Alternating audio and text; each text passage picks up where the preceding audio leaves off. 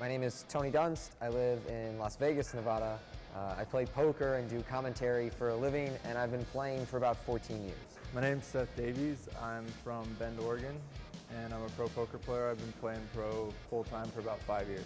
My name is Thomas Taylor. I'm from Medicine Hat, Alberta. I'm a professional poker player, and I've been playing for about 10 years now. My name is Joel Miller. I'm from Fitzroy Harbour, Ontario. I own a small landscaping business. I've been playing poker for probably 15 years now. So my name is Guillaume Nollet.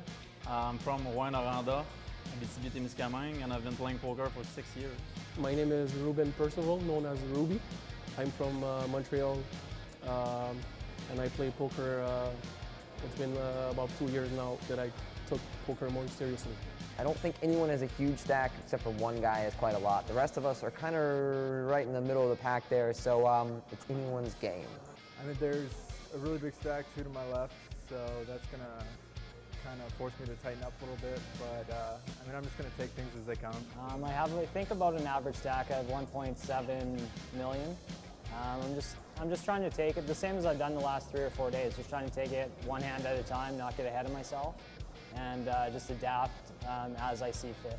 If I happen to double up fairly early and get some more chips relative to the other stacks, I'll obviously become more aggressive and pick some better spots to get it in and make some raises. Hey, ça va se passer. It's gonna happen. I love that stuff. I wish I could find it anywhere. It's so good. Just don't break it up. I feel ready to go. They made it like stuff or like chicken. We're ready to like show Good luck. Good luck, guys. Welcome everybody, this is Ari Engel and I'm here to present the final table of Party Poker World Poker Tour Spring Canadian Spring Championship here at Playground Poker in beautiful Montreal.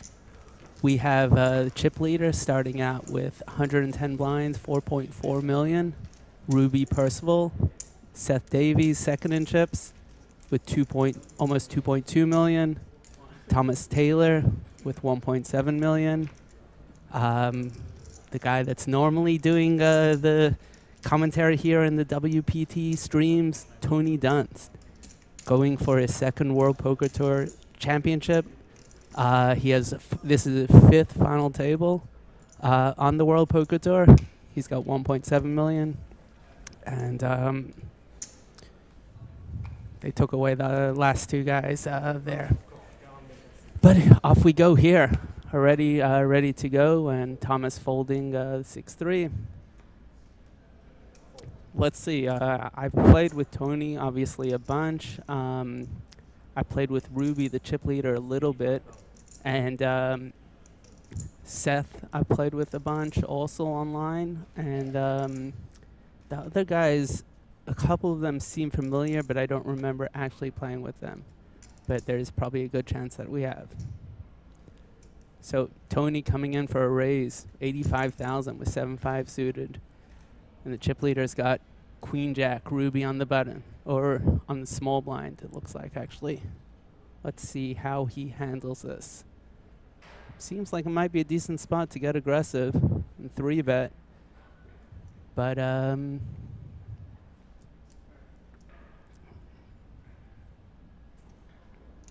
playing around with the chips. Doesn't look like he's going to be folding.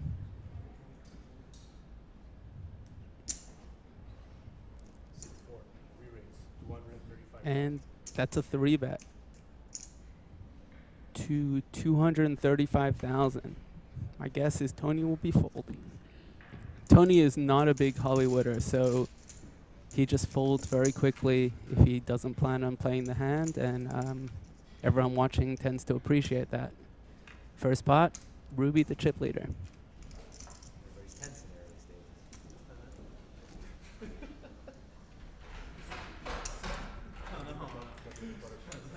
stages. And loving life, laughing it up. Chip leader gets the first pot. Any nerves, it's got to be good.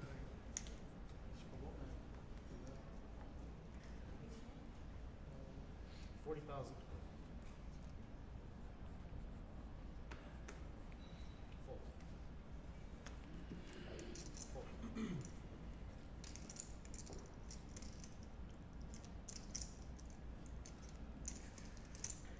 Joel's got Queen Jack here.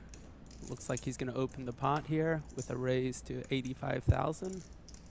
Got the blue chips 5,000, gray 25s,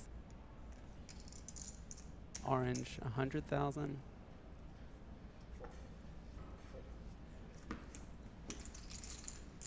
And he takes that down. It'll be interesting to see if those small opens will keep getting through. A lot of people have been defending their blinds very wide in poker recently, and the minimum raise there would be 80,000. That's a very small raise to 85, and didn't quite catch what the big blind had, but just in general, we shall see. Joel Miller in his first WPT event, final tabling right off the bat. Pretty good. Just so you realize that probably is not going to happen in your second and third and fourth, but who knows? I've played a lot of them and never made it yet, so can go both ways. And King Queen, Tony, I think he was first stacked under the gun, comes in with a raise to 85,000. Ruben with 7-6 suited doesn't play it.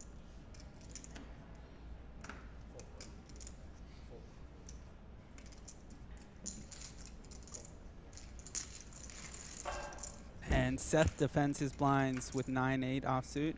Again, only 45,000 more though to win the 180 out there. Jack 3 deuce. We expect Tony to continuation bet here with his overs, and Seth didn't flop much of anything, so probably he's gonna fold. And he does. Pot goes to Tony.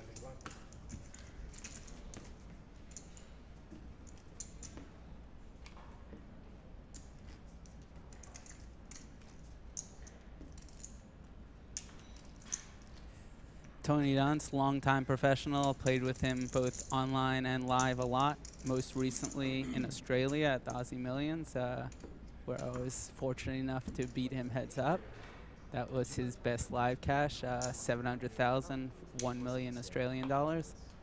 And he's won WPT Caribbean in 2013, and this, like I said earlier, his 5th WPT final table. Just, I don't know if you could say quietly putting together, but you know, that's definitely quite a record. Got Ruben, the chip leader, ace-5 suited. Definitely expect him to raise this. Let's see what he goes with, 90,000 or 85 like everyone else. 85 it is.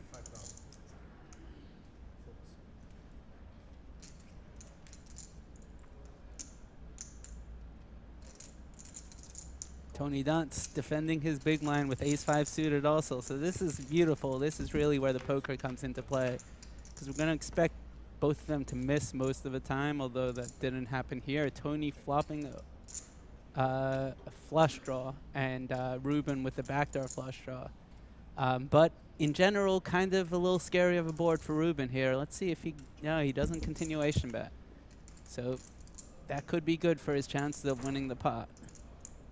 But if Tony bets here, we're going to expect Ruben to fold, which is probably what's going to happen. To bet 125,000. Tony bets 125 into the 220 pot, a little more than half pot. Ruben definitely curious, thinks maybe I can beat King 10 and different flush draws. Maybe Tony's just taking a stab because I checked through the flop. As we know, kind of what happened, but Tony does have a flush draw here. Now, if Ruben calls and Tony bricks, that would be interesting, but Ruben's going to fold. It'd be pretty hard for him to call there. Wouldn't make a lot of sense. So Tony wins that one.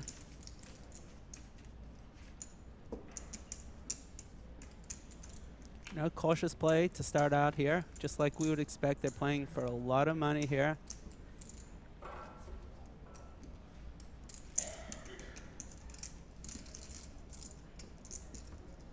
And as you can see, even the shortest stack has 26 blinds, so still plenty of play. And the gap between second and sixth is very close, between 50 and 26 blinds. So people have an incentive to kind of wait it out. We have pay jumps in play.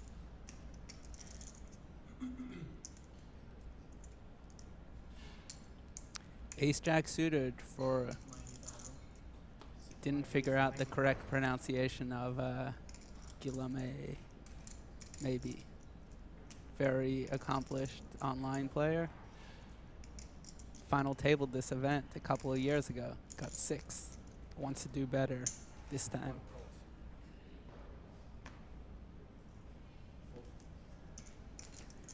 And Seth has 6s here and makes the call. So far standard, and King Deuce is not going to defend the big line by Joel.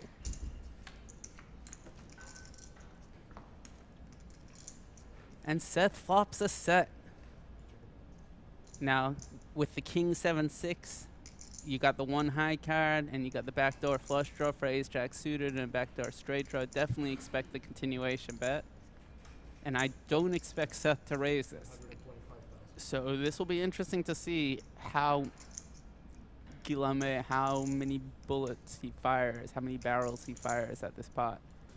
Or if he just gives up after getting called to the flop. I just can't imagine Seth raising, which he doesn't. He just calls. Oh, and an ace comes on the turn. What a devastating card here. Guillaume has to think that he's got the best hand, and you could just feel his pain here because he's gonna lose. And if he checks, he's gonna probably check call 2 bets, which looks like it's gonna happen. He does check. And Seth here, the pot is 520. What do you bet if you're in Seth's pot, Seth's hand? Now, we know Guillaume has the ace, but Seth is thinking he's got jacks or 10s or queens and checks through. Wow, and as it turns out, definitely loses value in this particular case. But you can't blame him. It does look like Guillaume was going to give up a lot here. Now this is interesting because if I'm in Guillaume's spot, I definitely think he's got the best hand, so he value bets here. And maybe, now Seth is clearly going to raise here, so the question is, will Seth get paid off? Now the bet of 120 into 520, a very small bet, so this is going to increase the whole leveling war here. Because Guillaume bets so small, he's going to think when Seth raises that maybe Seth is only raising because he smells weakness in my bet. So this bet is actually going to could be costly to him. Now let's see if Guillaume is going to have the discipline to get away from this hand against Seth, who himself is not known to be a tight player.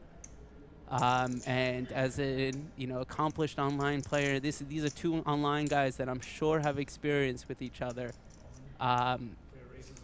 Oh, and that's an all-in bet for 1.8. That's a big bet, and I think that might just have been too big.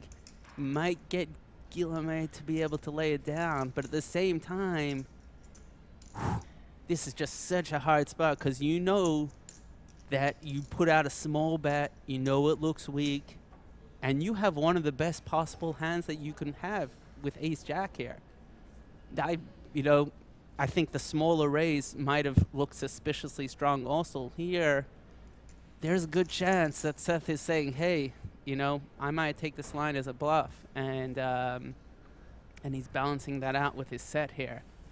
It's just a really hard spot. At the same time, Guillaume definitely only has a bluff catcher. There's no value hands that Seth can have here. There's no hands that Seth would do this that he would want to get called with where Ace Jack is good.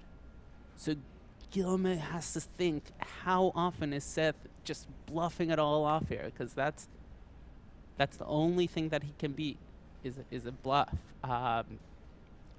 As it turns out, again, I think Seth got kind of unlucky to be up against the kind of hands that he is up against. And I think he's going to get a lot less value than he would have had he bet the turn. But if he gets the call here, that's all for naught.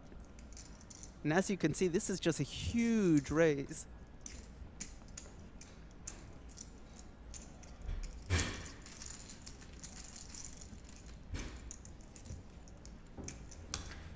And I've been told that my pronunciation was wrong. It's Guillaume. is the correct pronunciation. Apologies for that.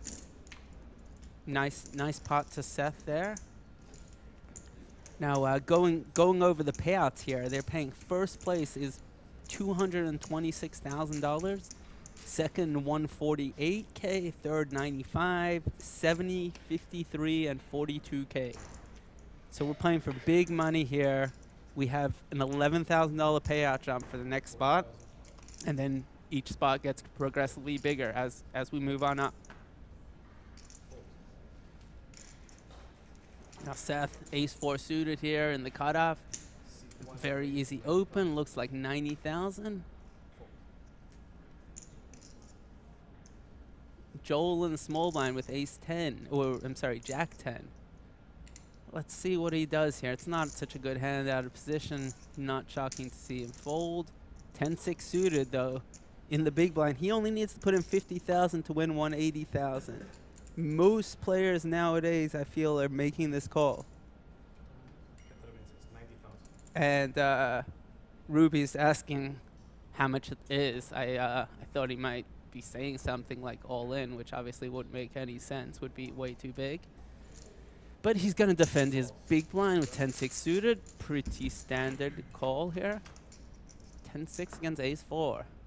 And what a flop it is for ace-4. Just the thing is that Ruben just has, you know, no equity here, no pair, no draw. And most likely he's just going to check fold if Seth bets. But there's a good chance Seth might check this through here. But he doesn't. He bet, and that should be the end of the hand. 75,000 bet.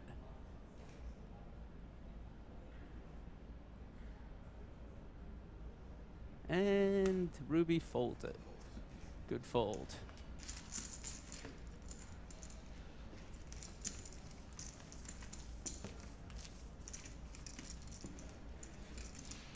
And I will be trying to pay some attention to the Twitch chat here. Obviously trying to commentate on this and keep our eyes on the questions here. But if you do have questions, feel free to send them in. Just don't be upset if I happen to miss them. Once again, this is Ari Engel here at final table of the World Poker Tour, $3,500 Party Poker Canadian Spring Championship at Playground Poker in Montreal. Seth fold ace-6 here. Ace-6, probably one of the weakest aces you can have because the ones lower than that will have a straight draw. And Tony Dunce, a little frisky here, coming in for a raise with Queen Deuce suited in the cutoff.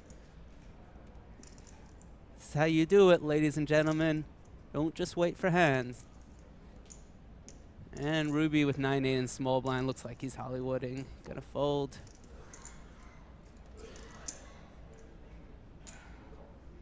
Gmo calls with ace-5.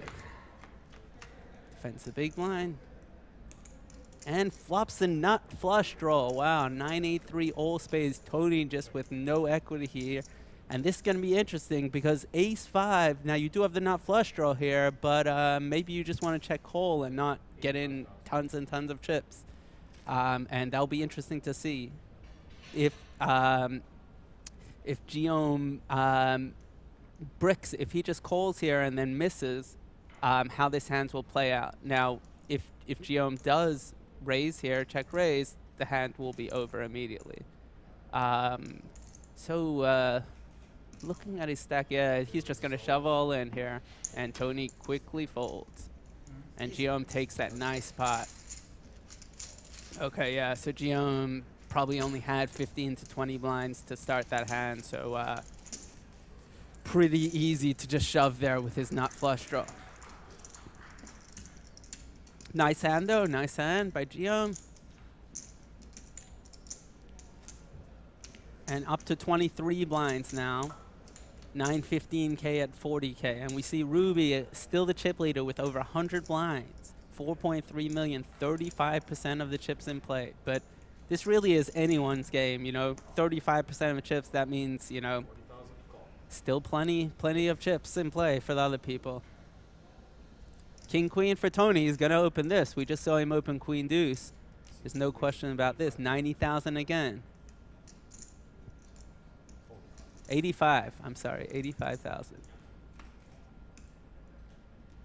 Ruby, that's all right. He takes his time before he folds, a couple of seconds. I like that when you're at a big final table. And Thomas here, looking to play his first hand. He's got ace king in the big blind here, so this will be interesting to see whether he just calls or 3-bets, as I expect him to do here with ace king. 3-bet, hoping to just get it all in pre-flop, and if Tony decides to go nuts, that could be really bad for him. But he is going to defend. So he just calls ace king. I like this play also a lot, and this could be big trouble for Tony if the wrong flop comes. But 9-8-8 with a flush draw. Only Tony's got the backdoor flush draw here. Should be interesting. We expect to go. Tony's going to c-bet. Thomas is not just going to give this up after calling ace king pre-flop, so he's definitely going to just call here. He's not going to raise. And you know, we're going to see some poker go on here on the turn and river, because most of the time a king or a queen or an ace is not going to come. And Thomas just throws in one of those 100K chips, gets the 3 blues as change, and Tony turns a gut shot straight draw. That might be enough for him to decide he wants to fire another barrel. And if he does, I think it's going to work, because we're getting to the point with ace king here where you're not beating very much. And yes, Tony is going to fire that. He's got that look in his eye. I've seen it before. And he is going to fire. And this is some good, strong poker by Tony. There's 390K in the pot. He bets 200 and something. 240 was it? 260. And Thomas just beside himself. He's going to have to fold it. Wow, great play by Tony Dunst there. Earning that pot with the worst hand. Strong, strong poker. Tony, a long-time professional, going for his 2nd World Poker Tour title today.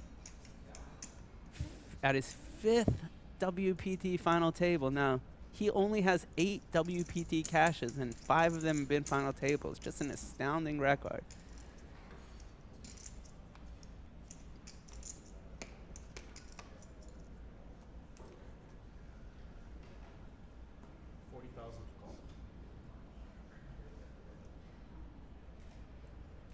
Tony coming in for a raise with a legitimate hand, 7s. 85,000. And Joel next act with 8s. What's he gonna do? Now he's just gonna call here.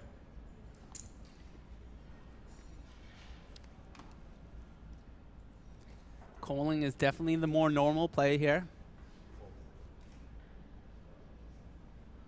Oh, ace queen suited for Guillaume.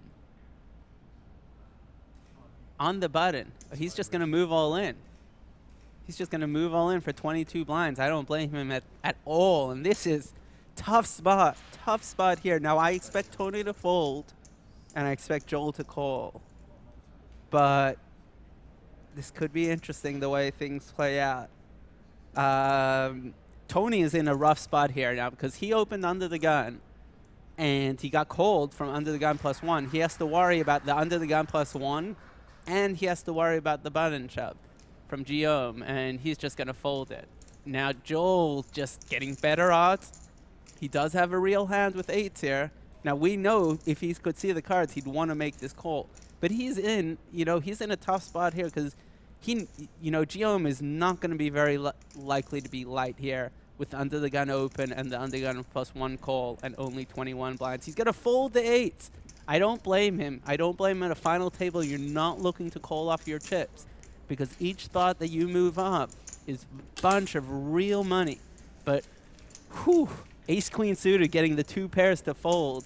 That is a really strong. That's a really strong play for his equity, getting those 2 folds. At the same time, I don't fault the other 2 players. I basically like the way they all played it.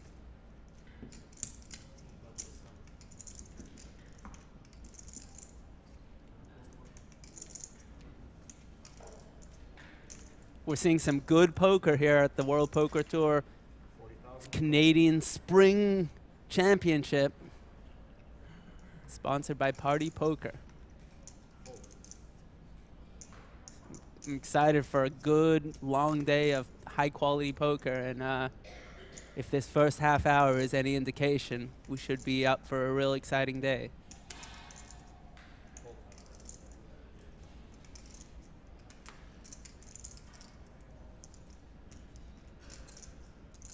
Folds Thomas on the button, and for the first time, we see him get a little frisky. Just opens to a min raise here, 80,000. With 9-7 on the button. Seth's got 4s in the small blind. This is, again, here we go. We have some poker.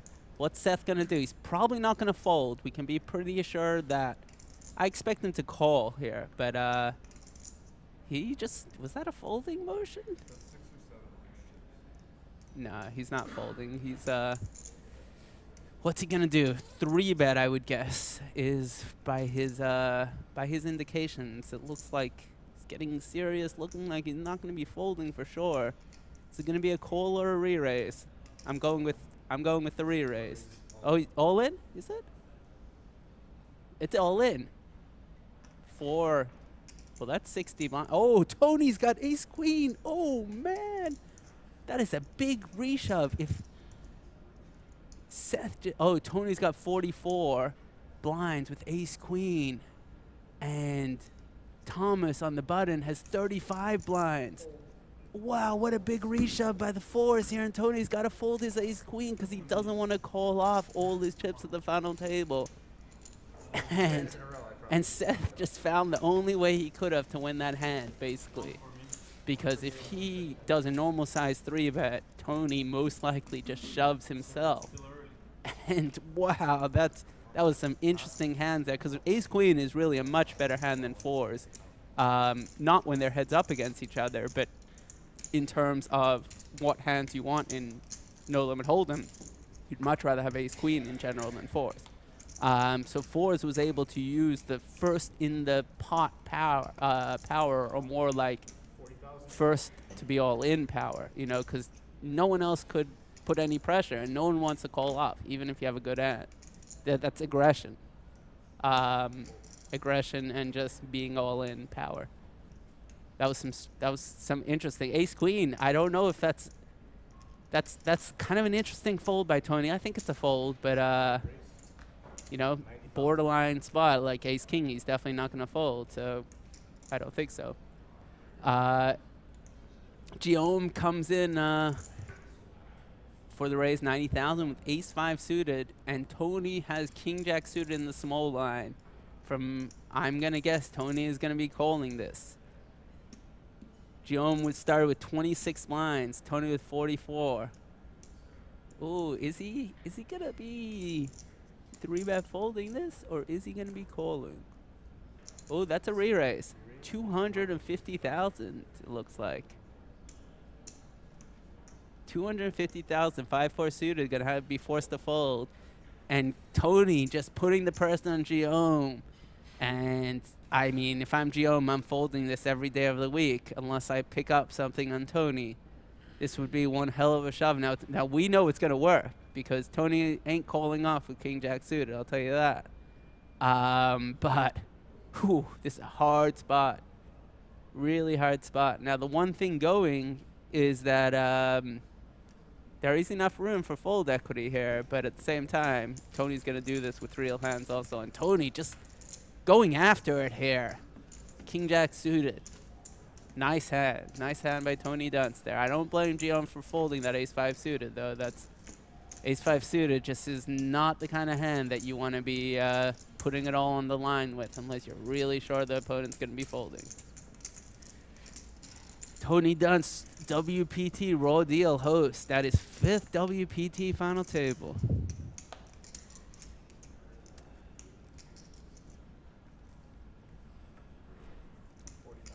Now we got Guillaume. The fold, Thomas, good friend of Mike Leah. Got Seth Davies here, long-time online player. Tony Dunst goes for the fold. Seth opening with 7-5 suited.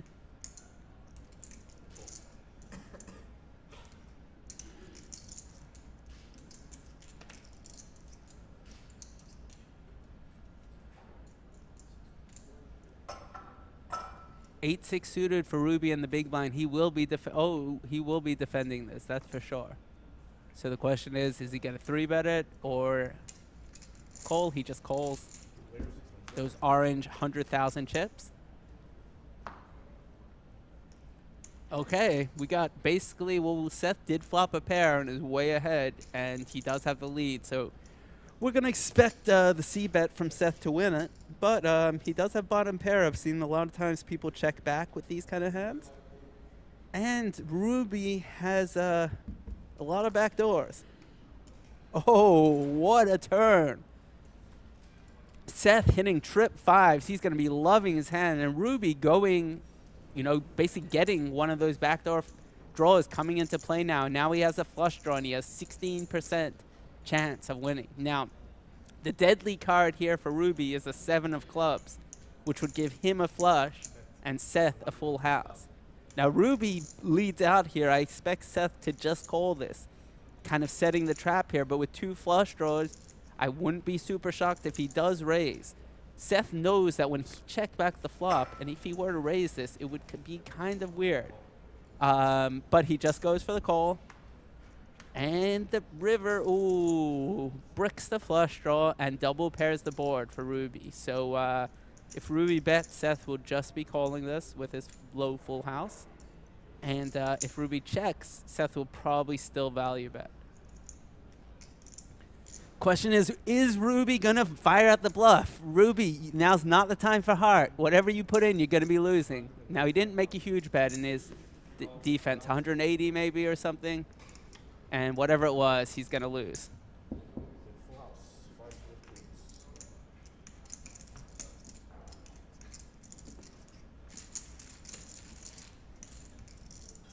Well played by Seth there. That check behind on the flop really did wonders for him. Obviously, he hit an amazing turn card. But instead of C-betting and probably just winning the pot right there and then, he was able to get Ruby to fire out 2 barrels as bluffs. And Ruby here, from a $350 satellite, he's the chip leader at this WPT $3,500 final table, guaranteed $51,000, playing for over $250,000. Amazing. Gotta love poker. I'm sorry, they're playing for $226,893. Tony Dunn's cutoff doesn't open 9-5. And Joel A6, he's gonna be opening this, 90,000. Let's go, Joel. 85,000. Joel in the button, A6. And Ruben in the small blind with nothing gonna fold. Guillaume, Queen 9. Will he be defending this? I say yes. 45,000 more to win the 175. Guillaume doesn't seem like a folder.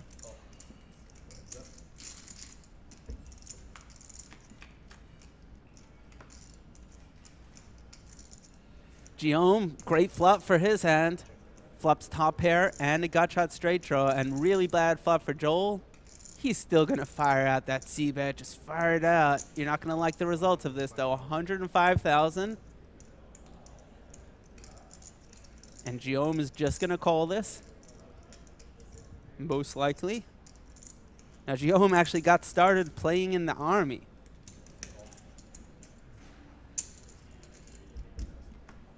Check calls the flop. And brick on the turn. Will Joel fire out the double barrel bluff here with no equity?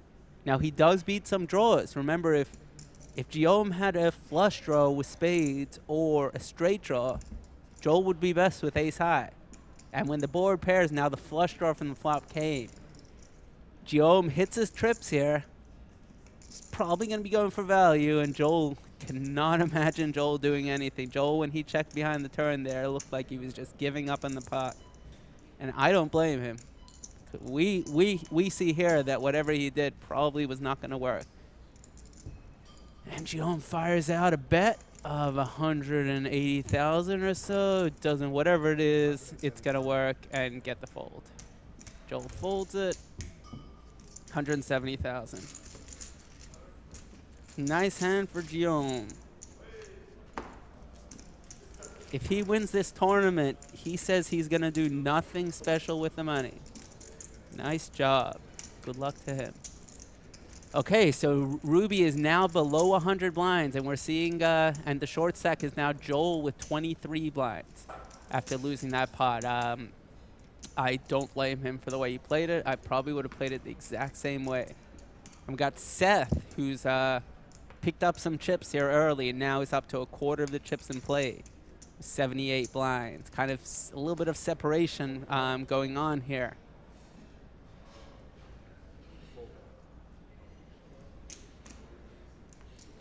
Tony folds Jack 7 suited. Wow, my favorite hand. How does he do that? But Joel's got Queen 10 suited, which is even a better hand, so.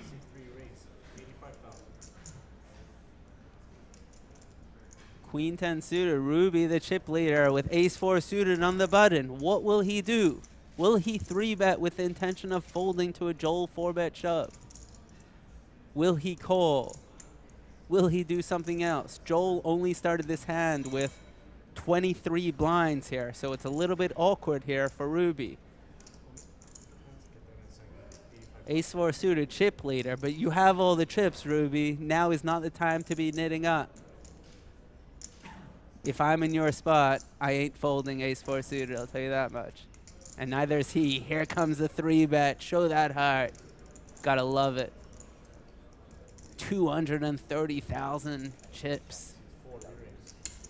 235. And what are you gonna do here, Joel, with Queen 10 suited? They're coming after you. You gotta fold though. There's not. Thomas, nah, can't play the Ace 4 suited. Pretty sick if you had though done the cold 4-bet. And Joel, we're gonna expect to fold here.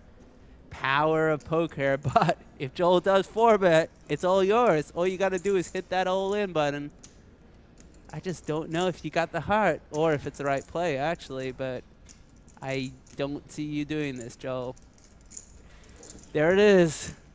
Power of position, power of chips, power of aggression. Nice play, Ruby. Now, Ruby says that he's only been playing poker seriously for 2 years. And here he is at the final table of WPT, going for a championship cup trophy. His brother taught him how to play, starting in a $25 sit and go. That is pretty high. I started out playing in 10-cent tournaments. 25. You got some gamble, but hey, we can tell that with that Ace 4 suited. Sigh of relief getting that through. Nice play.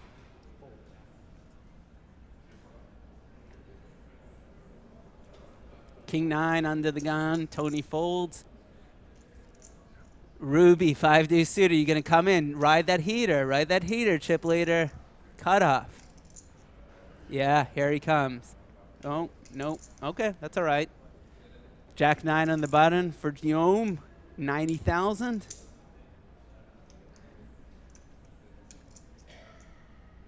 Don't expect an online-based player to be folding a hand as good as Jack 9 on the button, or really any player when it folds to them. Sixes for Thomas here, and let's remember we have a shorter stack here sitting with about 20 blinds, who's not in this hand in Joel. So this really is changing the dynamics of the hand. Now, Thomas has about 7-8 orange. That's 800,000, and maybe about 5 or 6 bags. He's got 1.4 million. He's got maybe 35 blinds, so too much to shove. But he is shoving because sixes are the kind of hand that you would want to shove a lot of chips with. And I don't blame him at all. Over the button open with the shortest stack. Sixes are definitely the hand that would make sense. I like the way you played it. You kind of don't want to, if you 3-bet there a small amount, then you're opening up the chance that Guillaume is just going to 4-bet shove it with Jack 9, which would be horrible for you. You might not even want to call off, and even if you do, it's not that amazing when you got sixes.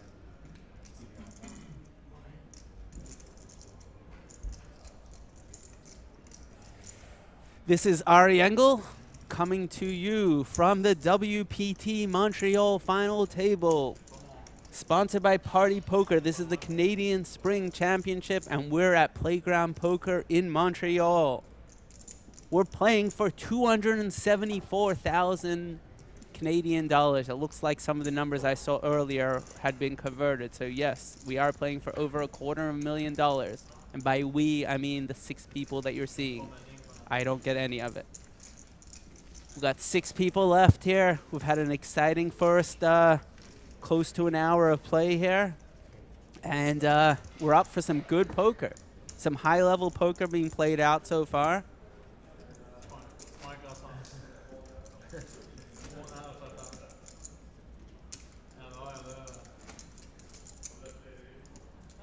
Now, I was speaking to Tony right before they started play. Told me with 10 people left, he got all in pre-flop with 9s against aces and was fortunate enough to hit that 9. That's part of tournaments. You got to get lucky. You got to play well. You got to play aggressive, but you got to get lucky. Queen Jack suited for Joel under the gun, but he has been getting banged around recently. He's under the gun here. He might not want to open with his 20 blind stack, but he does. He goes for it. 90,000. I like it, Joel. Showing heart. Coming in, they've been re-raising him. Ruben's gonna fold Queen 10 unless, whew, yeah, Queen 10 definitely a fold. 5s for Guillaume. Wow, interesting spot here. Now I'm gonna guess he's gonna fold this because Joel only has a short stack and opening under the gun. You don't expect Joel to be super wide doing this, but hey, Guillaume looks pretty interested, and we know that if he does 3-bet here, Joel is going to fold again. But there goes the fold. Thomas quickly folds, Seth folds, and what will Tony do in the big line with King Jack? He's going to defend it, and let's see how this plays out, because Joel has the lead, meaning he has the aggression going, but he has a dominated hand. Only 28% chance of winning if the cards actually play out, and Tony flops a pair. But it's a second pair. Joel has a gut shot. It's going to go check, bet, call on the flop here. 100,000 C bet from Joel. Tony is going to call this. There it is. Let's see how this hand plays out. We saw Joel fire once and not continue firing earlier. This time he does have some equity, though. He has a gut shot. And the turn is a 9. Offsuit 9 here. Will Joel? No, he doesn't fire again.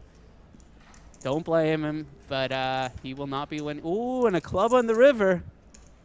But probably still going to go check, check. Tony's going to start off by checking this, and it's up to Joel. No, he's not going to bluff. King Jack going to take it down. Nice hand. That's all right. Joel, you play that fine. Now's not the time to be giving up hope or anything like that. Sometimes you're just going to lose hands, and it's no big deal. You just got to get back on the bandwagon. You're playing them fine. You haven't made any mistakes. All is good, even though it doesn't seem that way maybe right now.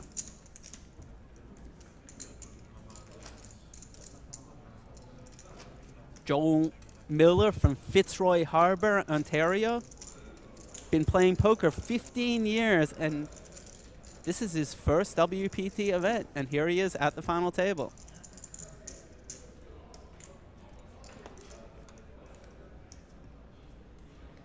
Got started playing with friends in high school. Ruby chip leader with air balls under the gun. Gonna fold it. You know, I wouldn't mind being at a final or watching a final table where the chip leader was opening Jack 3 under the gun, but Ruby isn't that kind of chip leader, and you know what? I don't blame him. Ace 4 for Guillaume. Let's see. Here he is.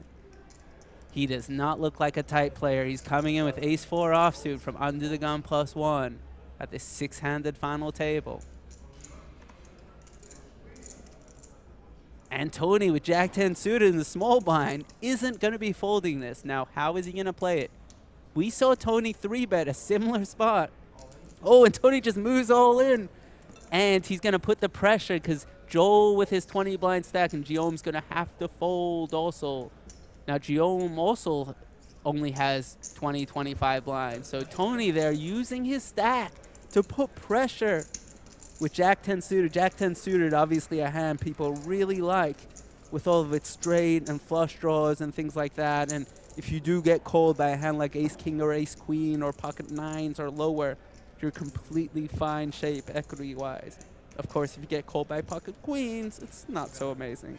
But Tony really picking his spots here and been getting semi out of line, but working out well. And I don't mind Guillaume there opening ace-4 also. Pretty good spot, but Jack-10 suited with the reshove by Tony.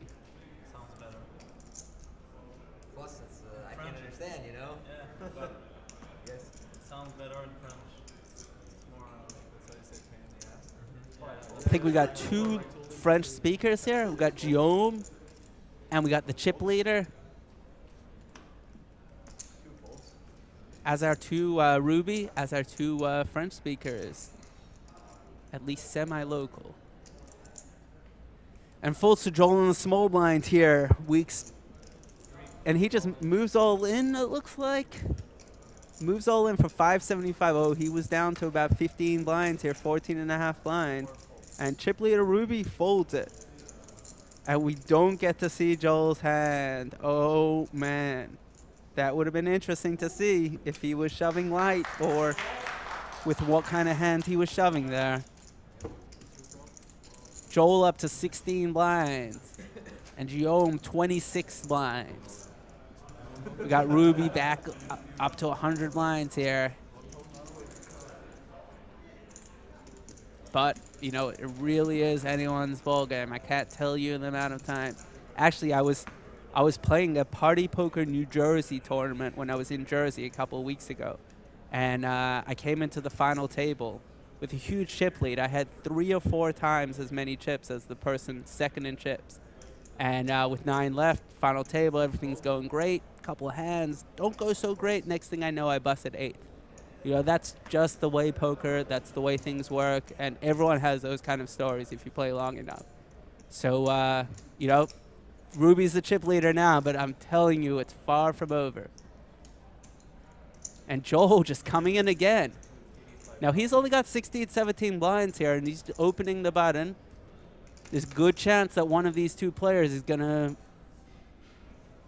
could mess with him and put him for a test for his tournament life. But he knows that too. And there's also a good chance Joel just takes it down pre-flop, and we don't get to see the hand. Joel winning a couple of hands in a row here.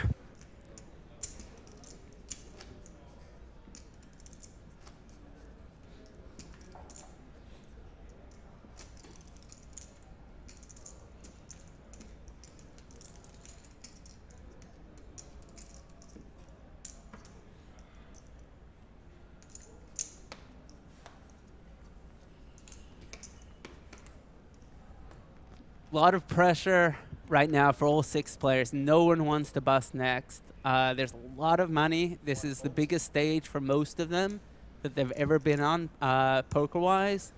And it's just a lot of pressure. You don't want to mess up, and you know that your decisions today are worth a lot of money.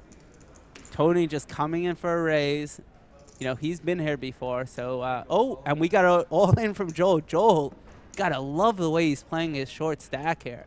Just really not letting these guys get away with things.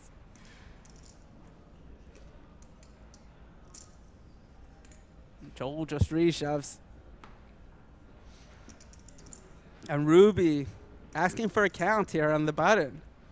Now Ruby, he ain't calling without a really big hand here, because he's got to worry about not only Joel's hand, but he's also got to worry about Tony's hand and both the blinds. So, you know, if Ruby has ace-jack, he's almost for sure 95% not calling. You know, he's got to have a real legitimate hand here to call, re-raise, do anything.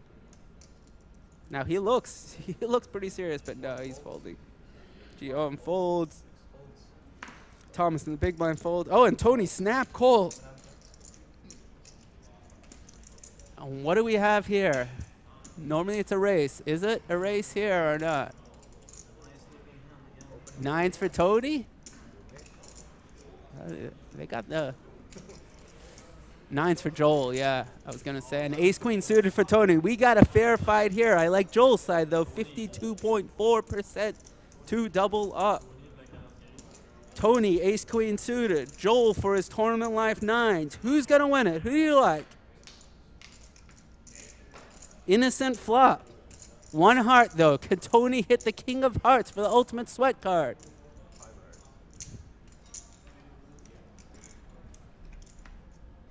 Oh, a brick. And only an ace or queen will do it for Tony. Joel needs to dodge an ace or a queen to double up and stay in the tournament. Tony looking for one of 6 outs.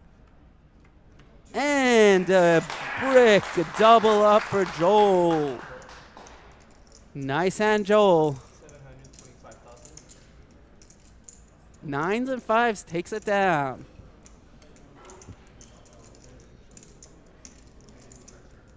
Just one of those flips. Both players played it well. Nothing you can do. Sometimes you're going to win it. Sometimes you're going to lose it.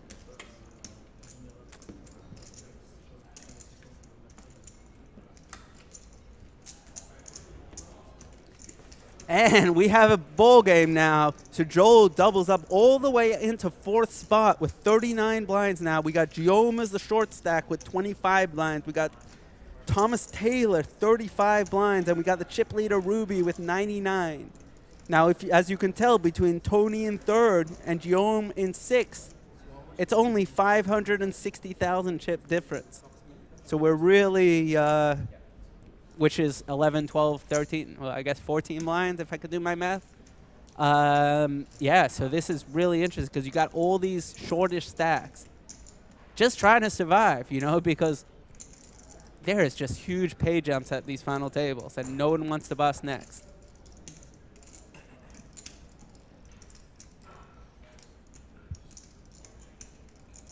We got the payouts for this. We're playing for first is $226,000.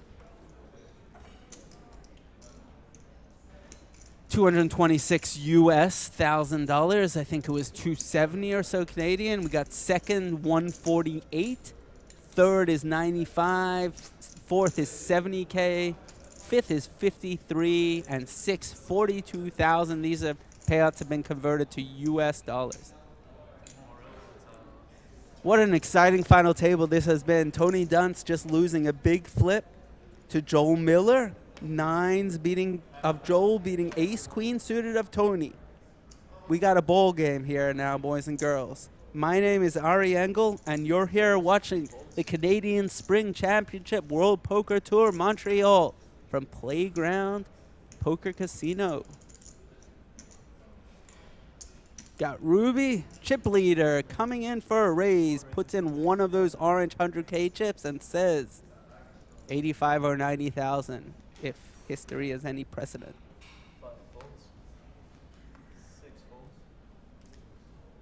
And Seth in the big blind will not defend. Ruby, the chip leader, takes down a pot.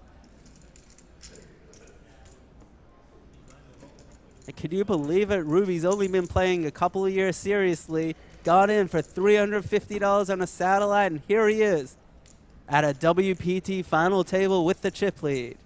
Gotta love tournament poker. I know I do.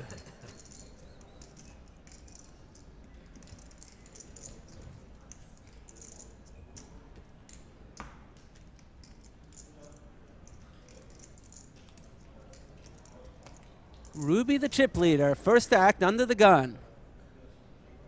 Expecting a fold here. But it's going to be slow. Those orange chip there. Oh, he wasn't under the gun. That's why. Ruby the chip leader, second to act. Folds it. Flashed the cards to us, but we didn't see them. Guillaume.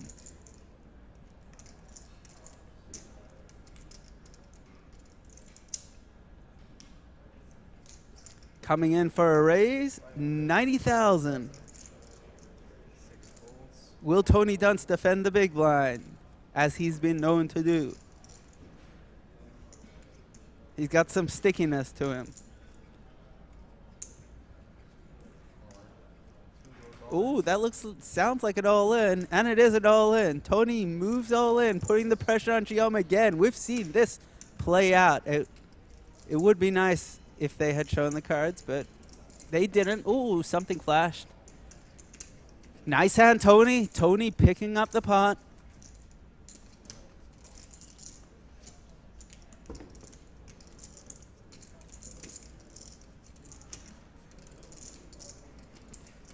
Tony Dunce once again picking up another pot pre-flop, putting the pressure on Guillaume.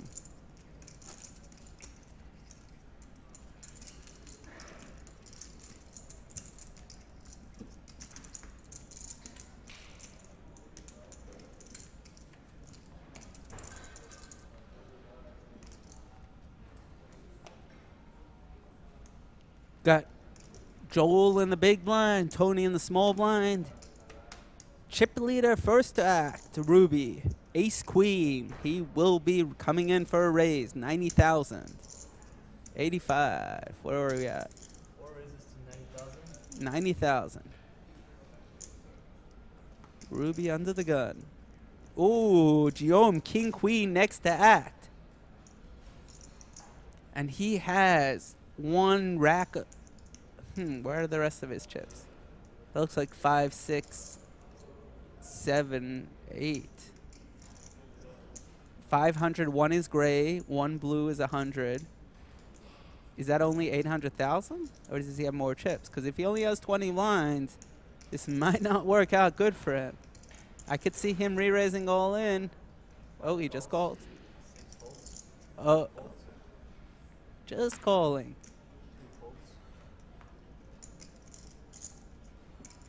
I like the just call here. King Queen does rate to be ahead, even of the under the gun open by Ruby. From the chip leader, he seems like he's opening a bunch, or there's a good chance that King Queen. So we'll see if a queen comes though. Okay, that's an ace high flop. In theory, it might be easy for Guillaume to get away from this, but Guillaume might be thinking, hey, Ruby's gonna see bet this either way. Maybe if Ruby doesn't have an ace, I'll call in position and I can win the hand. 115 C bet. We have a 115,000 C bet into the 270. Ace 6-5, no flush draws. We do have a little straight draws developing at the bottom, but no flush draws. King Queen, will he call in position or do something crazy? We know that it's not going to work. Ruby has ace queen. He's not folding this.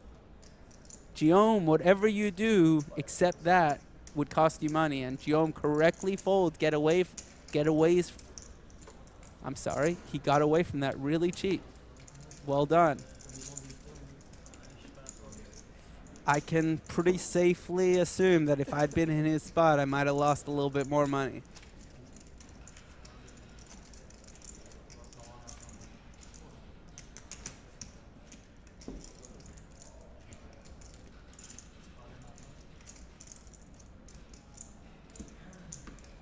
And the rich get richer. The chip leader, Ruby, wins another pot, and he's above 100 blinds again.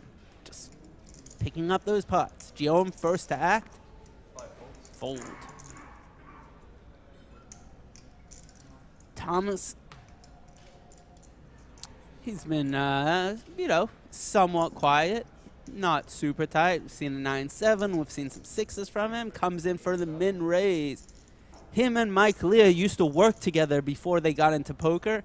Mike quit his job first, although Thomas got Mike into poker first, but then Mike quit his job first, and then Thomas came along, and they've been traveling and working on their games together. Thomas has 2 WSOP circuit rings, and he's going for his biggest title ever here. He's a very good golf player. 3-time club champion. And we got Seth coming in for a 3-bet with 10-9 suited to 180,000. Now Seth has been really quiet so far also. So Seth's just, 10-9 suited is a nice hand. He's using his position. He's using his image. Thomas has not been particularly loose though. But at the same time, Thomas has got to think Seth has a real hand. Now, they probably have some history, so that can change things.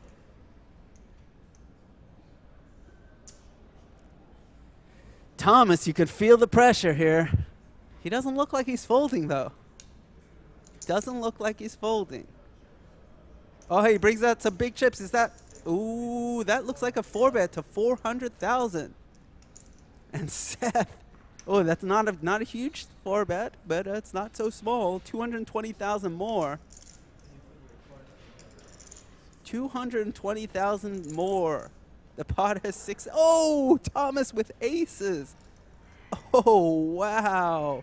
Seth, what are you going to do? Don't blow up here. If you pull the RE angle, blow up 5-bet all in here, it's not going to work out well for you. Trust me, I've been there and done this.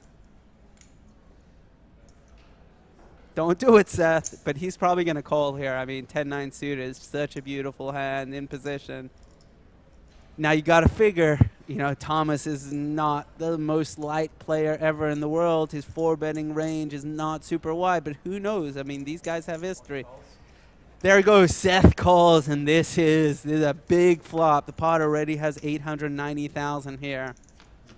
Big flop here. 9. Oh, devastating flop for Seth. Devastating. Let's see how well his hand reading skills are here, because this could be really bad for him. That's about one of the not low flops for Seth. Now, the more money Thomas can get in here, he's going to want it.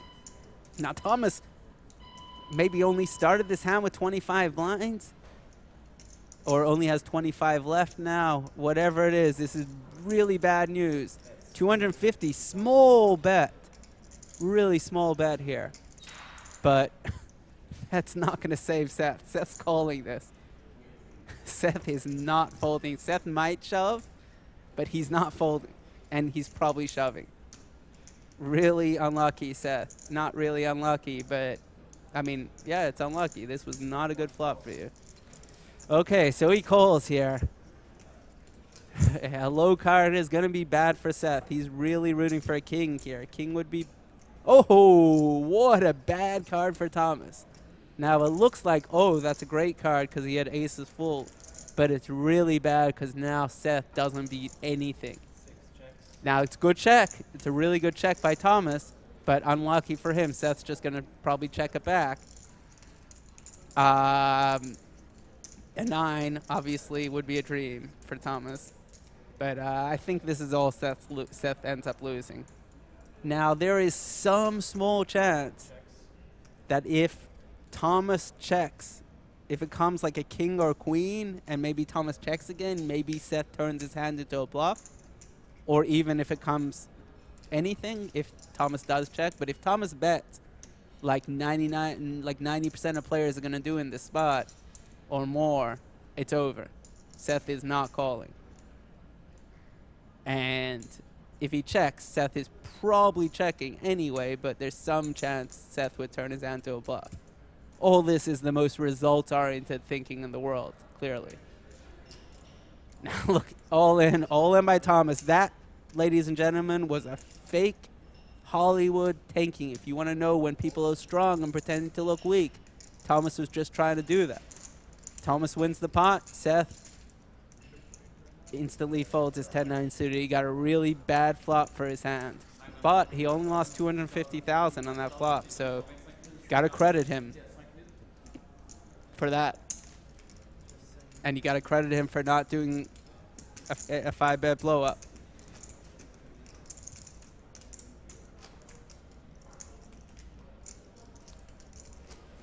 It's Thomas Taylor at his first WPT final table, and he's 4-betting aces and winning a nice flop. My name is Ari Engel, and you're at the World Poker Tour Montreal Canadian Spring Championship final table stream. We are watching Ruby Percival with the chip lead here. Got Tony Dunst going for his second World Poker Tour title. We got Thomas with Queen 10 under the gun. Just won the last spot, feeling all confident. Let's go for another one. Oh, he just limps. We have not seen this one. Oh, no, it was not a limp. 100,000 raise by Thomas. Now, that's a big raise for him because he's normally been opening to 80,000, the minimum. Here he comes for 100,000. What does that mean? It means he's going to win the pot pre-flop. King Deuce does not defend, and Thomas takes it down.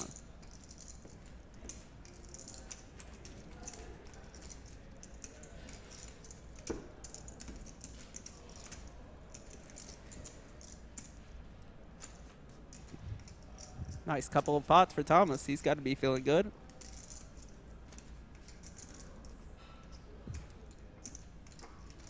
So his buddy Mike Lea on the rail. Very excited for his friend making this final table.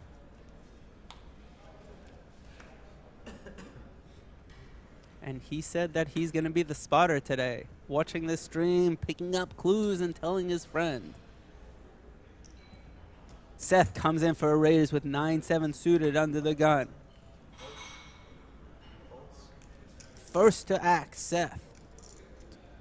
See a bunch of bad hands fold. No one's getting too out of line this early. Ruby King Jack on the button for the chip leader. What's he gonna do here? Seth opened under the gun, and we know Seth has not gotten too frisky. We do know he recently lost a pretty big pot with that 10-9 suited. Oh, and here comes a 3-bet by Ruby. Yeah, Ruby. We've seen him do this a few times now with these kind of hands. Ace-4 suited, King Jack. Good but not great hands. 265,000. 3-bet. And Seth, so this is Seth with 9-7 suited out of position. Got to call 160 to win 460. What's he going to want to do? He has about 2.5 million back, maybe a little bit less than that. 2.5 mil to start the hand. And yeah, second in chips though against the chip leader. So he, I love this 3-bet by Ruby pre-flop against the second in chips. Really looking to put the pressure on Seth. And Seth does not want to play a big pot here. He's second in chips against the chip leader. And what a flop this is. King 8-6. Ruby flopping top pair. Gotta like his hand. Seth with the open-ended straight draw. Now there is a flush draw from both people's perspective. That's going to change things. Because Seth now all of a sudden he needs to hit a 10 or a 5. But if the 10 of spades or the 5 of spades come, he's not going to feel as good. Now this is really interesting. I fully expect Seth to just check call this. But Seth is a tricky player. I could see other things going on, and I could see potentially on later streets some aggression going on by Seth, even if he doesn't hit. But let's see how this plays out. Ruby C-bets 335 after re-raising to 265 pre-flop. This is a healthy bet, approximately half pot. And that's called by Seth. A big turn card here. Big turn card. What's going to happen? Ruby wants a brick. Oh, horrible turn for Ruby. Seth turns the nuts, and Ruby is drawing dead with his King Jack. Now, that's an offsuit 10. Most of the draws missed here, in the sense that the flush draws all missed and 7-5 missed. Even 10-9 got there in a sense, but not that enough to get ahead of Ruby. So the only draw that got there that beats Ruby is 9-7, but that's what Seth has. And Ruby is just, ooh, he fires out another bet. And Seth is just loving life. If you want to look at what a person looks like when they're loving life, Seth is it. What's he going to do here? It's 400,000, so it's 265 pre-flop, 335 on the flop, 400. Oh, what does he do here? What do you do if you're second in chips against a chip lead? If you raise here, it's going to look super strong. If you don't raise here, is Ruby going to keep firing? Is a bad card going to come off? Are you going to let Ruby get there for free? What is going on? What does Ruby have? What do you do? How much do you raise if you do raise? anything but fold goes. He is taking his time here. If he puts in a raise now, it's going to look like one of the two, like it always does. It's going to look like either a bluff or he's got it. But,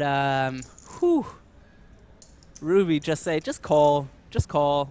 That's what Ruby's saying. Just call, check to me the turn, check to me the river, and I'll bet again. Oh, and he moves all in? Oh, he moves all in. Only 1.3 more. Oh, man. The pot got huge all of a sudden. So it's 1.3 more. There's 3.4 million in the pot. And Ruby is thinking, I got you beat. You might have queen 10 of spades. You might have jack 9 of spades. You might have all kinds of flush draws. You might even have 8-9 or 8-7 or something silly like that. You might have pocket 9s or pocket 7s. Ruby is trying to convince himself Seth has some sort of semi-bluff or something like that, but he knows that if Seth doesn't have a semi-bluff, he's in bad shape. And Seth is second in chips going up against a chip lead. Is he really just bluffing it off here? Now, we saw, if you go back to the 2007 World Series, we saw Philip Hilm and Jerry Yang do something really similar. And we basically saw the two chip leaders go at it and play this huge pot in a kind of where it was the pair and flush draw, and where I think it was Hilm was a chip leader and got in just a ton of chips. And so Ruby is thinking, Seth, are you doing the same thing? Do you have 8-5 of spades and you're just going nuts on me? Do you have 10 jack suited? But he doesn't. Ruby, you are drawing dead. Good fold. Good fold, Ruby. You saved yourself those chips. Very nice hand for Seth. Big pot. Completely changes the dynamics of the final table. Seth has all the momentum now. He's got all the chips. He's probably vying now for the chip lead. He's feeling great. Now, he is wishing he would have gone cold in the river there. You know, he's laughing and all that. But he is now the new chip lead with 87 blinds, almost 3.5 million. Seth Davies at his first WPT final table, but an accomplished online player who has a lot of confidence in his game and a lot of skills. Big, big pot.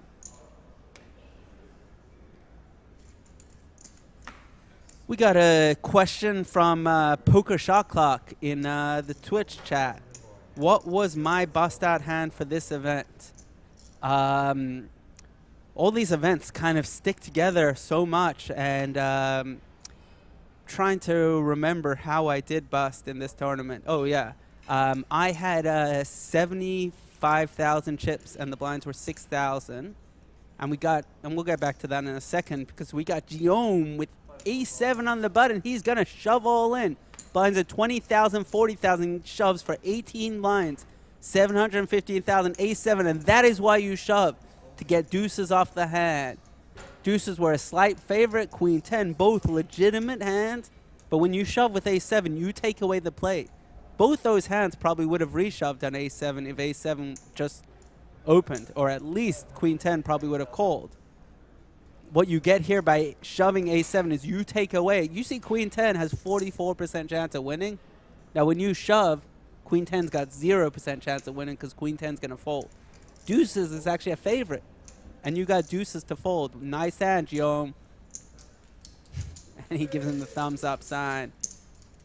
Anyways, I had about 12 or 13 blinds, and we got Guillaume up to 20 blinds here. Still the short stack, but staying alive, staying, you know, with 20 blinds, he has enough chips that he can re-raise all in on one of the big stacks opening and force a fold. So he's just staying alive there, staying with enough chips to keep his fold equity high. So going back to my bust out hand in the WPT Montreal, where I wound up in 39th spot, I had fours in the hijack and 12.5 blinds, and I shoved it all in. And I got one call from a guy with pocket aces. And then another guy went all in with pocket kings. and I did not beat them, and I busted. But I did get a cash in the tournament, and it was a good result. Ace 10 for Ruby here. Blinds are up to 25, 50,000 now, and we have it open to 115,000. Got 2.3 for Ruby is his opening size. And Tony in the big blind gonna defend with 10-8, a dominating hand. Two tens on the flop would be devastating for Tony. But it comes king 6-6, and we expect it to go check bet fold. But will Ruby c-bet here, or will he check through? If he c-bets, I expect it to win. If Tony does get frisky, he probably will win. No one has much of anything, and Ruby's lost a chip under the rare. It ain't easy. 110,000 snap fold by Tony. Tony beats him into the muck. Ruby takes it down. Tony smiles.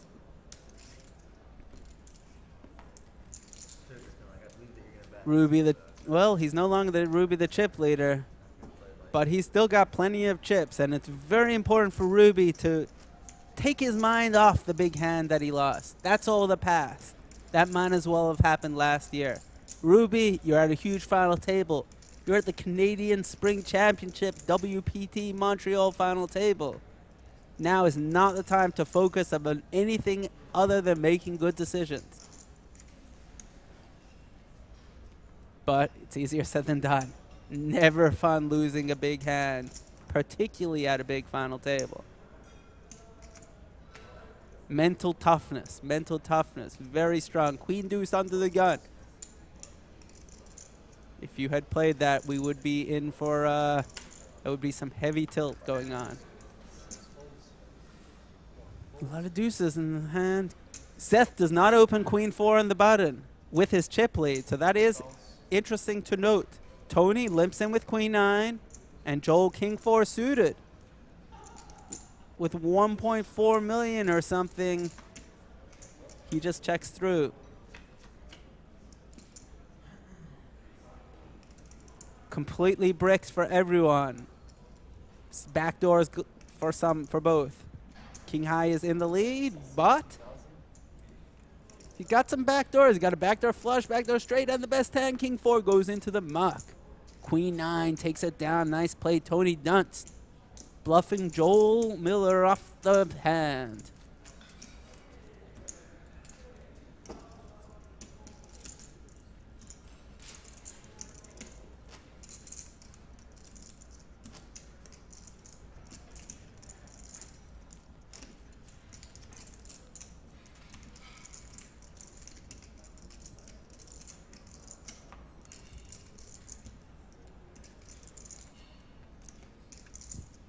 We got Party Poker is presenting the WPT National UK at the Dusk Till Dawn Casino from May 19th to the 23rd. For more information, go to WPT.com. And back to another hand here. We got some bad hands folding. Tony on the button with ace 10, a monster hand for their position. He comes in with it open. Joel gonna fold the small blind 4-3, and Ruby with king 9 suited is gonna play this hand. How is he gonna play it? My guess is call. Now Ruby, we gotta forget about this last hand. I know, big hand here though. Focus, you're playing against a great. Tony Dunst smells the blood. He's coming for it. Queen, queen 7. Tony holds on to the best hand with both players missing. But one more flop where aggression is likely to win it. Tony checks back with what he thinks is the best hand. Oh, bad card for Tony. He lets Ruby get there. Ruby hits a king. Now Ruby's gotta like his hand, but he's still a little nervous. He checks it. And Tony probably gonna check again. Is he gonna bet this time though? Oh, here comes the bet. Tony checks with the worst hand, checks with the best hand, best with the worst hand, but I don't blame him. And he bets 130,000 to 385. This is what a guy looks like when he's pretending to think, because Ruby was definitely calling and doing nothing else.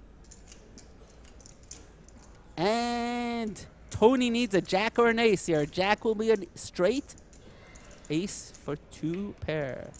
It's an offsuit 8 here, and Ruby has the best hand if we go to showdown.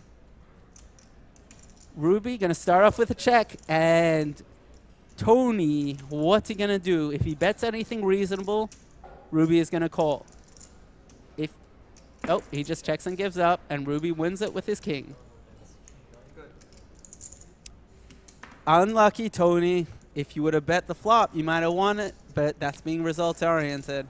Definitely don't hate the way either of them play it.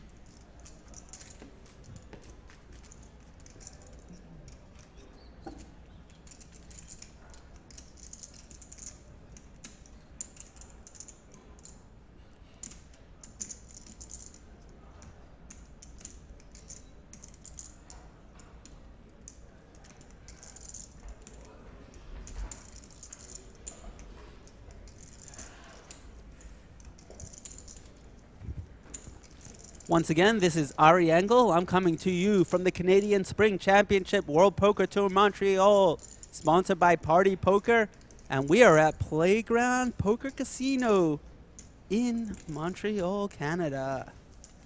What a great country. I love being here.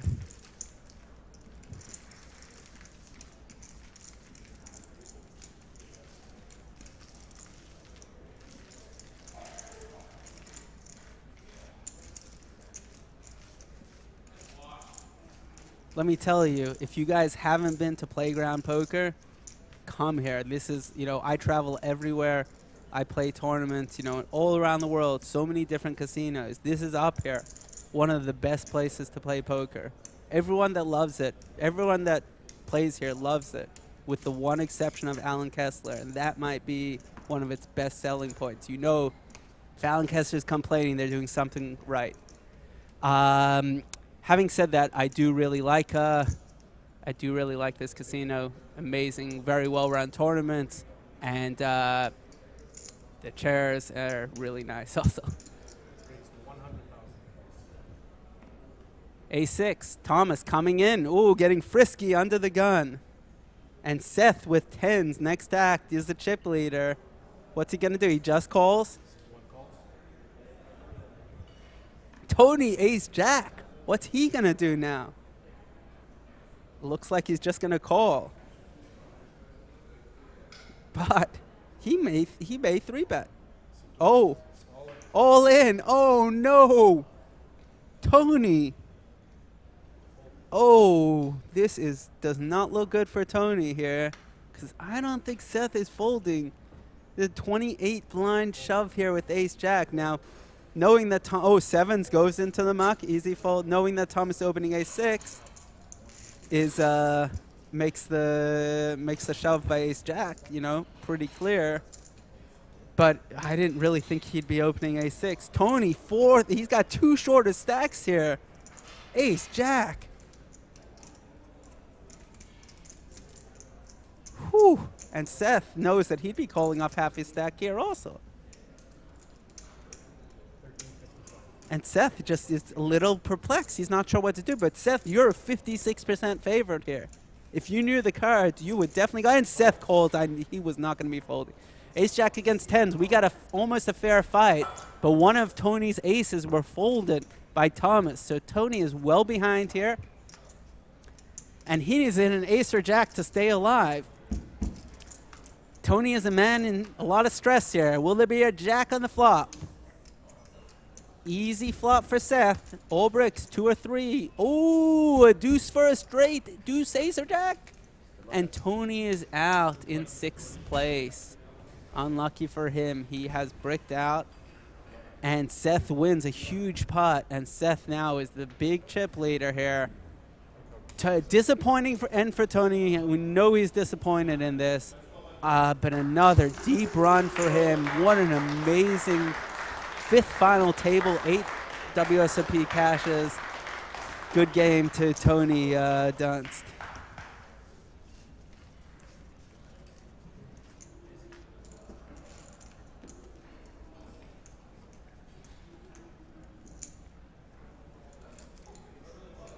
With that said, we're lucky enough to have my good friend Tony Dunst join us in the commentary booth, fresh off the 6th place. GG, my friend. Thank you, Ari, for your kind words.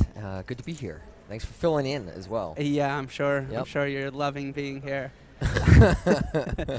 But I love being at Playground. I'm in the wrong part of Playground right now. That's right. But man, it's good to be here. That's well said. Always a professional. Mm-hmm. So yeah, we in the booth here got quite an enjoyable hour of entertaining poker. It was not dull on that table, Yeah, was it? Like everybody was out there swinging. They were really, yes. Mm-hmm. It was not what I expected with the more cautious play that I've grown accustomed to seeing. Well, one reason is the payouts are a little bit flat at the start of the final table. Okay. So I had a conversation with Timex about that, and he was like, "Hey man, don't be afraid to gamble early on in the final table if you think you can put pressure on people because the payouts are fairly flat." And I was like, "Okay." Oh, that's keep that in interesting. mind. So, Okay, like, yeah. when I looked down at that ace jack, I was like, well, if these were like if there was a huge jump in payouts, I would definitely just like fold this. Yeah. But with this kind of situation, Okay, so that played a role for sure. Let's Okay, just rip it here. Yeah. It's a pretty crappy situation. To be Yeah, like it Seth was. ends up having tens, which is I don't know if you've learned yet, but the opener had Apple's A6 that hand, yeah, so he was opening really wide. And I had played with him enough to think that he had a decently. I didn't think he'd open A6 there. Yeah, I it thought was he way would have wider a than decently wide opening range, and that Seth had 3-bet him enough that if he had some of his best hands, he'd probably just go for it again. Yep. So yeah, Yeah. gamble time. Gotta win flips. I think that's very defendable Yeah. and makes a lot of sense, especially given the payout structures. Meanwhile, look at this hand. We got some action here. Ruben with a flush draw gutter. He's loving his hand. But Seth still has the best hand, Yeah. technically. And Seth's not going anywhere here. With his middle pair and backdoor flush draw.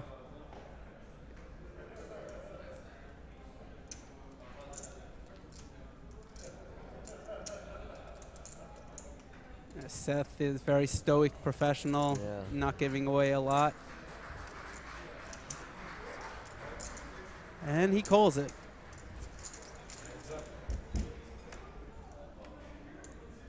Brick on the turn. This is Yeah. going to be interesting. Is Ruby going to fire again here? If he does, I feel like he'll probably win. I don't think Seth is going to just call down. Right. Yeah. So it's kind of interesting. Because Seth opened and check called to Ruby, was a little scared off by that. I think these are some of the spots where Ruben should add an element of aggression to his game because that's a turn spot where, and I didn't exactly see the pre-flop action, but I still feel like your range looks so much stronger than Seth's, and he has a lot of hands that can check call 1 or 2, but if you just barrel down in these spots, it's so nightmarish for Seth with most of his hands. Yeah. Like now what? Now it's not going to make a lot of sense if you do fire here. It does get into that leveling war because at the same time Seth is going to think it doesn't make sense for Ruby to be bluffing, but I don't expect Ruby to bet. Yeah, check, and Jack 10 wins it. Seth played it really well there, got the pot control that he wanted. Seth had opened and then checked the flop. Yeah, check call, checked every street.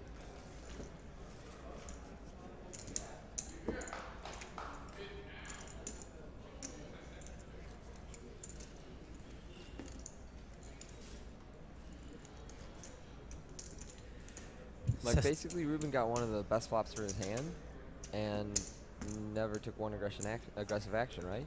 In the flop, he bet. Oh, he bet the flop. Yeah. Seth check call. Check called. Yeah. What am I talking about? Seth didn't bet the flop.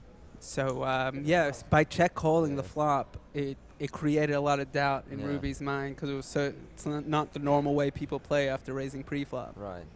And it was just tricky enough. I noticed that was something that you did a little bit in Australia. A lot of it was a lot of deceptive checks where like you were misrepresenting your hand by checking.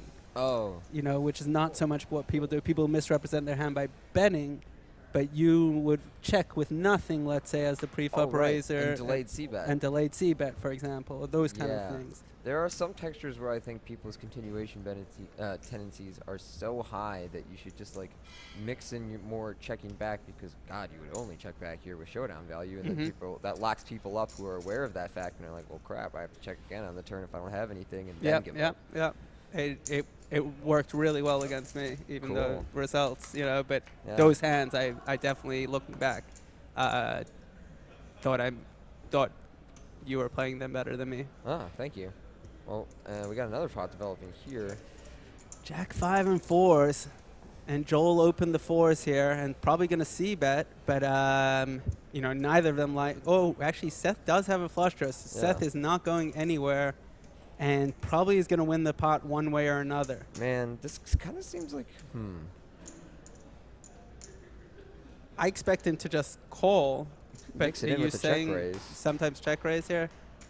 Because like you don't love it when you check call a spot like this. It's slightly awkward. Mm-hmm. You could check raise, and then sometimes you're going to turn like straight outs as well that kind of add a little equity to your barreling range. So, because he kind of wants to fold in a way. He's like, am I going to call? Am I going to fold? Oh yeah, he would love Am I a gonna fold. raise? Yeah, you have Jack Yeah. high. And here we go. I think he's going to check Oh. raise. I love it.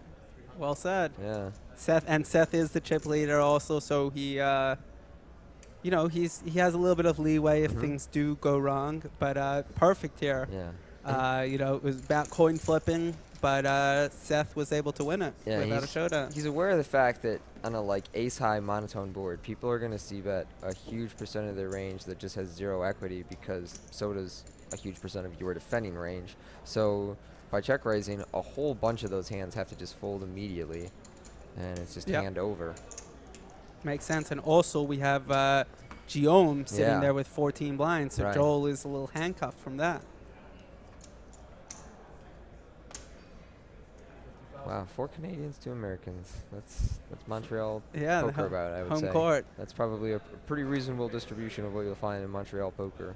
About 2/3, 3/4 Canadians, a quarter American. It's great up here, though. It is great. I love coming here. And it's nice coming here in May when you don't have to deal with the Montreal infamous winters. I did have to buy a jacket when I first got here because it was so unexpectedly cold. The last 2 times we came in the spring, it was so nice. And then this time around, I was just, But, all right, Seth has got king-queen suited here.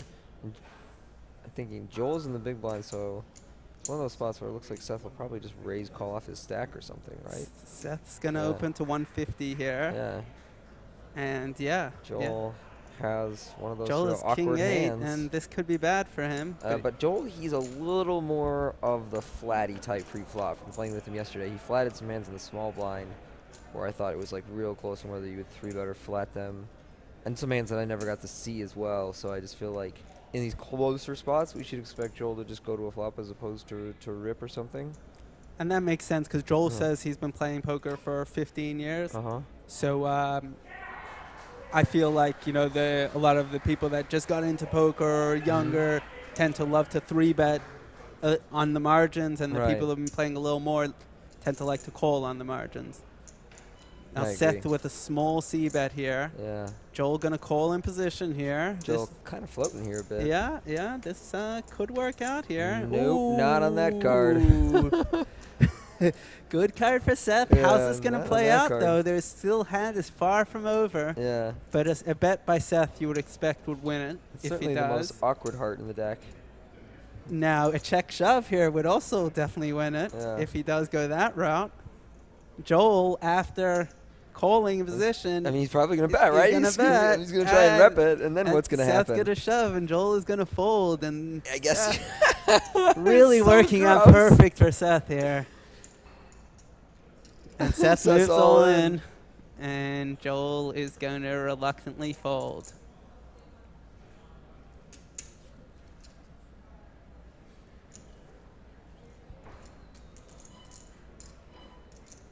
He hasn't moved all in yet. He just thinks he has the best hand. I thought the graphics said all in, so I guess he's just like, whatever. 8 on the river. Oh, Seth just was trapping with all the equity somehow with king high and just gets rivered. And is Joel going to value bet here? You almost have to if you get to this spot here. Well, 7-6 got there, so it makes it a little closer. 7-6 did get there. But like, Yeah, we expect him to. Your opponent really just looks like he has a 5 or a 4, I guess. So he's just gonna bet super small. 5-4 ace try and high. get paid. Yeah. And This sucks. It's like, how is he ever bluffing? and look how small this bet here is Yeah, that's- now. Really small bet for value.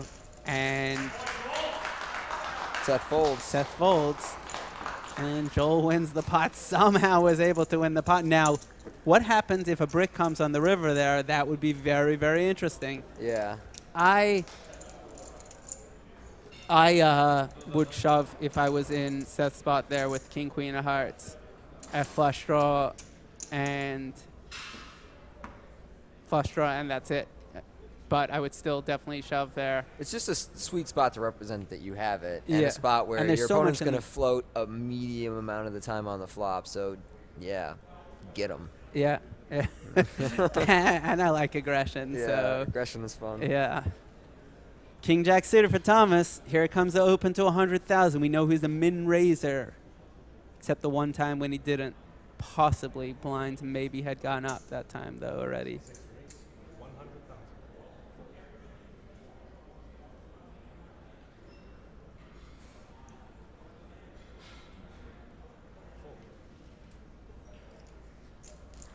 Ruben, ace-4 in the big blind, and he's going to defend this. You got to figure. Yeah.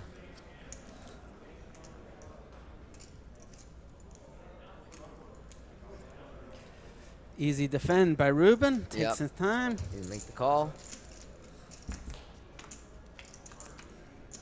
All right, so 9-9-5 on the flop.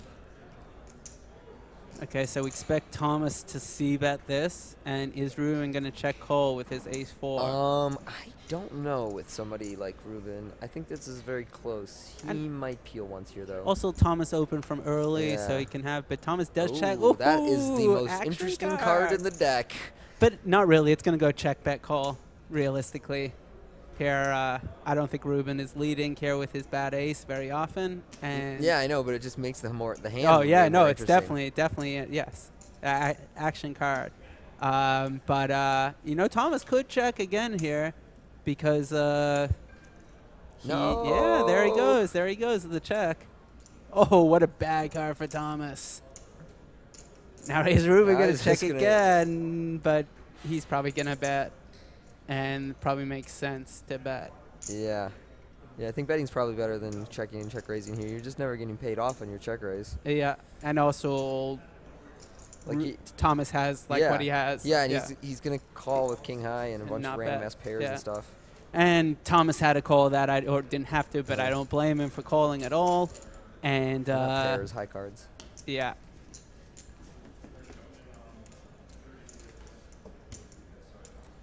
Yeah, it's a pretty reasonable hand.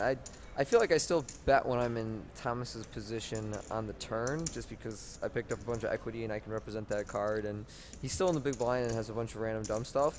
So, but other than that, yeah, good looking hand. Yeah, I mean, I can see either way. With your king jack, you tend to have the best hand a lot, but at the same time, you're not. You know, there's no real value. You're not getting called by worse, really. Right. And probably most hands that are better aren't even going to fold. Like, you're not Yeah. bluffing out any. So I can see both. But to protect your equity makes some sense.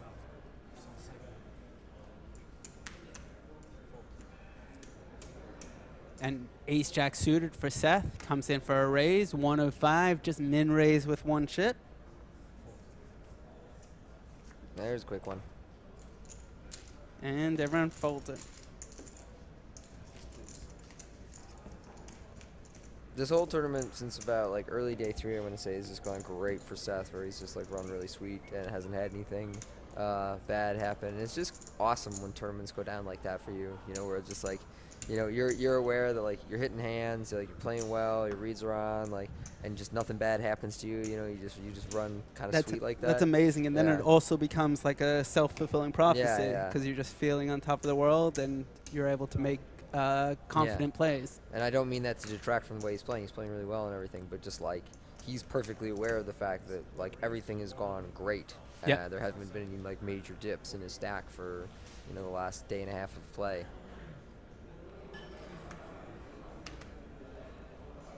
Jack 10 suited. Seth opens, and Yep. King 6 Ruby is going to fold. Guillaume 10-7 suited. You going to get frisky? Nope. No, he isn't. And Thomas. Peel time. Thomas definitely going to at least call here Yeah. from the big blind. Probably at most also.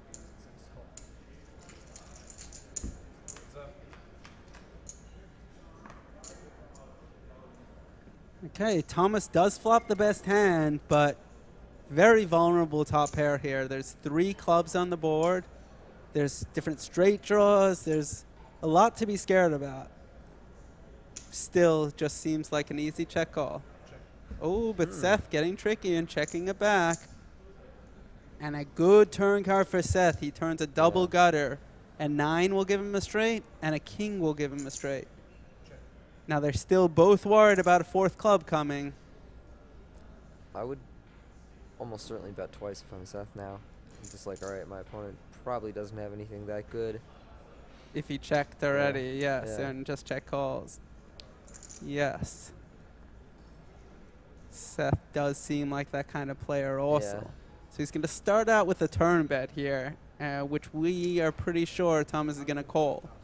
I also feel like this might be a good spot to bet pretty big on the turn and river. Like, your opponent will have one pair and sometimes one pair with a club that will peel. But if you just, like, make him try and call big bets twice with almost everything in his range, it's not very fun outside of, like, sometimes he'll have random 2 pairs. But I don't know, I feel like even a lot of 2-pair combinations are just going to lead out on the turn. Some people will check 2-pair. Yep, yep.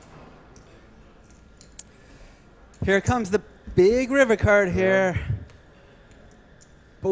Boom. The big bet will most likely work if Seth does follow through on the Tony Dunce I think logic. on a club, I don't want to bet big quite as much because I feel like if you had the king of clubs, you're betting the flop so frequently, so you're kind of repping a medium flush when you check back there. Okay. So on the club, I want to bet more like 3.25, like I'm value betting some medium club. Okay. And on a bunch of bricks, I want to bet like big and just kind of make his life crappy. So I want to see what Seth does here. Seth goes small. He's going value town. Oh, it. Seth going small with the bluff. Wow. And Thomas cannot beat anything here. That's a little smaller than I would have gone, but he is really, really taking that. But man, it looks authentic, doesn't it? It looks Yeah. like a bet that wants to get Yeah, called, and this he's is the whole really- idea. Yeah. Oh, man. Now, Thomas has to call 170 to win 670. But Thomas knows that Seth knows all this. Seth only bet 170 into the 500K pot. And this is where you start telling yourself you're getting like 4-1. Yeah. Like you only got to be right that one time now and then. And he's the chip leader. He's going to probably bluff at the 4 flush. Yeah. What they used to call it, a Zebo theorem, where people used to like. There was some theorem on the internet forums back in the day where it just meant people bluff 4 flush and 4 straight boards way more frequently than they ought to. So just don't fold in these like type of spots. I don't know that still applies, but it just kind of reminds me of that thinking back.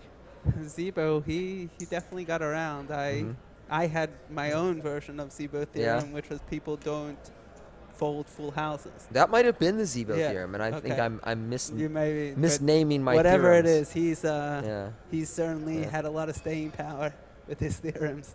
I wonder if Thomas is going to make this call. This is gross and annoying. This is gross. I can't see him calling. He's obviously pained by this. I just feel like if Seth bets 300, it still says I'm betting for value, but also Thomas isn't getting really good. Oh, man. Oh, man, what a call by Tom. What? Wait. Oh, he almost fucked his hand. Oh, damn. That was some nice poker. A slow roll after the call. Wow. Last second non-muck. And in some casinos, that may have been draw time. Close. Definitely, I think that he didn't do anything. Unethical. I don't think that was intentional. Clearly not unethical, but not beyond that. I think that the hand's live and everything was fine there. It wasn't a legitimate muck, but wow. I want to throw out that this is why whenever I'm bluffing in a poker tournament and somebody calls me on the river, I table my hand super confidently just in case they misread and then just muck their cards, because it can and beyond can. We potentially almost will just happen. saw Yeah, it happen. almost happened. Yeah, at a huge final table. Yeah. And whenever anyone says, "Oh, it's a big final table," people aren't going to do that. I mean, Ivy misread his hand, right? I like there to you go. say that. I was just about to say. I like to remind them. Phil Ivey, with 20 people left in the main event, misread his hand and mocked the winning hand on the river after it went to showdown, and his opponent showed him the second best hand. There you go. I myself was playing about 7-8 years ago in a 1-2 no limit cash game in underground Brooklyn. And $200 pot. I queen high on the river, first act. I went check, check, check. I was so embarrassed because I'd been bluffing on the prior street that I just didn't show my queen high. And they both didn't have me beat. And I was so tilted. I got up and I left the game immediately. And I remember the hand 6 years later still. That's pretty funny. Here we have Thomas 3-betting ace queen over a Joel open. And like I said, Joel likes to go to flops. Joel's going to call. Yeah, I think this is close. I'm not exactly sure what Joel's stack is. 8-3 deuce rainbow flop. This tends to favor the aggressive 3-better pre-flop. So Yeah. Joel didn't flop anything. Well, he flopped the backdoor straight draws Yeah, here. it's not quite enough, though. If he had a Probably backdoor not. flush draw, I'd continue and float along. But I feel like Thomas should underbet here, maybe like 250, something kind of small. His opponent isn't that deep, so he doesn't need to bet that much in order to sort of leverage his whole stack. And 250. 250. Ooh, nice bet. Just the optimal amount. I like that I just got off the table and I came in here and I'm trying to figure out, like what I expect these guys to do, and then it's coming out pretty zeroed in. Like I've played with these guys for the last few days and I felt very focused during the tournament. I know everybody who goes deep in a tournament thinks like, I was so zoned in, man, I was playing my A game, blah, blah, blah. But like I was really trying to pay attention in this tournament, and I feel like there's a big difference in how you react to the players around you when you really try and focus on the table as opposed to the times you watch a sports game or text on your phone or, like look through Twitter or Facebook or Instagram or whatever, or just, get distracted in any number of ways. So the deeper you get in a tournament, the more I think you should prioritize just watching everything that goes on. Definitely that's more than true. Yeah. And here we have Seth Davies kind of taking the chip lead and starting to run away. He's up to 39% of the chips in play, almost 5 million chips, and blinds are still 50,000.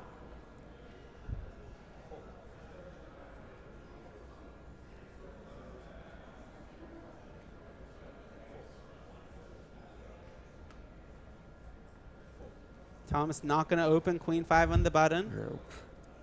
And Seth probably going to shove town here. No. Seth just limps How much does he have over there? Got 800,000, about 900. I feel like in Seth's shoes I might just rip here. Yeah, 18 18 blinds, ace 5 suited seems like it definitely could have been. But he chose to limp, and 10-9-9 flush draw, no one hits it. Ace high, still looking good.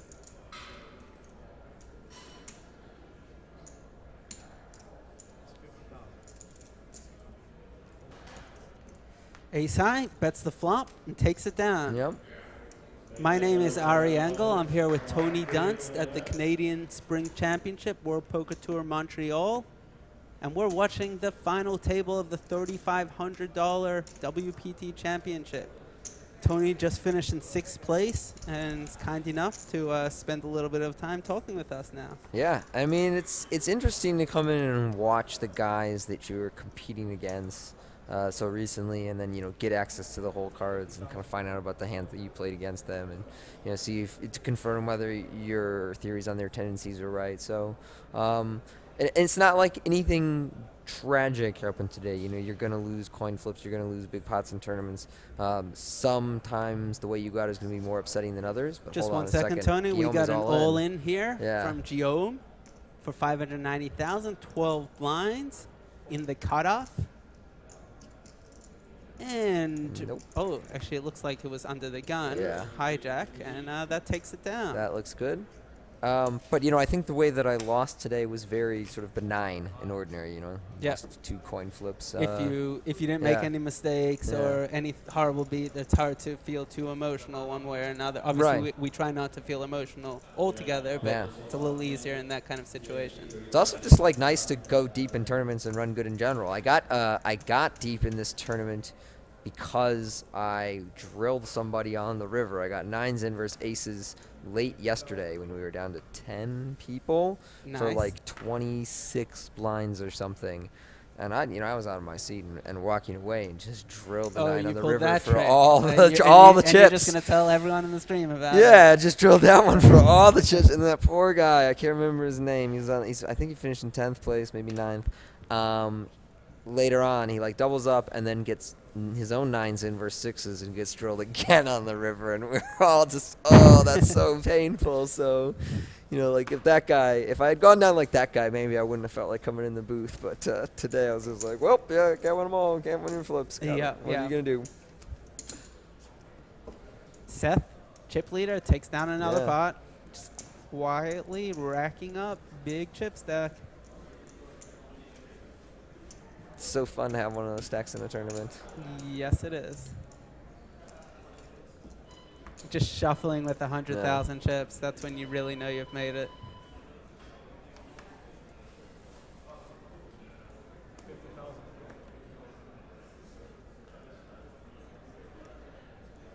Seth, 10-9. He's going hard now. Now he smells it.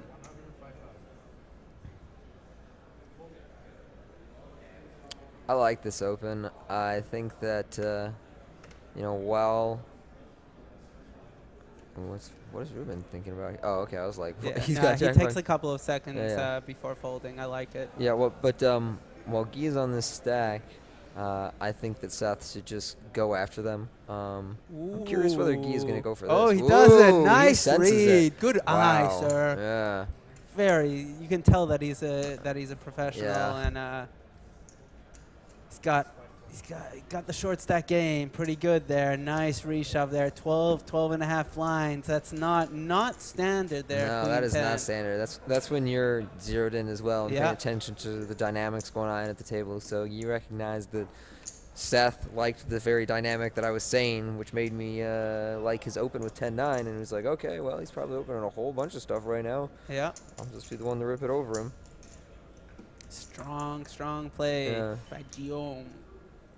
Because he can't expect too many folds there just based on the math. Yeah. He really Yeah. to want to reshove there. You really, like you said, have to Expect have your to be zoned in. your opponent to be opening real wide. Plenty of people will get those chips and be like, okay, don't spew them off, and not really change too much about their ranges. Somebody like Seth is going to adjust a little more. Here we go. He's probably going Guillaume, to rip it again. Yeah, looks like a shove for sure. 14 blinds on the button. A7 suited. And yeah, Yep. just messing around with his timing. He had nothing to think about there, but he was. Thomas seems very interested. Yeah, there it is. Oh, unlucky for Yeah. Guillaume. Thomas wakes up with 9s, and there is zero chance he's folding this. And there's zero chance he's doing anything but moving all in. He may call, which would be pretty effectively the same thing, but he's moving all in. He's got 1.7, 1.8, 2 million chips. Yeah, his curiosity was very authentic. It was like, yo, how much is that? Yep. All in. Seth, do you have anything? What? Oh, no! Big lie. Are we going to see a double knockout here and just all the chips Oh, go the to double Seth? KO. Oh, man. We're looking for an ace or a And Seth 9. held on to his cards. I was like, what? That's so unlucky for Thomas. Unlucky for, is Guillaume so also unlucky. standard shove. I mean, Guillaume at least has a chance to win. Thomas is just screwed here. Okay. Okay, we're looking for a 5 or 6 of hearts here.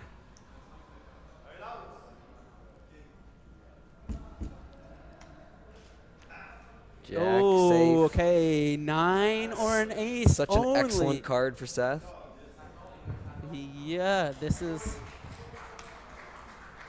Bang. Oh, Double KO. wow. So sick. I told you, like when you're just running that way, you know, it's Man. just like what are you gonna do? What are you gonna say? Just two guys go all in and you have pocket kings? Oh man, and nothing anyone could have done there differently. Yeah. Joe, clear shove there with A7 suited and 16 blinds. Now he's wishing he just would have min raised now in hindsight, but there's that very standard to just shove there, and then nines has to shove well ahead of Guillaume's raise range, and so we have Guillaume busting out in fifth for $64,000, and Thomas, due to having more chips to start the hand, he'll go out in fourth for $85,000. Great performance by those two guys.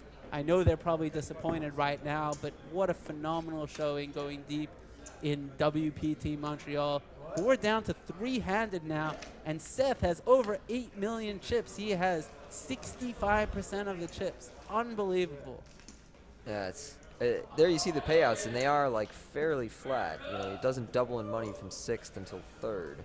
So, Joel is the one who's loving life right now. Oh, it's just he has like, done it. oh yeah, I came in short, and this is how it goes down. He was the shortest. He was 6 out of 6, I think, Was to start. he- Either way, he was definitely Close. one of them, if not. Yeah, he was 5 or 6.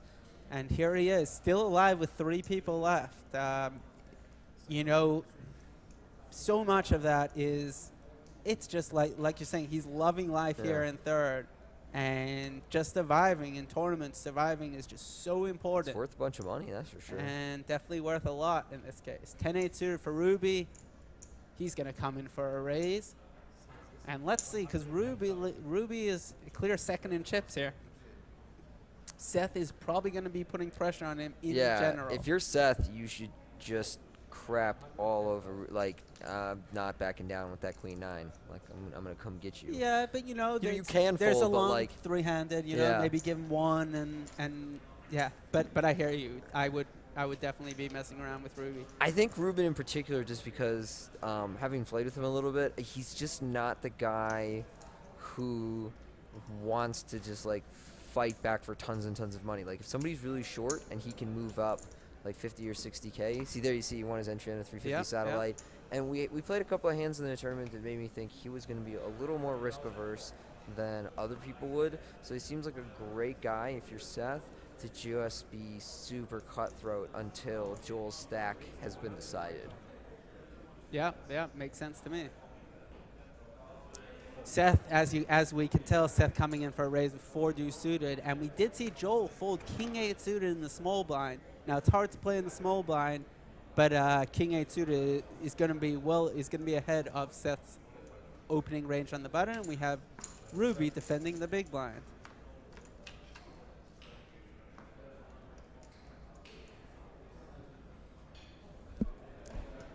And Seth just flops the flush draw, and good for him, and luckily enough for him, Ruby is drawing stone dead, but he's not going to be able to tell. He's flopped a gut shot here to the high end of the straight, and he actually is going to like this flop. So I don't see any chance of Ruby folding, and actually I think there's some chance of a check raise here, but I expect Ruby to call. I think he might just fold. Oh, wow. Let's see. See if Ruby's going to fold. I don't see it happening. But Tony knows his players. Yeah. Wow. Nice read, Tony. Yeah, like I was saying, I think that's one of those spots where he's like, okay, this hand doesn't play that well. I'm in a clear second place. Yep. This hand could get murky and end up getting to be a big pot. I don't know whether I'm supposed to call down exactly or not. I don't really want to do anything weird while Joel is still so short. I'm just going to fold. And I think that's kind of reasonable, too. Super reasonable. And in that particular spot, it was amazing for him that he had that thought process.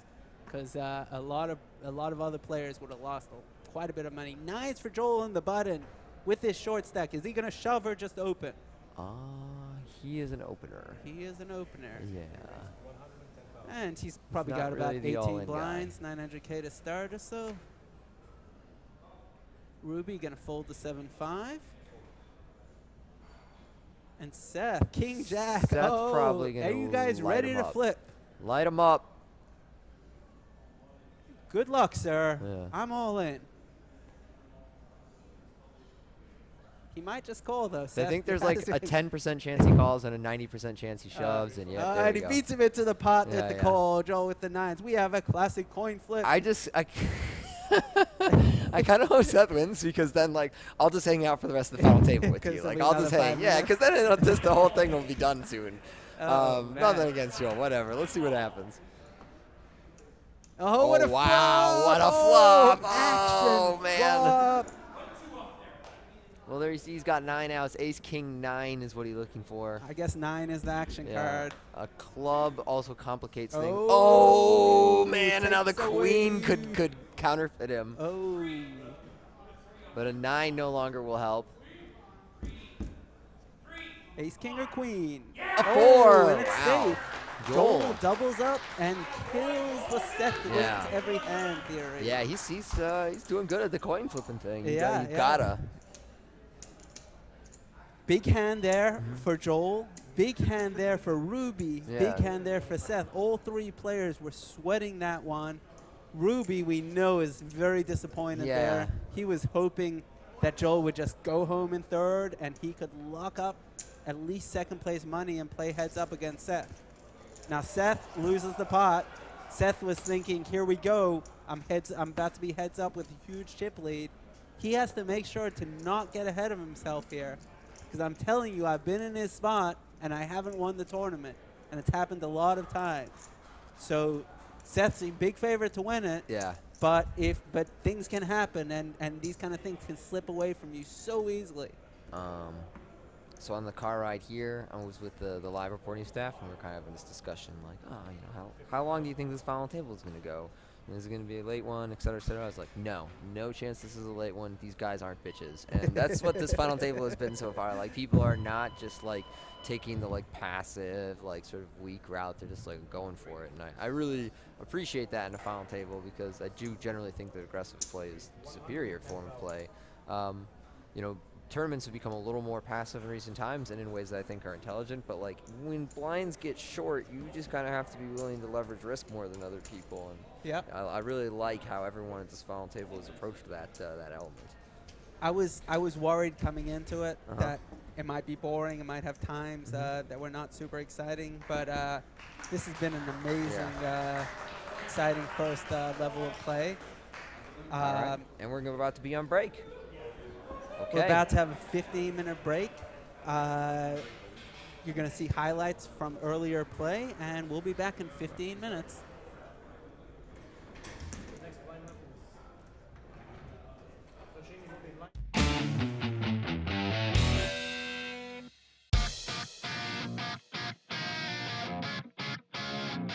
My name is Rohan Sharma, go by Ro. I'm from Brampton, Ontario, officially from Guyana in South America. I've been playing live poker for about, since 2011, so about 5 years, give or take. First experience was back in LA. But the way I qualified was online. They had daily free rolls, and then you had to be in the top 10, and then you'd go on to the finals, and they were awarding one seat to the playground here, which is still finishing, and I came up on top. My greatest accomplishment is actually today playing here at the playground. Party poker is just amazing putting this on, and I had such a great experience here. It's part of my VIP experience. Once I got here, I went to register, and when I turned around, sounds like, I got a surprise for you. And when I turned around, Mike Sexton was standing right there, and I'm like, what? It was just great. We took some pictures and hanged out, and that experience was just unbelievable. I sent some pictures back home to Toronto, and everyone like, what, you met Mike? I was like, yeah, that's me. What's next for my poker playing is actually I'm going to go back, wait for Party Poker to put on another event, and try and qualify again. And actually, I like playing. I'll probably, on my way home to Toronto on the train, I'll probably be playing.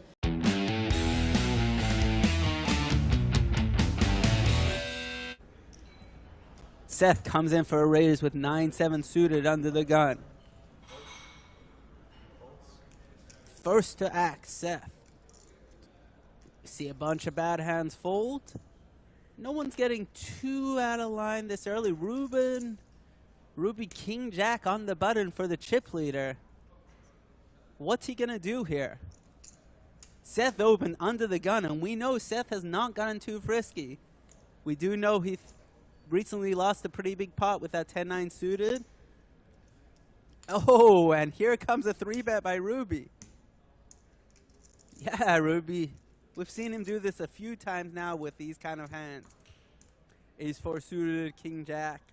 Good but not great hands. 265,000. 3-bet. And Seth. So this is Seth with 9-7 suited out of position. Got to call 160 to win 460. What's he going to want to do? He has about 2.5 million bet hand. It's going to change things. Because Seth, now all of a sudden, he needs to hit 10 or a 5. But if the 10 of spades or the 5 of spades come, he's not going to feel as good. Now, this is really interesting. I fully expect Seth to just check call this. But Seth is a tricky player. I could see other things going on, and I could see potentially on later streets some aggression going on by Seth, even if he doesn't hit. But let's see how this plays out. Ruby C-bets 335 after re-raising to 265 pre-flop. Is a healthy bet. Approximately half pot, and that call by Seth. What's going to happen? Ruby wants a break. Oh, horrible turn for Ruby. Seth turns the nuts, and Ruby is drawing dead with his King Jack. Now, that's an offsuit 10. Most of the draws missed here, in the sense that the flush draws all missed and 7-5 missed. Even 10-9 got there in a sense, but not enough to get ahead of Ruby. So the only draw that got there that beats Ruby is 9-7, but that's what Seth has. And Ruby is just, ooh, he fires out another bet.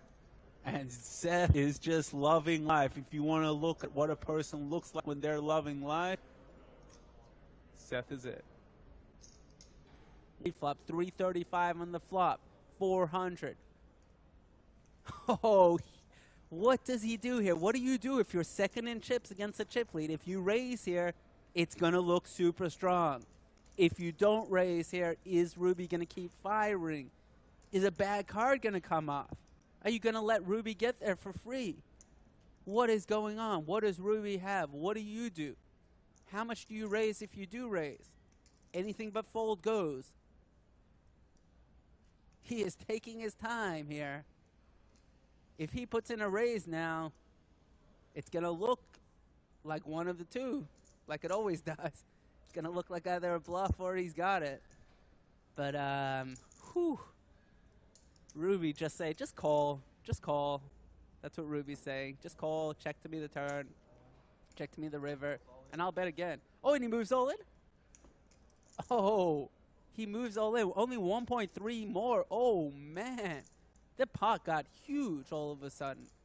So it's 1.3 more. There's 3.4 million in the pot. And Ruby is thinking, I got you beat.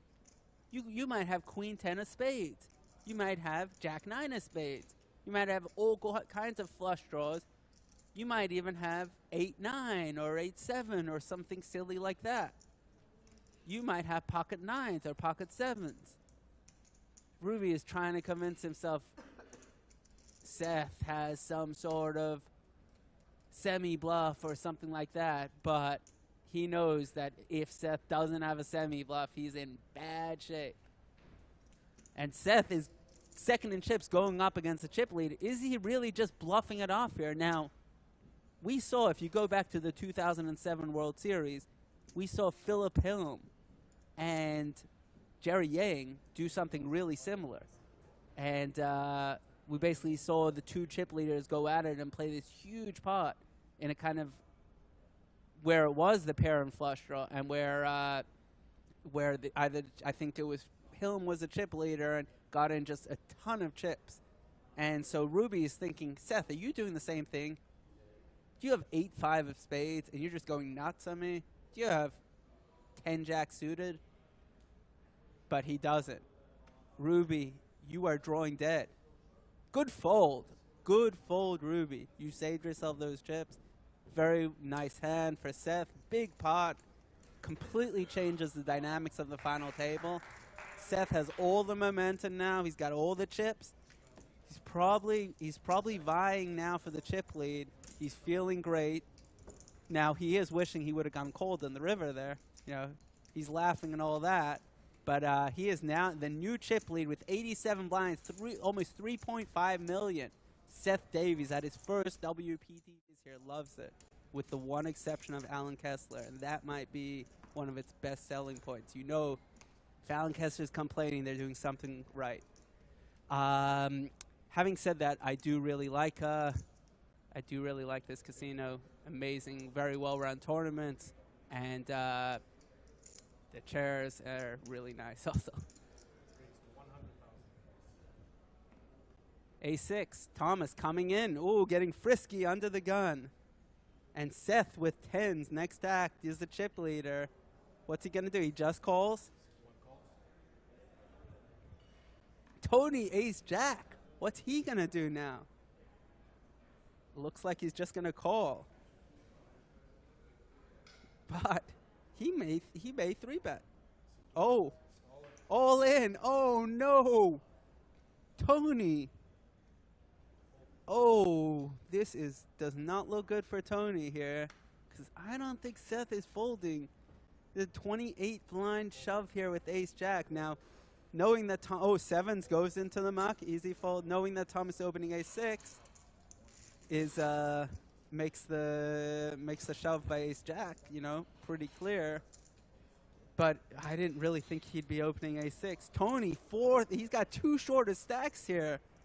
Ace-Jack. Whew. And Seth knows that he'd be calling off half his stack here also.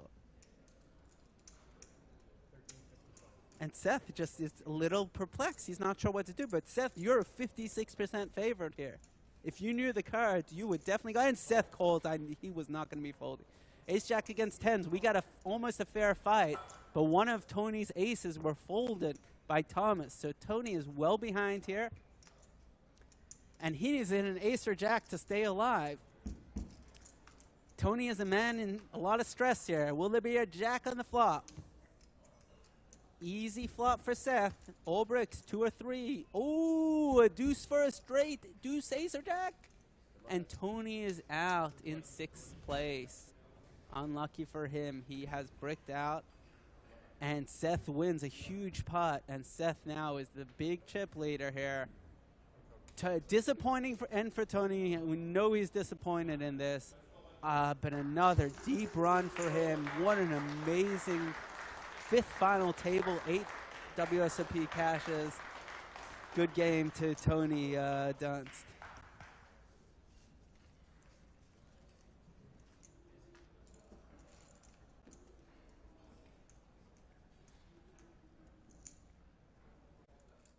Those chips and be like, okay, don't spew them off, and not really change too much about their ranges. Somebody like Seth is going to adjust a little more. Here we go. He's probably going to rip it again. Yeah, looks like a shove for sure with 14 blinds on the button. A7 suited. Can't and yeah, just messing around with his timing. He had nothing to think about there, but he was. Thomas seems very interested. Yeah, there it is. Oh, unlucky for Guillaume. Thomas wakes up with 9s, and there is 0 chance he's folding this. And there's 0 chance he's doing anything but moving all in. He may call, which would be pretty effectively the same thing, but he's moving all in. He's got 1.7, 1.8, 2 million chips. Yeah, his curiosity was very authentic. It was like, yo, how much is that? Yep. All in. Seth, do you have anything? What? Oh! No! Are we going to see a double knockout here and just all the chips go the to double Seth? KO. Oh, man. We're looking for an ace or a 9. Seth like held on to his cards. I was like, what? That's so unlucky for Thomas. Unlucky for, Guillaume So also unlucky. standard shove. I mean, Guillaume at least has a chance to win. Thomas is just screwed here. Okay. Okay, we're looking for a 5 or 6 of hearts here.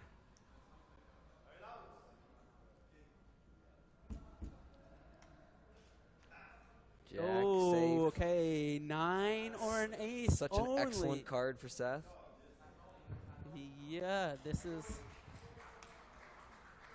Bang. Oh, Double KO. wow. So sick. I told you, like when you're just running that way, you know, it's just like, what are you gonna do? What are you gonna say? Just two guys go all in, and you have pocket kings. Oh man, and nothing anyone could have done there differently. Yeah. Joe, clear shove there with A7 suited and 16 blinds. Now he's wishing he just would have min raised now in hindsight, but there's that very standard to just shove there, and then nines has to shove well ahead of Guillaume's range, and so we have Guillaume busting out in fifth for $64,000, and Thomas, due to having more chips to start the hand, he'll go out in fourth for $85,000. Great performance by those two guys. I know they're probably disappointed right now, but what a phenomenal showing going deep in WPT Montreal.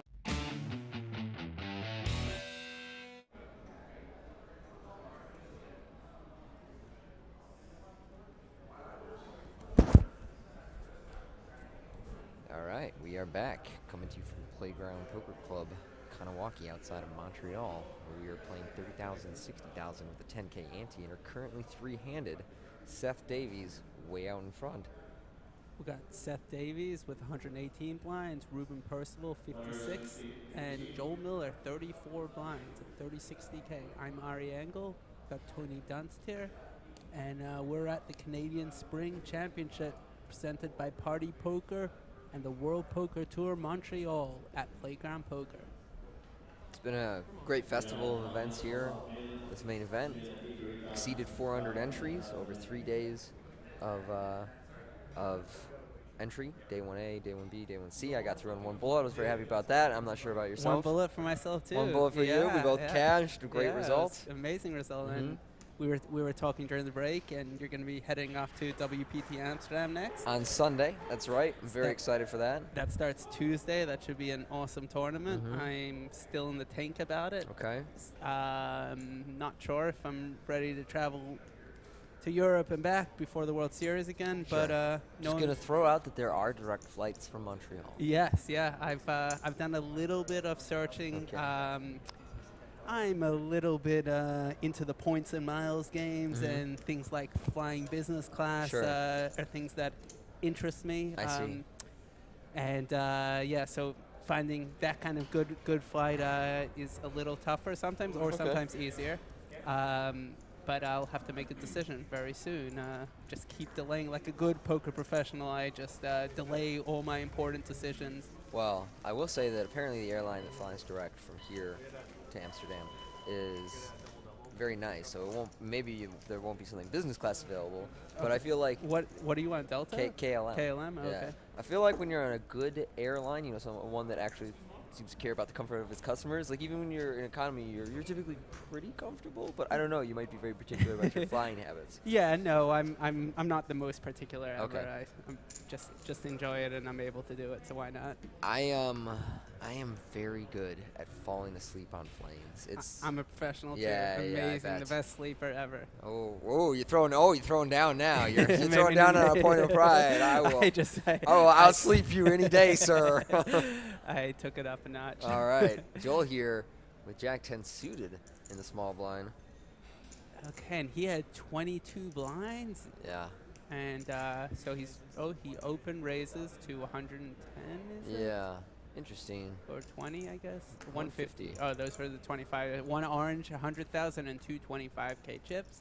I think that Ruben doesn't play the all-in game pre-flop too much, and so I kind of like this from Joel. Like this hand plays so well post-flop, and as long as you're not going to get reshoved off it a lot, then you're good. I feel like against Ruben, this is a fine play. And Ruben, I think, right this moment is playing a little bit more risk-averse because he doesn't want to double up Joel or play a big pot against him. And he ends up getting a pretty cool flop for his hand. Ruben gets kind of an interesting flop for his hand with the king of clubs here on queen jack deuce. So Ruben's got some backdoor flush draws, straight draws, an overcard. But is that enough to call? Yeah, it looks like he will be calling in position here. With his king high, Joel c-betting his jack 10 of diamonds. Now, I expect Joel to check a lot of turn. almost every turn here, Yeah. That's a cool one. including this one, He's I going to would check say. that one, but that's a cool turn. Yeah, very, very, very good card for Joel. He was slightly concerned about a queen. Now that there's 2 queens, he's not nearly as concerned. He's going to think that his jack is good most of the time. And he now has a flush draw also. Will Ruben fire out a bluff? Well, yeah, when you call with king high and not really much else, and then your opponent checks to you, I say that you will fire out a bet, which he does, 100 or 240,000. This isn't going to work, but I like the way that Ruben is playing his hand. Agreed. Yeah. He definitely, definitely. It was nice line so far by Ruben, or by Ruby, and Joel's just gonna check call, and we're off to a river now. A club on the river. That would be, you know, maybe a 9 of clubs or an 8 of clubs. A jack comes, and that's harmless jack from Joel's perspective. Actually improves his hand. And allows him to chop if Ruby did have a better jack. Ruby is probably not going to bluff this here. I expect him to check behind here. He beats some draws now. I agree. Yeah, that's a good check. And he does not beat jacks full. And Joel picks up the nice putt. Ruby is not happy about that. He really wanted to keep Joel down in chips, and he's really hoping that Joel will just bust so that he can go heads up and be free to play poker again, because he feels contained right now by Joel. Because Joel staying alive means that Ruby has to worry about Joel, and Ruby wants to get second and not third, obviously, and Joel just won't die, though. And you can argue that Joel staying alive here is actually helping Seth. Because theoretically Seth should be able to pick up a whole bunch of chips during this time. Yeah, I agree. I'm sure he wasn't like thrilled that he lost that hand, that flip against him earlier, but he also had to be like, well, now I just bleed them both simultaneously. Yeah. It might be more of a reason for King Jack to be just a call in that spot because of that, but I think it's much of a muchness. Joel coming in for a raise here with deuces, 30-60, opens to 125K, and Ruby has Jack 9 suited. This, my friend, is not a folding hand. What's he gonna do? I say he's gonna 3-bet. He hasn't been doing much of this, but you know what? We got some chips now. I just don't know what he's gonna do here. He might flat, he might 3-bet. I'm not really sure. Here comes the 3-betting. Takes out 3 or 4 of the big chips. Glad I didn't pick anything too strongly. I really wasn't sure how Ruben was approaching these spots. 350,000. But he was 3-betting a decent amount at the start of this final table. Yes, that's true. Yeah. Is Joel gonna shove this hand and show 1-2 after Ruby folds? That is the nut tilt your opponent line. But I don't know if it's gonna happen. I think this is a sweet hand to shove. Like, I don't know, deuces don't play that well post-flop. Your opponent is going to have to 3-bet you semi-wide out of the small blind, and you're just forcing him to do a spot where maybe he has to flip for entire stacks and for a whole bunch of money, and people hate doing that. That's exactly the kind of spot encountered on the bubble against Ruben. Yeah. What do you think about just shoving there? I love it. Yeah. Hey. Anytime you can shove with a deuce, I'm all for it. I'm also staring at a guy who has Jack 9 suited, but still in those type of spots, like deuces just are so awkward post, but actually are not so bad all in pre, and your opponent's life is hell, so I go all in. I like when I think, is my opponent's life hell if I do this? And if the answer is yes, then I try and do it. and you see the problem here with deuces. Yeah. Unless you flop a deuce, it's so hard for you to continue post flop. Here on the ace queen 10 flop, it looks like it's a horrible flop for you, and it is a horrible flop for you. But you still had 49% equity. You just have no way of continuing there. And there's going to be plenty of other flops where you're in even better shape, and you're going to have to fold. And you know, I mean, if your opponent is 3-betting, we see with all kinds of king jacks and ace 4 suited and things like that, you're able to shove your deuces pre-flop and not allow them to get any chance of sucking out on you, any chance of hitting when it should be a 50-50. Of course, when your opponent has 8s, you have no chance and you're out of the tournament. So, like you said, it's easier to advocate aggressive options when we see our opponent has Jack-9 suited. And all commentary forums like this you, the audience, should be taking with a grain of salt and realizing that, people are results oriented, and looking at the results or looking at the cards in front of us is definitely going to impact us somewhat. Here we have a limp on the button by Ruby, I think it was. Maybe, okay, I'm not going to guess. We have a limp on the button. We go 3 ways. And Seth checks. Yes, it was Ruby on the button here who started it out. Limping with Jack-7, my favorite hand.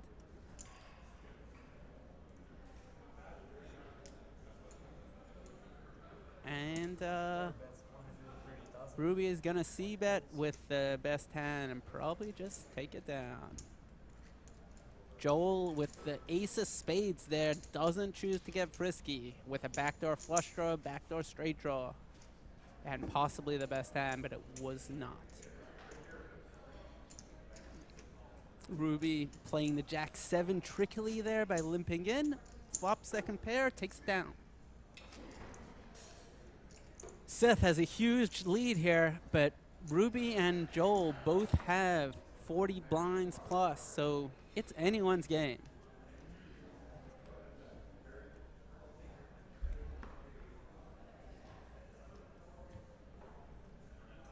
Seth ace-10 on the button. Surely he's going to open it up. 125 seems to be the number. But Joel's got some. Oh, there. Oh. That's what he's got.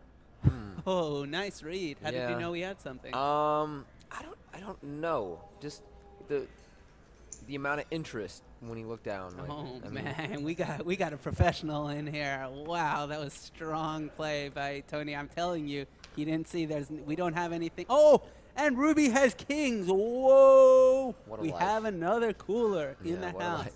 So this isn't going to cost Seth a cent more. Oh, again, yeah, Seth running really He's good just here. like, sweet, I can fold for 1 bet. Oh, wow. So I got to forget about my excitement about Tony just reading Joel like crazy. This is a sick cooler. Ruby, 4-betting. All in. He shoves all in. Joel snap calls. Oh, man. Brutal. Kings against queen. That is brutal. Brutal cooler. Nothing Joel could do. 3-handed, I'm sorry. 40 blinds each. Or Joel actually only had 36 blinds.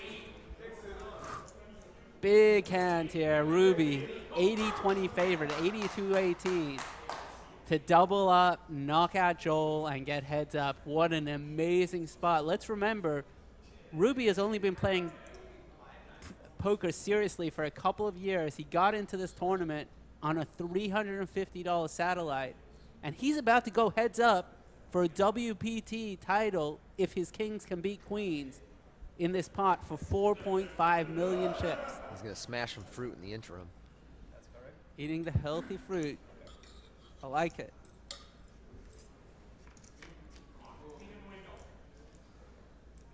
Oh, there's the ace. There's the ace of Seth Davies.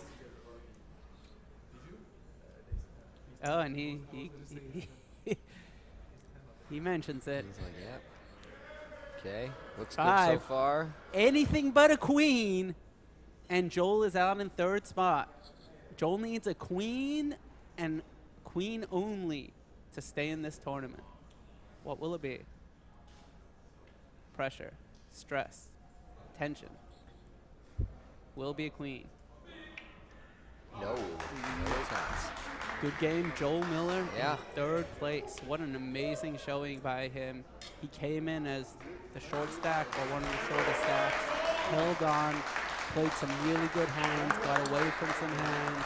Doubled his money. 3rd place, $115,000 on a cooler, queens into kings, 3-handed, nothing he could do.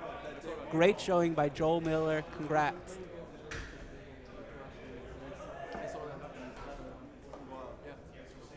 We're going to go on a 5-minute break now. Well, I'm going to show a Playground Poker Casino video while we get ready for the heads up between Seth Davies and Ruby Percival. Congratulations, guys. We're just going to match you up.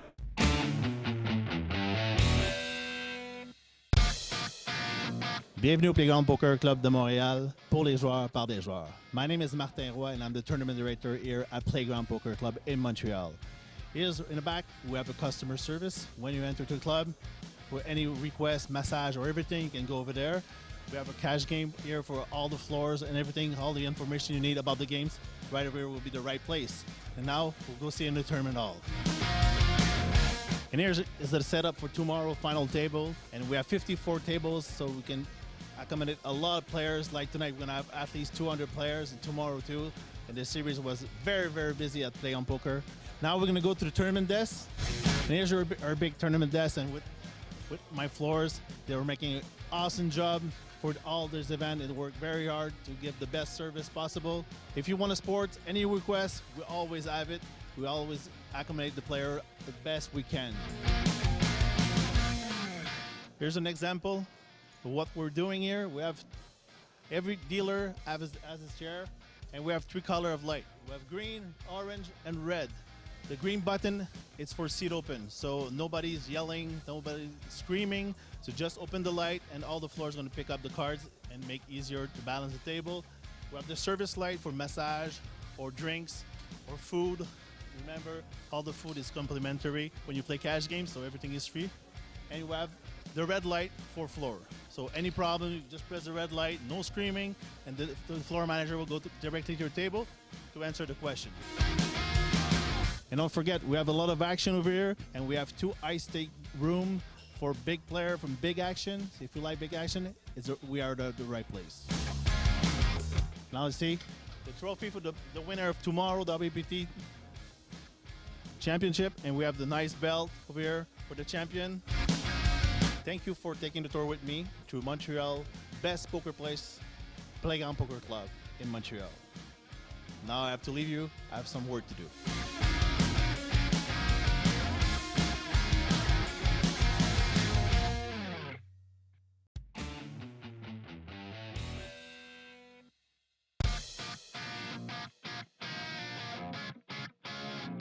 My name is Rohan Sharma, go by Ro. I'm from Brampton, Ontario, officially from Guyana in South America. I've been playing live poker for about, since 2011, so about 5 years, give or take. First experience was back in LA. But the way I qualified was online. They had daily free rolls, and then you had to be in the top 10, and then you go on to the finals, and they were awarding one seat to the playground here at the Silk Ocean, and I came up on top. My greatest accomplishment is actually today playing here at the playground. Partypoker is just amazing, putting this on, and I had such a great experience here. It's part of my VIP experience. Once I got here, I went to register, and when I turned around, Sam's like, I got a surprise for you. And when I turned around, Mike Sexton was standing right there, and I'm like, what? It was just great. We took some pictures and hanged out, and that experience was just unbelievable. I sent some pictures back home to Toronto, and they were like, what, you met Mike? I was like, yeah, that's me. What's next for my poker playing is actually I'm going to go back, wait for Party Poker to put on another event, and try and qualify again. And actually, I like playing. I'll probably, on my way home to Toronto on the train, I'll probably be playing.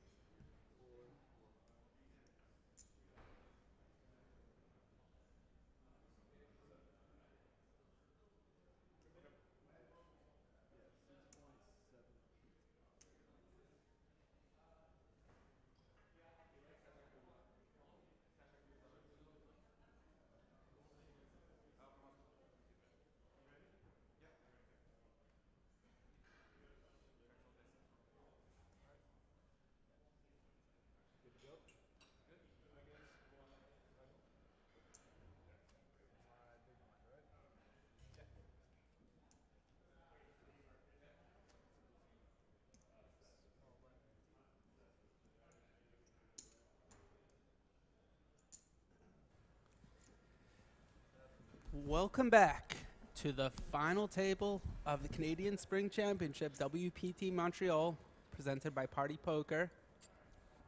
This is heads up between Ruby Percival and Seth Davies. Seth has a slight lead going into this heads up match. I am very curious to see how both of these guys approach heads up. You know, the game changes dramatically when you get heads up. You and I, of course, have a very interesting history when it comes to heads up poker. What? Did we play before? God. I didn't want to bring I it wanna say up. once. If you're going to, Yeah. I guess we should let the stream know that we played heads up in Australia this That's right. one time for a small little match, and I happened to get A friendly lucky match. a little bit and maybe won it. I happen to have called the whole thing off on fourth pair, facing a 3-bet and a triple barrel. Nice hero call, sir. Oh. Anyways, Seth starts us off. With the 3-bet. 3-bet ace-8 suited, but the more interesting part was 9-4 opened up the pot here. Yeah.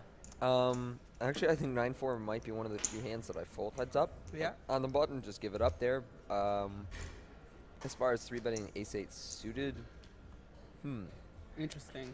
That didn't seem to be your strategy against me very much, but yeah. You know, who knows the way you gotta structure a strategy based on your player more than just having one set strategy. I just wonder whether that was a linear 3-bet or not from Seth, by which I mean, was it a 3-bet for value because he just wants more money in the pot with ace-8 suited against Ruben? Or was he just like, okay, ace-8 suited is a sweet hand, it doesn't play that well out of position, I'll just like kind of turn it into a bluff here, and if Ruben comes over the top, I'll just fold because I think he's not a very clicky guy. Yeah. I'm not sure which it is, though. I would guess it has more to do with the fact that Seth probably doesn't expect Ruben to 4-bet very much. Yeah. And so therefore you could just comfortably 3-bet everything All your good hands. and just not worry about Yeah. getting 4-bet. Okay. But in my time playing poker, I see a lot of times people play a certain strategy getting to the heads up. Yeah. And then when the heads up, you have nothing to lose. A lot of times people are completely change it up, and you thought the guy was pretty tight, and all of a sudden they're coming in with all different kinds of plays, and vice versa also. I was heads up in like a small like 20-person tournament in Philippines a few years ago, Yep. and the guy I was heads up with had been really aggressive the entire time, and then we got heads up, and all of a sudden he turned into a huge passive player. Whoa, it was really wrong timing, dude. Yeah, it was completely unexpected. I hope you won then. Yeah, it was interesting because going into the heads up, I'm like, I'm gonna make a chop. You know, it Okay. wasn't a TV. It was, Right. you know, all that, and we did it. And then all of a sudden, he was like, he turned into like a completely passive player, and I really regretted doing it. Like, Wow, that's yeah, it was completely unusual. Especially that you would get passive after you made a chop. After we made, it was so unexpected. Wow, we're getting some hands here now. Here we go. Everyone is a pair. Yeah, and we got Seth with fourth pair. We know one part of this commentary booth really likes to call bets with fourth pair, but here. You know, one thing that was weird about our heads-up match was we were getting the hands on the table so immediately. Like here, they took our phones away, so on break you could go over and get kind of like a little update of what people had. But it wasn't nearly as interactive as like getting all of the hands, watching the stream, messaging with people. Yep. Like it adds a very strange element to poker, and it makes it a little more difficult to try and, I guess you'd say, it's weird. Like I don't know if it really gives an advantage to anyone besides just the people who are watching the stream. I think the more against the willing ones who you are aren't. to do your Yeah. homework and work Yeah. harder and things like that, it helps you out to that Yeah. extent.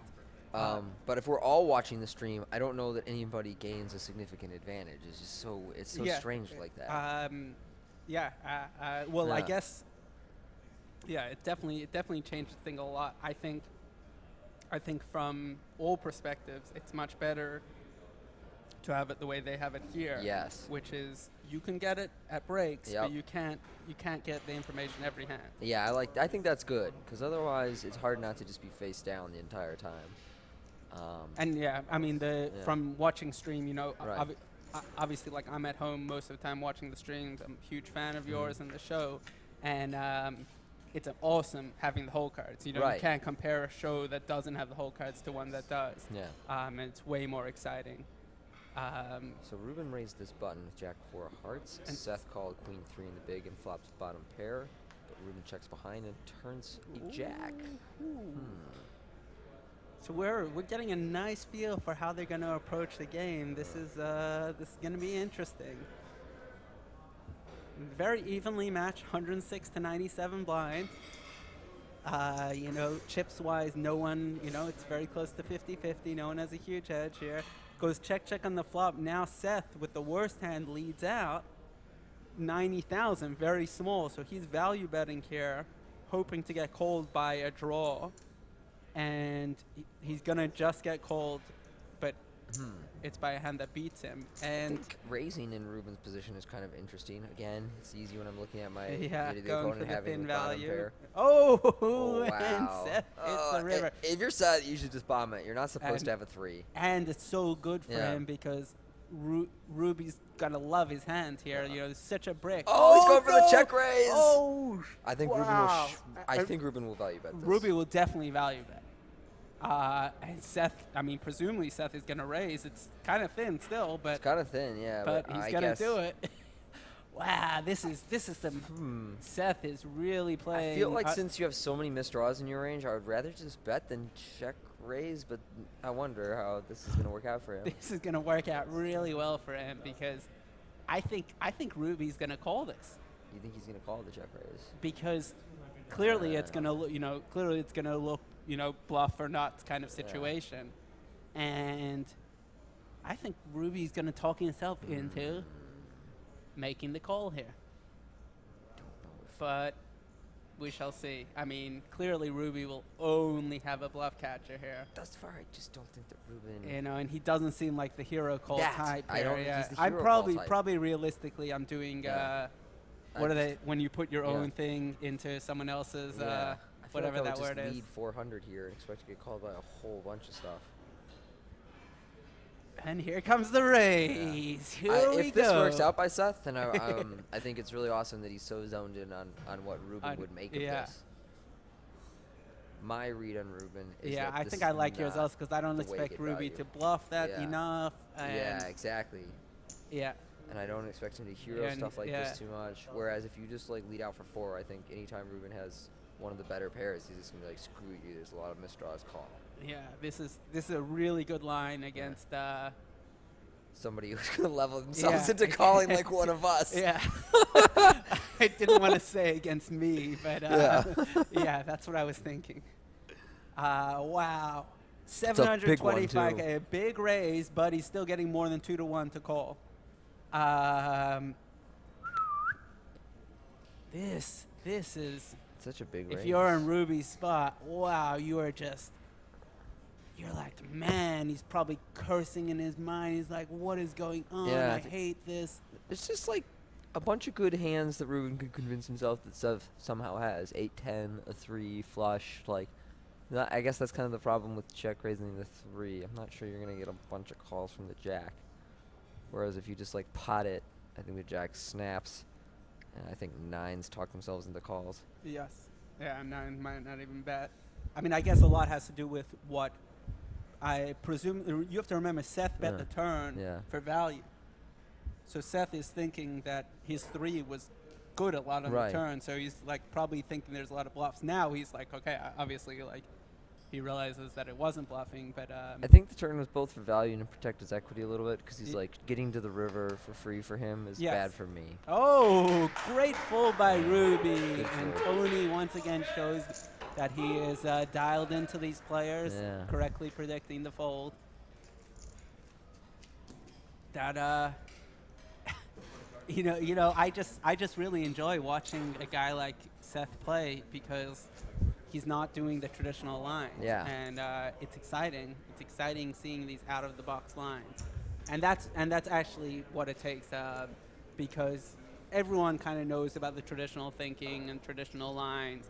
You got to be willing to experiment and take some risks and play unconventionally.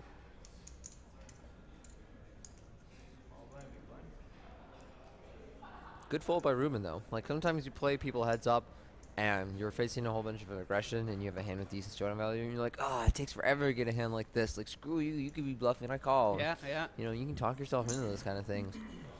Definitely you can, and definitely I do. And and if I'm in Ruby's spot there, I think I do talk myself into the call. So yeah, I'm really impressed by his fold. They're very disciplined. You're playing. You're not. You know, for all of you people at home who think, oh, what do you mean? He had a jack. It's an easy fold. You're not playing against a normal player here. You're playing against a really aggressive, professional, online-based guy. So, you know, it's not an easy fold at all. Here we have Seth flopping the best hand here. Yeah. Now Ruby has absolutely nothing. Yeah. And even with his nothing, he's got 15% equity. So interesting. Should be a quick one, though. I don't see a lot of reason that Ruben would continue. 110K small C bet. Yep, that looks good to me. Just, you want somebody like Ruben to peel ace high and stuff, which he typically will. So you just bet small and let him peel that kind of stuff. Yeah.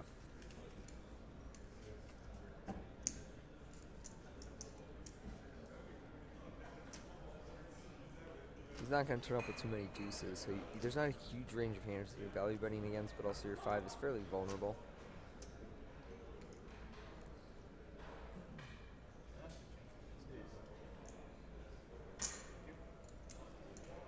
Once again, we got the blue 5,000 chip, we got the gray 25,000 chip, and we got the orange 100,000 chip. Blinds at 30,000, 60,000. Half-hour levels now that we're at heads up. Now that's right. So.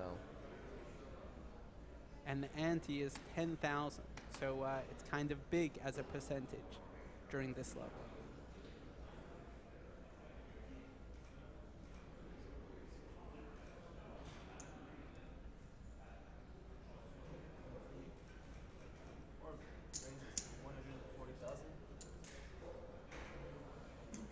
$140. Ruben opens 4-3 offsuit. Heads up, good enough hand to open. If you've got any connectivity, any suitedness, any kind of anything you're looking for, heads up. So 4-3 is good enough. Queen 9, good enough. Who will it hit? It hits Ruben, but it hits Seth a whole bunch harder. Yeah. Ruben with bottom pair, Seth with middle pair, and the second best flush draw. I think Ruben will check.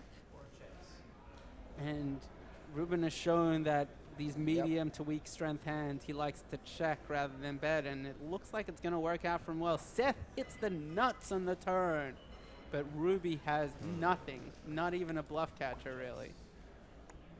Seth checks, hoping to induce a bluff out of Ruby. Ruby does not seem like, nah. Is he going to bet or no?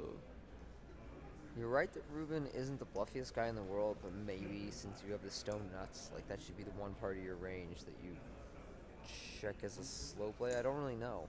Like, Ruben is also a guy where if he doesn't have a club, he's just going to snap fold the turn. Yeah.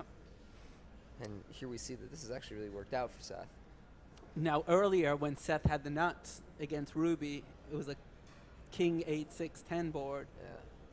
Seth did check raise and got the fold from Ruby, and they both, I'm sure, know about this. Yeah, I like that he's calling here, though. So this time he's just going to call. Now, so unlucky. we know Ruby's hand, and we know that no matter what, yeah, Ruby's not losing another cent in this hand.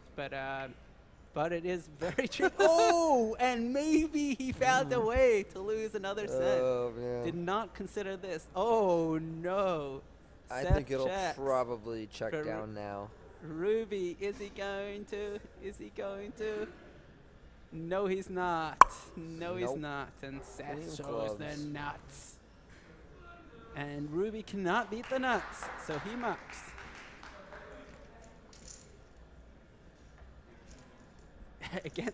Against a more aggressive opponent, again, that Ruby might have, or Seth might have gotten Ruby to bet. Yeah, considering the board flushed up, maybe Seth should just lead there, and so there's some small chance that Ruben could convince himself that Seth is trying to knock him off of a chop pot. Yeah. Talk himself into a call, because Ruben is not the guy who's going to bluff a board like that too frequently. It's like, okay, sweet, now I have some showdown value too. I'll just take the showdown. But if, God forbid, Ruby does have a flush, have a club, he's probably still going to bet, and maybe not Right. the lowest level, you know. So he was going for the jugular. Yeah, he was going. Yeah, he was going for the check raise again. Yeah, and that, The can double you check raise. imagine? No, he check raised him again. Oh He's my like, what are you God. doing to me? They were, 5 years ago, a river check raise didn't even exist. Yeah, you didn't have to worry about people getting that creative with you on the Yeah. river. And now people have realized that river play is one of the spots where you can still get people to fold a lot. Yeah, this is really interesting, and we've been getting really excited about Seth's play, but I am really impressed with Ruby so far because, yeah, he hasn't won these hands heads up, but he's gotten away from them a lot cheaper than I would have gotten, and I might have been down to 60 blinds now with the same hands, or maybe even less. So, sometimes it's about losing the smallest and not only about winning.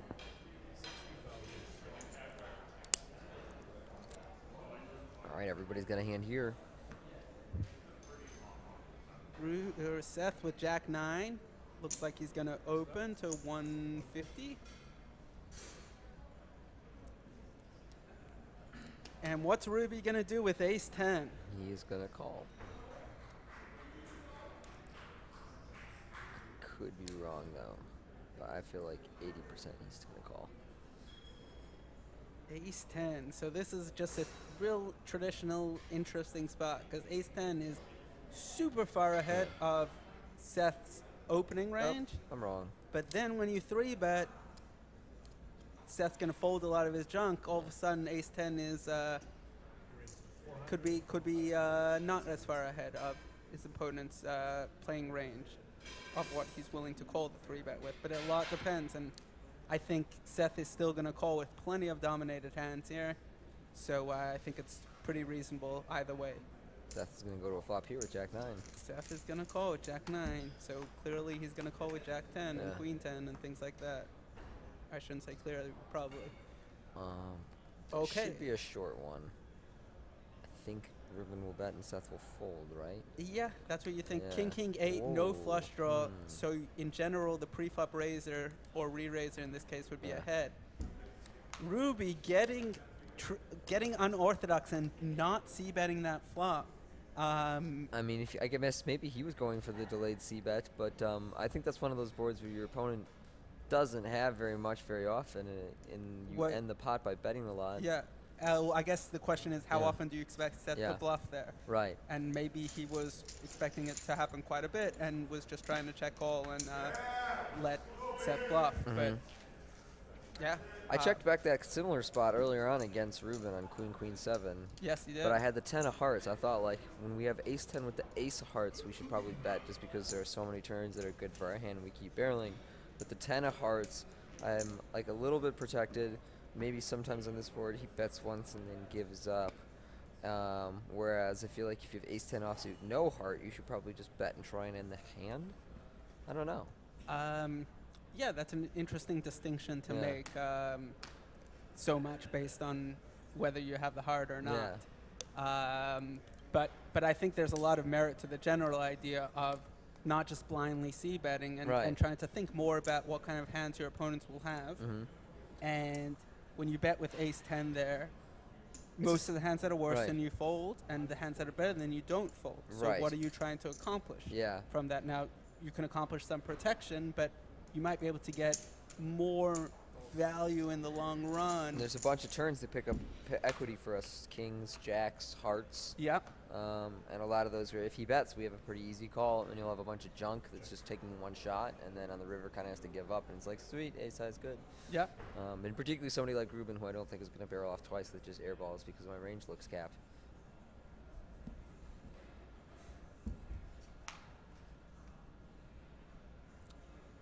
So here we have an open by Ruby, 140. He opened 3 deuce offsuit. So we've seen him open 9-4. We've seen him open 3 deuce. Then with no equity on the flop, doesn't c-bet.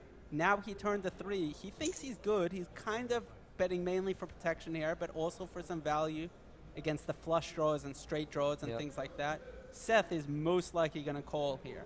He didn't call pre-flop. Yeah, I think he's To fold when he flopped a pair for 1 bet. Also, when he checked it twice. So, Oh, Ruby hits the river. And also, Well. very innocent card here. Innocent card, but I don't know if Seth's going to call on the 6. Right, so it's interesting in the sense that if Seth thought he had the best hand on the turn, he still should think he had the best hand on the river. But this is a thing that a lot of people don't understand. Seth thought he had the best hand on the turn against one Ruby bet. Right. Now he's facing a second. The river might not have changed, but the betting has changed. Yeah, That's there's a even new piece more of information. valuable. Yeah. So I think he's going to fold here. He's got a bluff catcher. And I think that he would call a 9 and will fold a 6. That's the distinction I think he'll make.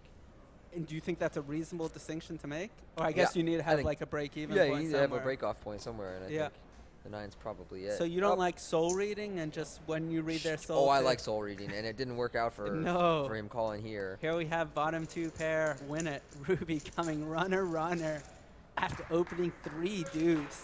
So, and we have a dead even match here. Wow. I think there's tons of value in just trying to soul read people in the moment. Yeah, I don't like doing ranges and math and GTO and all that. I like to look in someone's eye and be like, you got it or you don't, and then make my decisions based on that. I like to do both, kind of. I like, okay, what is the default telling me? And then is this guy trying to tell me something from his body language that should override what the default is? Okay, I like that. I like that. And this is all changed from my plans a couple of years ago. I used to just say, close my eyes and say, I put him on ace-king. And if I could beat ace-king, boom, deuces, let's go for it. Let's go. Deuces are a sick hand. Like, it's just so gross when you get an ace-king and your opponent turns over deuces and you're like, no! Yeah. Yeah, I used to like getting in like 50 to 80 blinds with deuces, knowing that my opponents had ace-king, because they would never shove that many chips if they didn't have ace-king. Now and then they show up with like 9s though. It's yeah. like, oh crap! That happened, that tend to happen about half the time. Yeah. But half the time I was correct putting them on ace-king or ace-queen. Yeah, but eventually stopped doing that one. Got Jack 7 and Jack 5, 2 of my best trash hands that I like. 150,000. Jack 5, if we go back to Thunder Valley a year and a half ago, WPT Thunder Valley. Okay. Sitting there on the bubble, 46 people left, 45 pay. And here we go, Seth defended Jack 5. I'll continue with the story afterwards. Ruby, not going to see bet. And even though Seth should probably just bet for value here so Ruben can call with an ace or a king or something. Yeah, the way that's played out, Seth's got to think he's good vast majority of the time. Ruben will probably just fold, but I think betting is better for Seth. 160,000. Sounds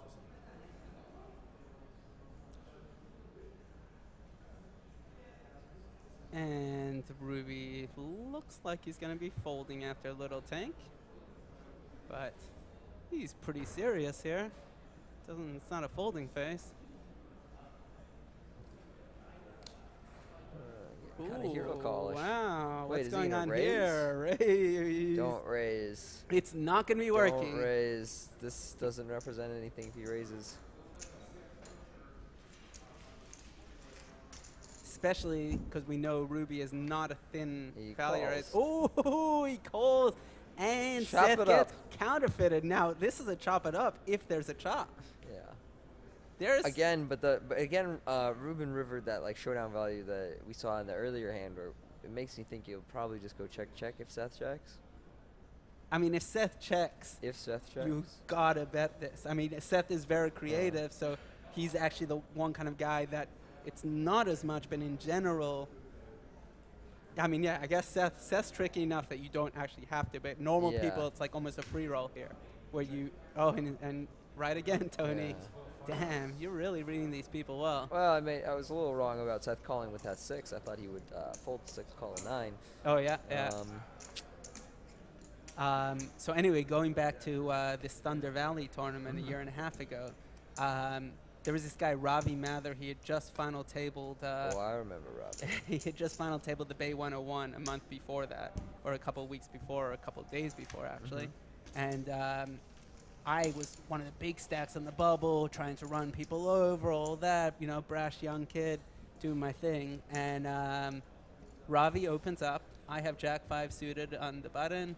I 3-bet, and he comes in for a 4-bet. And we're one away from money. So naturally, with Jack 5 suited, I decided to put him through our test for all his chips. Yep. And he had ace king, and Right. he called, and he won the hand, Oh. and then he won the tournament. Went on to win the Yes, tournament. that's right. But Jack 5 suited, you can lose 80 blinds on the bubble of a WPT. Wow. I have done that before. I just want people to know it's possible. That's a sick hand, though. Yeah, it You was went for it. You thought that he was just not a guy who was going to call off his tournament with a hand like ace king, and then it turned out he was. You thought I he wasn't also gonna call thought off he with was ace just queen or messing something, around a just little. messing Like around? I've been very loose recently, Oh, okay. so I was thinking there was some chance that he was 4-betting, with above average hand, but one that would ultimately end up folding. So, Seth raised 4-2 of hearts. Ruben defended Jack 3. And on Queen 8-8, both players checked. So Seth did not c-bet when he flopped nothing, backdoor flush draw, but Ruby's going to check here, and Seth's going to do the delayed bet. This is what I like to call the Tony Dunst line, checking behind, pretending to have Double check showdown behind, value, though. but maybe he's actually just giving up. Ooh. But And now, if I'm Seth, you just kind of have to. You've got the stone bottom of your range. If your opponent doesn't have anything here, which it certainly looks like he doesn't, you just win a whole bunch. But at the same time, we know Ruby is the guy that's not thinly valued, but he's going Right. to check. He's going to check call with all But his. your hand is so But you bad, have just nothing. bet it. If you're ever going to bluff, you might as well bluff with the worst possible hand. Yeah, you have. exactly. And you are ever going to bluff. So here he comes, and Seth is going to win this. Find a way to win it. He tried to lose it, but Ruby was not taking the bait this time. And Ruby had, really bad hands. Also, it's definitely all right to not bluff there. And we're still right around even. You're here. I'm Ari Engel. I'm here with Tony Dunst at the Party Poker WPT Canadian Spring Championship at Playground Poker Club in Montreal, Quebec. 108 blinds to 100 blinds. We got Seth Davies versus Ruby Percival.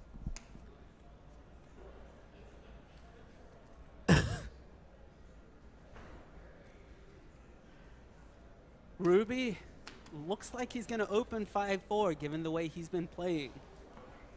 And he opened 9-4, right? He opened 9-4. He opened 3 deuce. 5-4.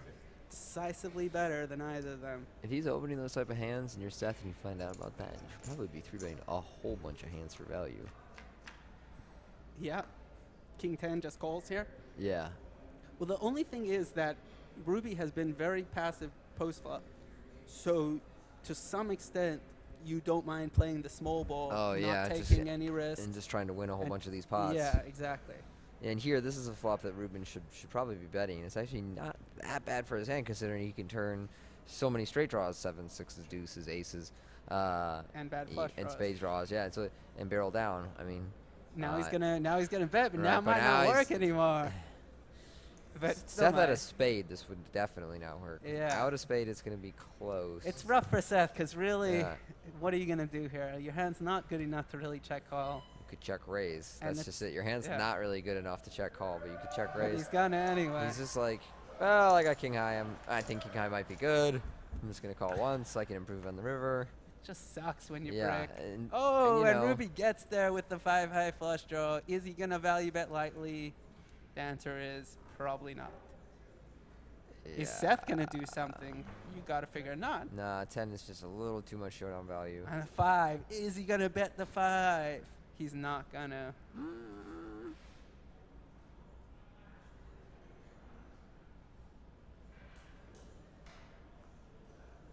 Oh, this is. You got it. The longer we go, the more likely. Oh no, there it is. Check. 10 no good. 10 no good. Ooh, fake. Careful now. Yeah, yeah. Almost happened earlier also. 5 high flush is good.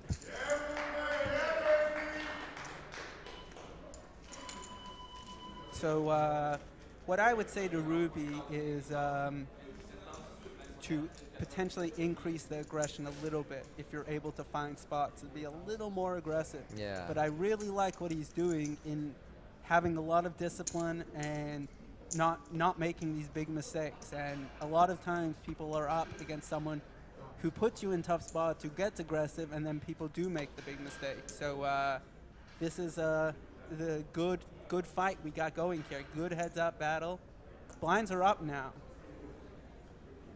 We're up 40,000, 80,000 with 10K antes. 140K in the middle to start. And that looks like an open for 200K. Seth is taking the approach of raising 2.5 times the blind. Ruby, I think, was going a little smaller. Ace-3 suited. Ruby has 4 deuce offsuit. What's he going to do? Is he going to actually play it? Yes, he is. He's going to defend the blind. That's all right.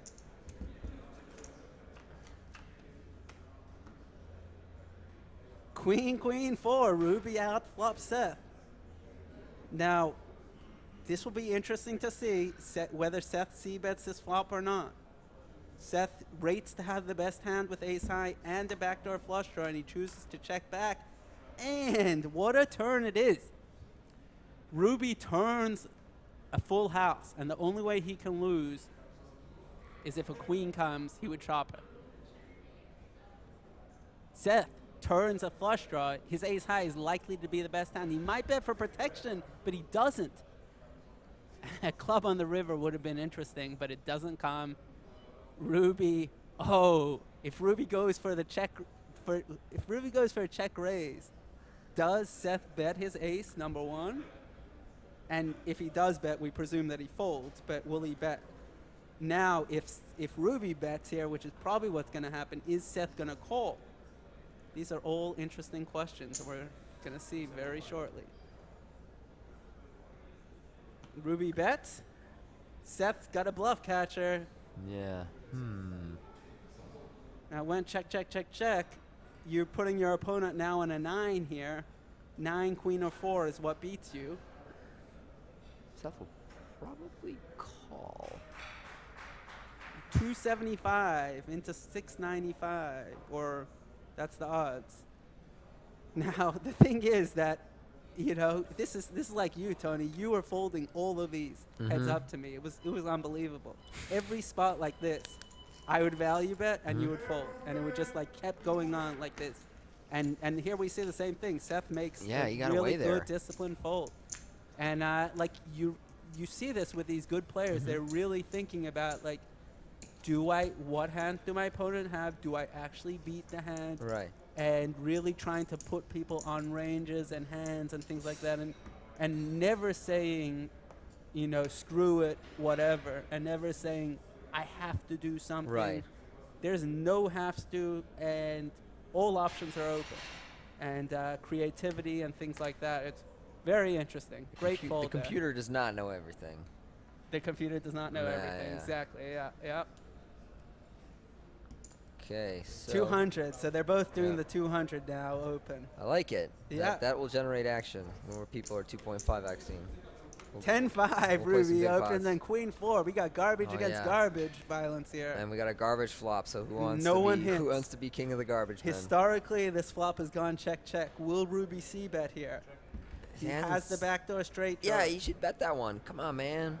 Come on. And a diamond on the turn is really crappy for you. If you had a diamond, then maybe you could do the delayed c-bet game. But with that one, king. Okay, this here time goes. now it's time to bet, and this will win. Seth beats all the bluffs. Will he call? Will he play it? No. No.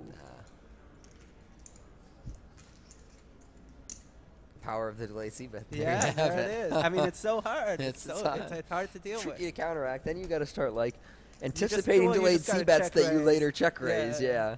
You got to check raise way more, and then it's really hard for the delayed c-better. But it's hard to sense exactly when that inflection point is, though. That people people are delayed c-betting more, and when they're just like checking back with medium showdown value and then betting for value on the turn. Oh, real hands. Ooh. This is going to be a raise 3-bet call by Seth, and that's pretty fun because these guys have hands where if the board, you know, hits them, kind of hits each other's hands. So Jack 8 suited here. Does he have to call the raise still? I mean, I guess unless it's huge. Yeah, He he's probably going will. to take Jack 8 suited Jack 8 position. suited flops really he called well and all that. Jack 9 off, so he's going to call Jack 8 suited. He did call the three-way Yeah. with Jack 9 off. That's true. Yes. You know, have we seen a light 3-bet by Ruby yet? No. Have we seen by either of them in the He heads up? 3-bet Jack 9 suited out of the small, right? Yeah, but not in the heads up. Yeah, not in the heads up. From either, I don't think. No. No. There have not been the kinds of 9 deuces and things like that. I going kept on. waiting for a hand that I was going to 3-bet out of the big blind with in this turn, and I was like, okay, I've got these like ranges in mind. I know I'm going to 3-bet Yeah. with it, and it just like never Didn't happened. happen. You know, it's just like it's so rare that you 3-bet out of the big blind until you reach heads up or something. Yeah. Which has changed Yeah, also a yeah. ton. Used to be there a lot more 3-betting out of the Oh, big blind. yeah. And now I have this, this kind of range in mind, and it just never Okay, happened. Here we we got go. a flop here. Over 1.2 million in the pot. And who's it? And that's not quite the action Okay. flop we were hoping for. No, but we might see some poker here. Because let's say Ruby bets. I don't think Seth is going to fold every time. He does have a floating hand here. Like a bunch of turns improve his hand. And we know Ruby, actually we don't know he loves to c-bet because he doesn't, but we expect him to c-bet here. Yeah. 525 after making it 605 pre-flop. I'm cool with the sizing. I like it. Yeah. Seth And is Seth going to just lays fold. it down. Yeah. I mean, the pots are getting bigger, and Right. Ruby, all of a sudden, 92 to 64, he's just taken this lead, and it's quite a sizable lead it is. Nice 3-2 chip lead for. I mean, chips Ruby change very Person. fast heads up. Yes, they really do. Yeah, the momentum and Uh-huh. swings and everything, and you got to try and be as unemotional as you can, and it's not easy. No, it's not all. easy, actually. And here we're talking guaranteed payout of 180K. Mhm.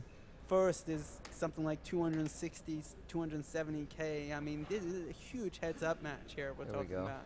Okay, this is what I love. Yeah. Pure poke at its finest. They both have King 2 suited. We're hoping they both miss.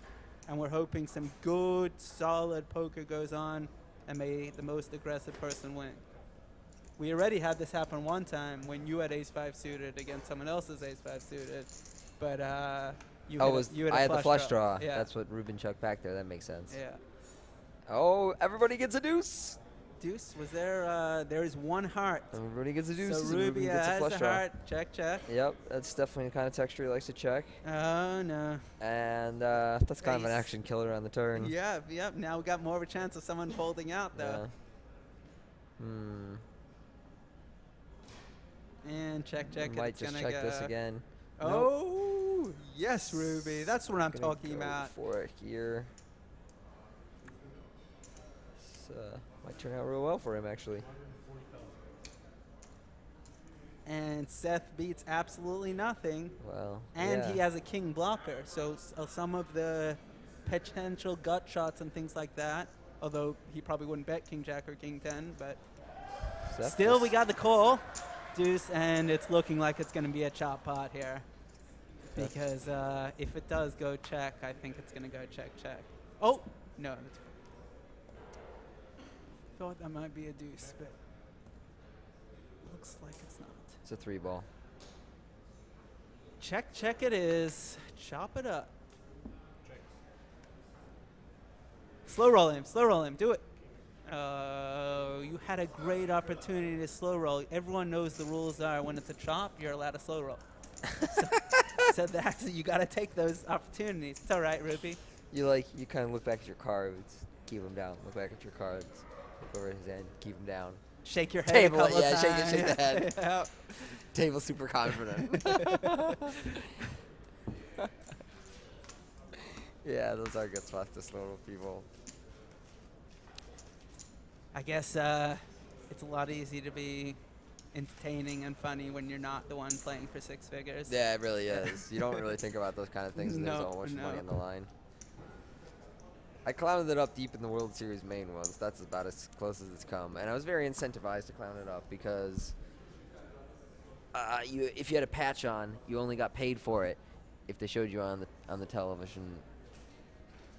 Oh, wow, yeah, that's Yeah, those were the days Yeah. when you used to just get paid Yeah. for being shown on TV. You get that wearing a patch back then was worth like 20K midway through the main. Oh, yeah, I you know? believe And it. So they didn't show you though. You didn't get the money. So Oh, you were sick. so incentivized Yeah. to just like clown it up on camera. Yeah, yeah.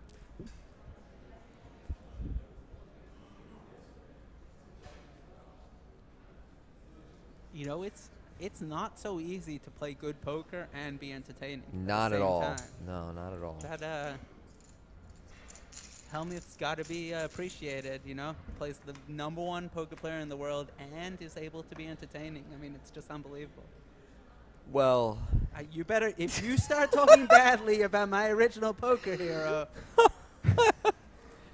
Yeah, that's what I thought. I guess when you have 13 is he bracelets- number here we go. Here we go. Is he #1 on GPI? Well said. Okay. Point taken. There we go. Steve O'Dwyer is the #1 poker player in the world, and I'm going to go hang out with him at WPT Amsterdam coming up next week. People, be there. Nice, nice. If that's not an advertisement Yeah. for WPT Amsterdam. Me and Steve, you'll get to see the #1 tournament player in the world. He will be there. He will grace us with his presence. He will probably win the tournament. That's a pretty good prediction Yep. right there. I will not take action on anyone else. And he won't berate anybody. And he might even drink tea. He might drink tea. That was the next thing I was going to say. There will be tea. Good guy, Steve He is a O'Dwyer. good Great guy. player. I think there's about 0 people in poker who don't know he's a great player, though. Yeah. But the thing is, not everyone knows that Phil Hellmuth is a great player, so that's why I'm here to share. You're here to promote that fact. Yeah, because it's just been kept quiet throughout the years, and you know he's done Such so a well, humble, and modest just man no one as knows well. about it. You know, he just quietly goes about day in and day out, consummate professional. Excuse me. Seth flops the world. Yeah. Ruby opens with King 4. Oh, and he's gonna c-bet King 4. Interesting c-bet. This is the one he chooses to c-bet, which arguably would this be time one he of could, the last ones yeah, that would choose to c-bet. Yeah, this time he can check back, and a bunch of turns will give him straight draws. Also, he can't even get value Yeah. from a straight draw because Yeah. he's blocking a 4. Right. Kind of. You know, it's a little less likely his opponent has a straight draw. And this here- one is going to result in a check raise. Check raise. And I think that's going to be the end of it. But the thing is, you could just like, Seth is now either has a nuts or he doesn't have very much. So he's trying to give those vibes. I'm bluffing. Just going to throw it out Ruby, there. But Ruby is not unorthodox / spewy enough to continue here, is my prediction. So I think we're going to get a fold. Unluckily enough for Seth, if he had a more spewy opponent, he might get some craziness from him. Heads up, anything can happen though. You know it just hates because you're in Ruby's shoes and you're like, really? You have a 7? Or you have 6-3. Yeah, or exactly. Yeah. 9-6 or something. And you're like, you got 6-3. I Yeah. got the 4, so Yeah. I know that's not coming. Ruby is not like, he's not one of those people who tanks unnecessarily, but in almost every situation he takes one beat. Like, he's not a guy who snap does anything. Which is, I think, brilliant. Yeah. I think you have to do that. When you make a big final table, you gotta take the extra beat. Yeah. And just make sure that you're not gonna change your mind, because otherwise you have to think about it for the next 6 months. Right. If you If you do miss that something one really thing, important. or forever, you know. So I definitely like to think about it a couple extra seconds. It's officially happy hour on the World Poker Tour online live stream. Ooh, Yeah. nice. L'chaim. Leaning back with my red wine. Here we go. Ruben with a pair of 7s. Seth with 6-2 suited. I'm curious whether Ruben will 3-bet a hand like this. I'm gonna say yes, given everything we've seen from him. He 3-bet ace 10. I think 7s are a little bit better than ace 10. 7 is great. I just like to 3-bet and 3-bet and 3-bet. I mean, when we have good hands, just put more money in the pot. Yeah, hell yeah. It's a good Either policy. way, you know, really, you just look at one of them and just hope the other one matches. And Yeah. I don't think Seth will peel this time, though. That's 6-2 suited is a bit quite much. weak.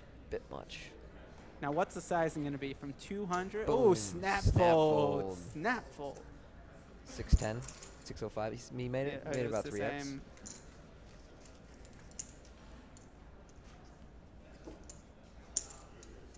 Yeah, Okay, so 86 to 70 blinds. there we go. And it's 30-minute levels when you're heads up, so you only get so long before you're playing kind of an all-in game pre-flop. And right now, these guys get to play post-flop Yeah, poker, we which is fun. still got a while to Yeah. go for that. Heads up is so sick though. Like Seth was just sprinting away with this tournament, and for a lot of it for the last 2 days. And you get heads up, you've got the guy out chipped substantially, and you just lose a couple of pots, and that's it. You're the short stack, so Yeah. to say. Yeah. Not really short stacked, but 9-3 against 9-2 suited. Ruby gonna open with 9-3. He just opens. yeah. So if you're Seth, this is a spot where maybe you could mix in a 3-bet with one of your crappier hands that could, in some 9-2 ways. suited. Please don't Yeah. tell me that's a crappy hand now. Yeah. I gotta rearrange my rankings. Yeah. And here, Oh, there and we here go. come Holy Tony. What is with you? Yeah. Damn. Mm. Another accurate prediction. I think that Seth is also sensing that Ruby is opening all opening a his lot, yeah. garbage. And it's not like 9 deuce suited flops that well And did you out see of that position. flair with Yeah. which he mucked the 9-2 suited Yeah. at the 3? He's just loving Got life. him. 3. I'm like you said, feeling like he's in the zone. Yeah. 3 betting 9-2 suited, just not feeling really good about his game.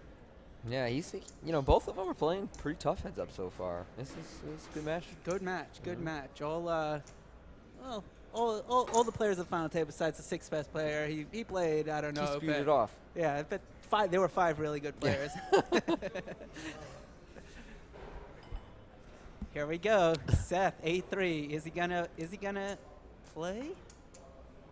Nope. He gives a walk. Okay.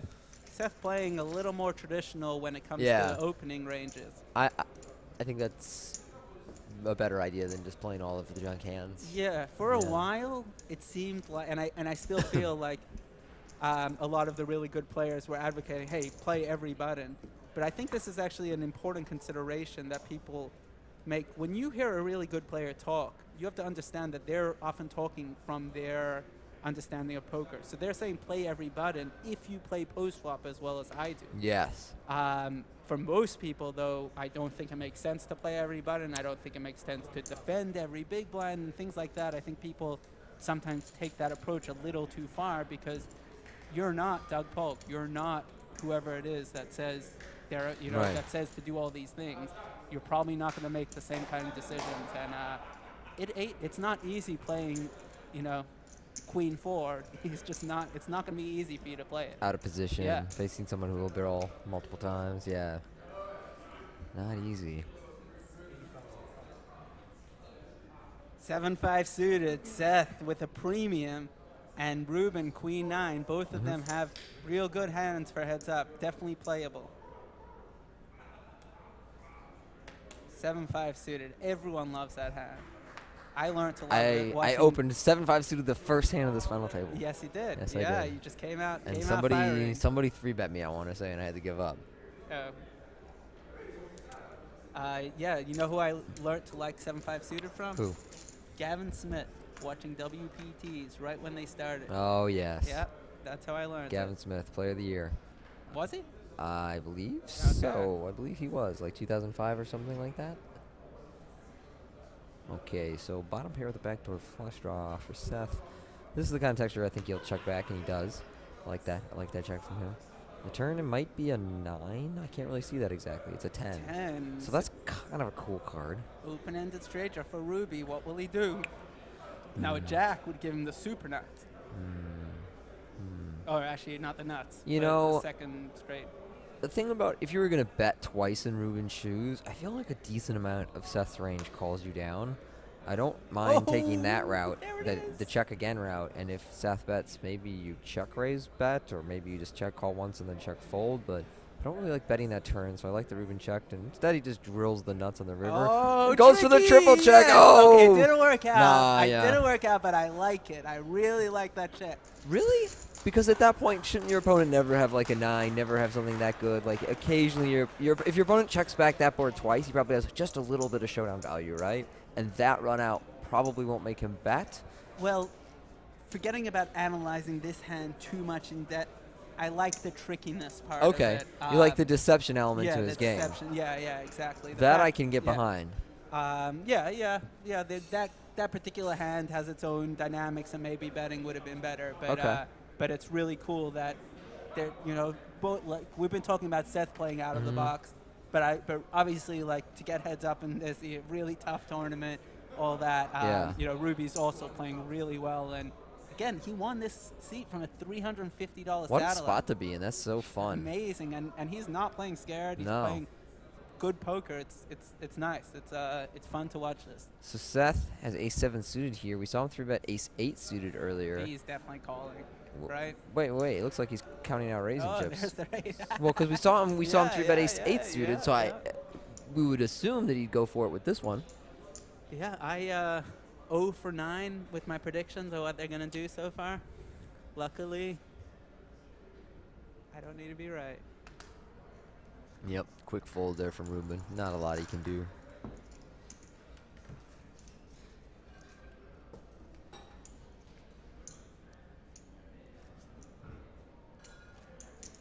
$85 to 71 blinds. The gap is closing. Ruby still with the chip lead. What a match.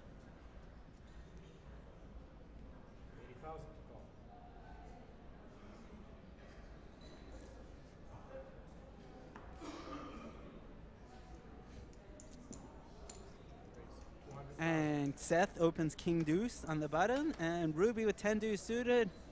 In honor of Doyle Brunson, he's gonna play this and call. Yes, he does, and let's see a flop. 2 deuces come, and it could be a big cooler. There's a 10 right in the window. Ruby takes the lead.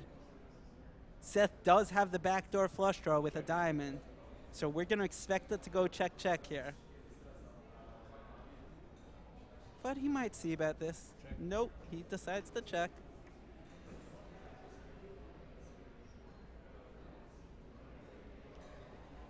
Will Ruby bet the turn? Check. No, he doesn't. Turn looks like a paint card. Check. And it goes check. Turn jack, river, ace. So Ruby still has the best hand, but if Seth fires, this is going to be really hard for Ruby. Is he? Oh, no, goes check. Seth's just going to try and show down his king high. And Ruby shows his 10 deuce and takes it down. And the crowd goes wild. Ruby, the hometown hero, against Seth Davies. Seth is originally from Colorado, 27 years old. Grew up in Bend, Oregon, and went to the University of Oregon.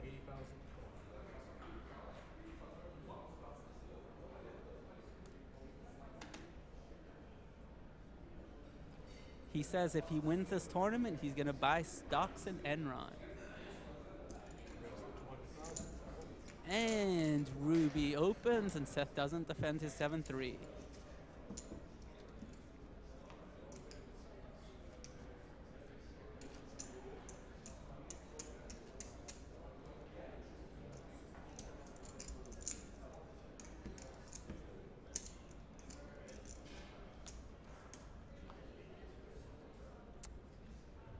And blinds 40, 80,000.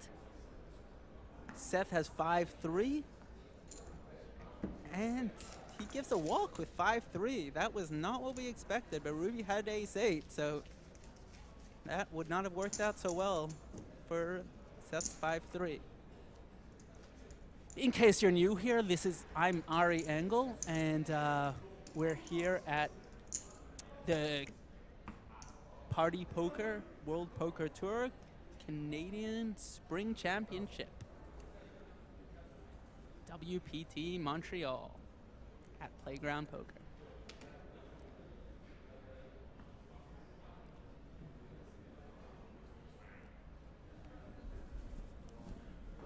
We got Ruby first to act with Queen 8. And he probably is going to open this, and Seth's gonna call. What do you think, Tony? Yep, I would think so as well. Yep, quick call from Seth. And still doing the 2.5x. Yeah. I like it. Better flop for Ruben than Seth. And Ruby flops a gut shot at Jack. Jack would give him a straight 8, 9, or Jack he needs. Or, I'm sorry, 8, Jack, or Queen. And that's 37%. He's going to c-bet and probably win it. King Deuce suited does have the backdoor flush draw, though. Oh, he's not going to win it. Okay, we kind got of a surprising. check call. Because Ruben doesn't continuation bet that much. I think I would probably just fold if I were Seth. Yeah, I think so. This should be interesting. Ruby doesn't seem like he's the double barrel type so far, but we this know is the card, man. Yeah, we know that would work very well for him. That's Here we increased his go. equity, or it's decreased his equity, but it's given him another out to 6 now. He needs to size it a little bigger than this, I think. It's like 3 1/4 or something. I think he should be betting bigger. Yeah, Doesn't matter. He's going to work here. It works here, but yeah. But otherwise, yeah, a well-played hand for Ruben. Very well there. played by Ruby there, Yeah. earning the pot with the worst hand. That's how you're gonna do it. And Ruby over a 3-2 chip lead now. Back over 3-2 chip lead, approaching the 100 blind mark. It's got him 1.5 to 1 now. Coast into a comfortable lead. Seth with a pair of 3s. And got to think Ruby's going to fold 10-4 here to Yeah. open, but let's see what happens.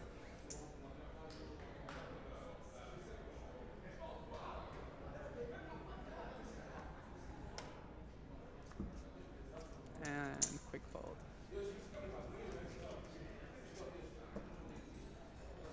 Ruby with a pep in his step now. You can kind of feel his excitement, and things are going his way recently, and he's looking to take down the WPT title. That'd be so sick to do it off of a 350 satellite. Yeah.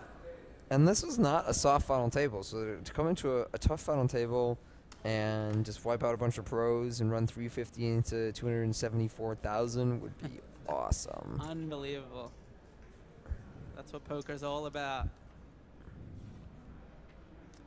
Jack 10 opens it up, 8-7, gonna defend it.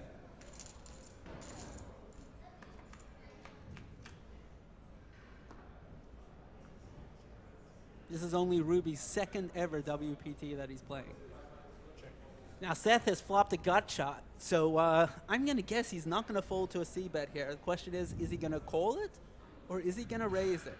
Also, Ruby has started to, like we said, has a little pep in his step now. C-betting, basically complete air here. It is the best hand, but he does not know that.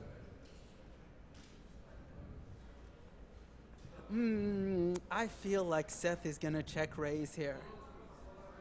Is it gonna come? Am I just being blinded by the cards? This is a cool hand to check raise, though. You know. Yeah, but I'm being blinded because You know, just called. this isn't a bad hand to check call either, though, No. because your opponent's going to continuation bet really wide, and you can just like float and bluff the river a pretty high frequency and win that way too. So either one seems fine to me. And is Ruby gonna double barrel bluff with no equity? No, he's not. After Seth turns a great card for him, and is it gonna be a 10 or jack? No, it's not. So Seth has the best hand, and presumably will value bet it here, because a king would have bet in Ruby's shoes most of the time. And he's hoping to get called by a 5, a 4, an ace. This is a very easy value bet from Seth, or at least it's easy for him to think he has the best hand now. Now he's gonna fire out. It looks like a huge bet. No, he didn't put out them all. It's 360 maybe. Not a huge bet. 460, but a little less than half a pot in that neighborhood. And Ruby is gonna fold unless he decides to do a crazy raise, like I did to you, where it didn't make sense and you made a nice hero call. Which one? Oh, wait a minute. Was that when you? It was a king. Me and Tony were in a hand heads up in Aussie Millions where I c-bet the flop with not much, and Tony had top pair with the king, and it went check on the turn. The river was an ace, and then Tony value bet thinly with his second pair of kings. Tony raised me. And then I raised him with nothing, and Tony made the right read. Refused to fold. And called. So, yeah, that kind of reminded me a little bit of this hand, except Ruby did not spaz it off like I did with nothing. Well, eventually the hero calling got the best of me.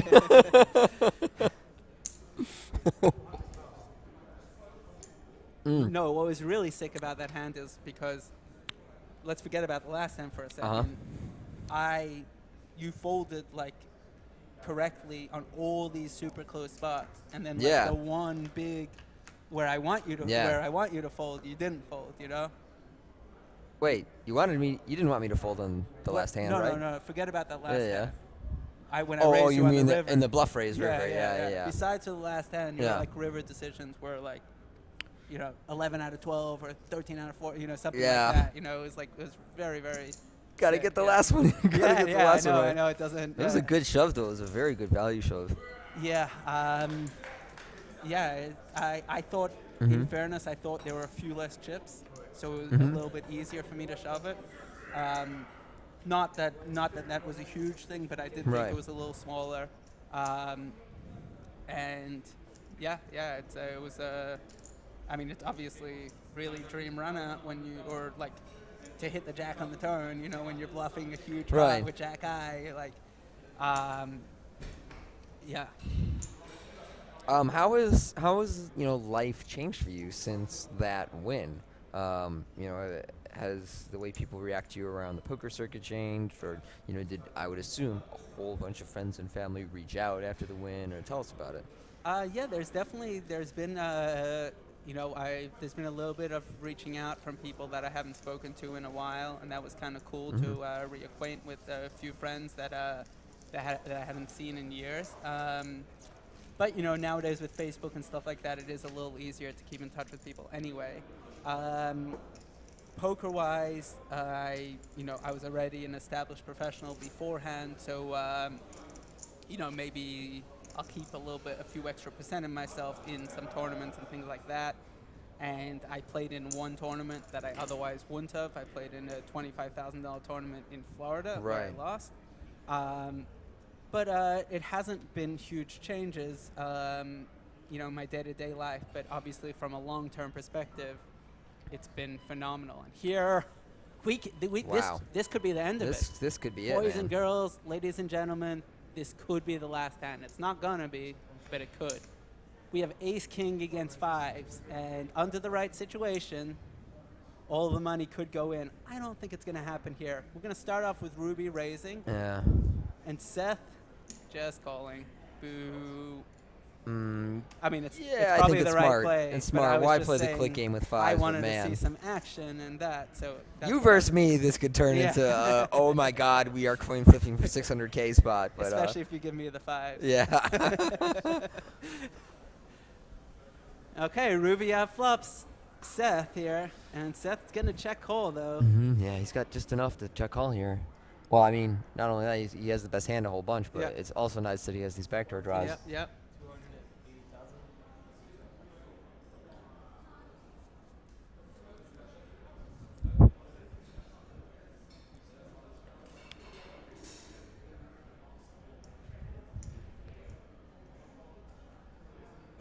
Seth, check calling. 7 or 3 would be an action card. Queen. Not a good card for Seth. One more big over card. Having said that, now there's another flush draw. There's now some straight draws. All these kind of hands that Ruby could theoretically double barrel bluff with. So if I'm in Seth's shoes, I don't find it super easy to just fold here because it's very hard to have a pair heads up. Having said that, Ruby is betting for a second time. He's not the most aggressive player in the world, but he's definitely not a nit. Yeah. This is good. This is why you play somewhat aggressive, so your opponents are in doubt. It's not super clear what Seth should do here, and he only has 5% equity. Right. And there you go. Yeah. Seth's gonna uncertainty call. will Okay, lead him to if a call. brick comes here, what happens? Or if a flush draw comes in. 5 of diamonds. Is, Oh, the flop flush. that's Check, the, check on the that's river. the action killer. Is Ruby going to value bet? Or is Seth going to do some sick bluff here? Nope. Seth's just like, ah, And crap. it's going to go check, check. I don't think Ruby's going to value bet this. I agree. It's a bit ambitious. But it's like, damn, I have such a strong hand. He's like, oh, I even have the king of hearts. Ugh. This is the strongest Is everyone hand going I to think could- I'm a nit if I Yeah, check this? yeah. Nah, it's cool. But if you bet and get, especially There like you you go. know you looked weak a little bit. Yeah, it's all right. It's Yeah. good. It's good. You're fine, Ruby. You played it well. It's all good. We don't think you're a nit for checking there.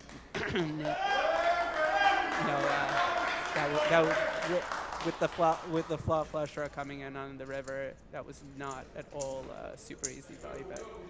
And Ruby has now really extended his lead. And look at this. Seth has done the Ukrainian stack heads up. What I did too. Do you see the What's the where Ukrainian stack? Ukrainian stack is when you separate your stack into 2 portions. I did the same strategy against you. Heads up. Why is that Ukrainian? One of my good friends, Tim Finney, Okay. Highland Fox, he started doing that, Uh-huh. and I don't remember what came into that, but through him, it got called the Ukrainian stack. I think he has some history of his family being from Ukraine or Okay. something like that, and yeah, Ukrainian stack. When you have so many chips and you can separate them into 2 separate portions. It's a strategy often used heads up in tournaments. As it turns out, Seth has a lot of physical chips, but he's a short stack. Yeah, in a yeah. Heads up match. Lucky, heads up. That's why, like, even when you're the shortest, like, you still have a lot of physical chips usually. So it's a good. It's really nice when you can do that earlier on. With 5-6 people left, but it can be a little deceptive and not super ethical if people think that the stack belongs to someone else. Yep.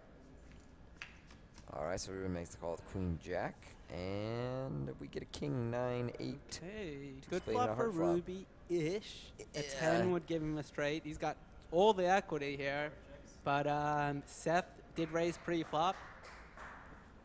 So if Seth c-bets here, Ruby's probably not going to fold, but to 1-bet. But he probably will fold after that. So let's see how this goes on. We're going to start off with a Seth c-bet. Yeah. And we're going to probably see a Ruby call. Probably. Probably. I can see a raise also. I can't really see him folding. 250 and all 10, 25,000 chips. None of the 100,000. Yeah. Does that mean anything? I don't I know. wonder sometimes. Yeah, yeah. Try and keep an eye on people. And Ooh, he that's kind gets- of an interesting card. He has 2 ways that the 10 gives him a straight now. Didn't give him more outs, though, for Ruby. But he's up to 86% because Seth needs to hit a 7 or 4 to win it. But that's only if there's a showdown. Seth might Seth barrel is this gonna card. barrel this card. Because he's just got 0 equity, so it's like, well. And it And your is- opponent has an 8 or a 9 and a decent amount of the time. And if he's just got some crappy 8 or 9, he probably folds. Maybe not the. Oh, no, he doesn't. he knuckles. Seth, unorthodox. 4 ball, four got him. flush. Oh. Check, check. 4 on the river. Oh, he did. Oh, the 4 is good enough. Yeah, oh, 4 what's going to wins. happen here, though? Ruby, Well, Ruby, you can- know what, Ruben? If he bets here, Oh, and he's gonna yes, bet. this is a really good bet because your opponent just never has anything that good. Yeah. So you should win with this so frequently. Well, at the same time, I expect my opponent to bluff the turn a lot. So when he checks back, I expect him to have some showdown. Yeah, like an 8 But- or a 9 a fair bit. Oh, yeah, which we Yeah. can't necessarily call on this river. Definitely not. And so Seth beats Jack 10, Queen Jack, Queen 10, 7-6. 7-6, 10-7, whole bunch of different straight draws. But that's it. But that's it. Now, He loses to a he- spades, an ace. now he Would can Ruben- raise here. But Ruben might not. Oh! Ruben might not bet a king, is what I was going to say. Seth. Oh, damn. Oh, that's a dirty feeling when you're Yeah, Ruben. He played that hand well, and it's just like, gross. Wow, that was kind of ambitious hero call with a pair of 4s. Correctly, they're very ambitious. He beat very, very few hands there. Very few. But one of the hands he did beat was what Ruby had, and game is back to very close to even. Huge pot, huge momentum swing here. Ruby just feeling crushed there. Getting he still has the chip by lead, and he's fifth like, pair. no. Yeah, it's just so not fun when that happens. You just feel completely owned. Here we go, 40,000, 80,000. We are at the Party Poker WPT Canadian Spring Championship at Playground Poker in Montreal. We got Seth Davies heads up against Ruben Percival. I'm Ari Engel. I'm here with Tony Dunst. And we got a Queen 9 versus Queen 10 matchup. Ruby opens 200K, 2.5 times the blind. Seth defends it.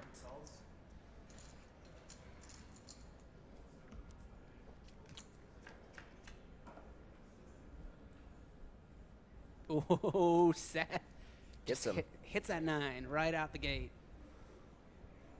Ruby not interested in c-betting here. I think you should. I think you should c-bet. Yeah, such an innocent flop, usually good for the pre-flop raiser. Yeah. Seth most likely gonna bet It's just this. a lot of turns that improve your hand as well when you're Ruben, but you still don't have showdown value, so you could just barrel off and get 4s and 3s to fold. How about if you're Seth check raising this, try and get light value from some hands? Don't you think it's a little ambitious considering your opponent will check behind a 4 some of the time? Yeah, some of the time, but then all the other hands, and your hand doesn't look very believable. But as it turns out, probably either way he wins it. Yeah, I just feel like I'm putting some money in if I'm Ruben with Queen 10 on that board with that hand. When you're the pre-flop raiser and it comes 9-4-3 with no flush draws. Right. You just get to win too often Yeah. to be checking behind and then giving up later on. Yep. As it turned out, though, he saved money. Whatever he put in there, he was not going to get back. And we've seen this a couple of times where the more traditional line would have lost Ruby some money. Yeah. So I don't know if he's picking up something, some sort of tell. It might just be feelings, like a lot of poker players get these intuitions after playing a lot. But I'm very impressed with the way that both of them are playing.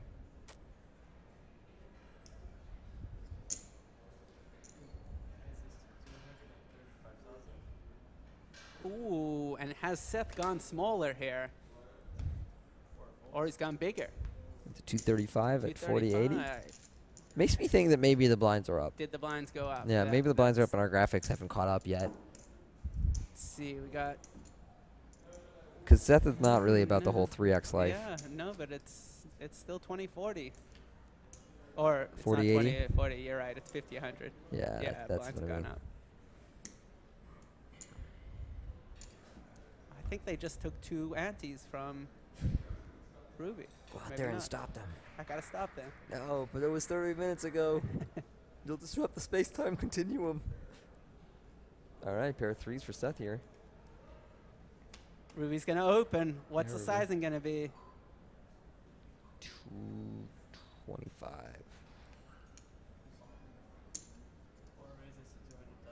2 even. Oh, 200,000.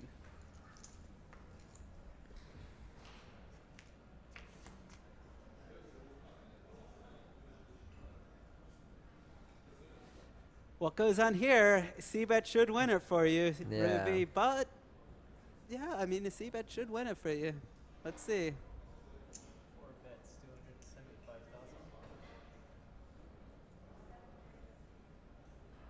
Seth not wanting to give it out. Look, it's hard to have a pair, I'm telling you. It ain't easy having a pair, and Seth's gonna check call. Sick read by Seth. Good intuition. Will Ruby keep firing? 7, 8, Jack. Not Jack. Deuces, better card for brick. Seth. Oh, man. Now we know that a triple barrel probably would work. The double barrel Sure. is probably not gonna. And he's gonna have the heart for the double. Will the triple come? Oh, but it's small. He keeps going real small here. 365, but it looks real value-y. But you pair in a gutter. And also the thing is, we know that Ruby doesn't value bet light, so he doesn't have a 9 here. You know, so he either has an Yeah. ace or he's bluffing, an ace or better. Seth recognizes that. And Seth is recognizing that, and Calls pretty also comfortably. partially just Sticky. He's just being yeah, and he's sticky. got a Yeah. pair and a straight. And we've seen him call with King 10 like, oh, whoa, the triple barrel here is gonna work most of the time. Now, I don't think it's happening. Summon the heart here, Ruby. Yes. Summon the heart. Seth's Do hand it, really kid. just looks like an Even though you're ace. not a kid. Summon the heart. You don't have it. I'm sorry. I mean, this is really tough. I probably checked through also. I'm not saying it's easy, but Yeah. yeah. Pain. You see that you lose the threes. You're like, no. Why didn't I have the heart? No. Oh, and this has been an unbelievable swing of momentum Seth's way to win both those two pots in a row. Was just really big for Seth. And we have coming up the Party Poker WPT National UK. It's at Dusk Till Dawn Casino from May 19th to 23. For more information, go to WPT.com. I'm going to be there. You're going to be there I'm too. going there. I'm going to Amsterdam. Yeah, I'm going going to on Dusk the Till World Dawn. Tour. I'm going to Cannes, WPT National Cannes.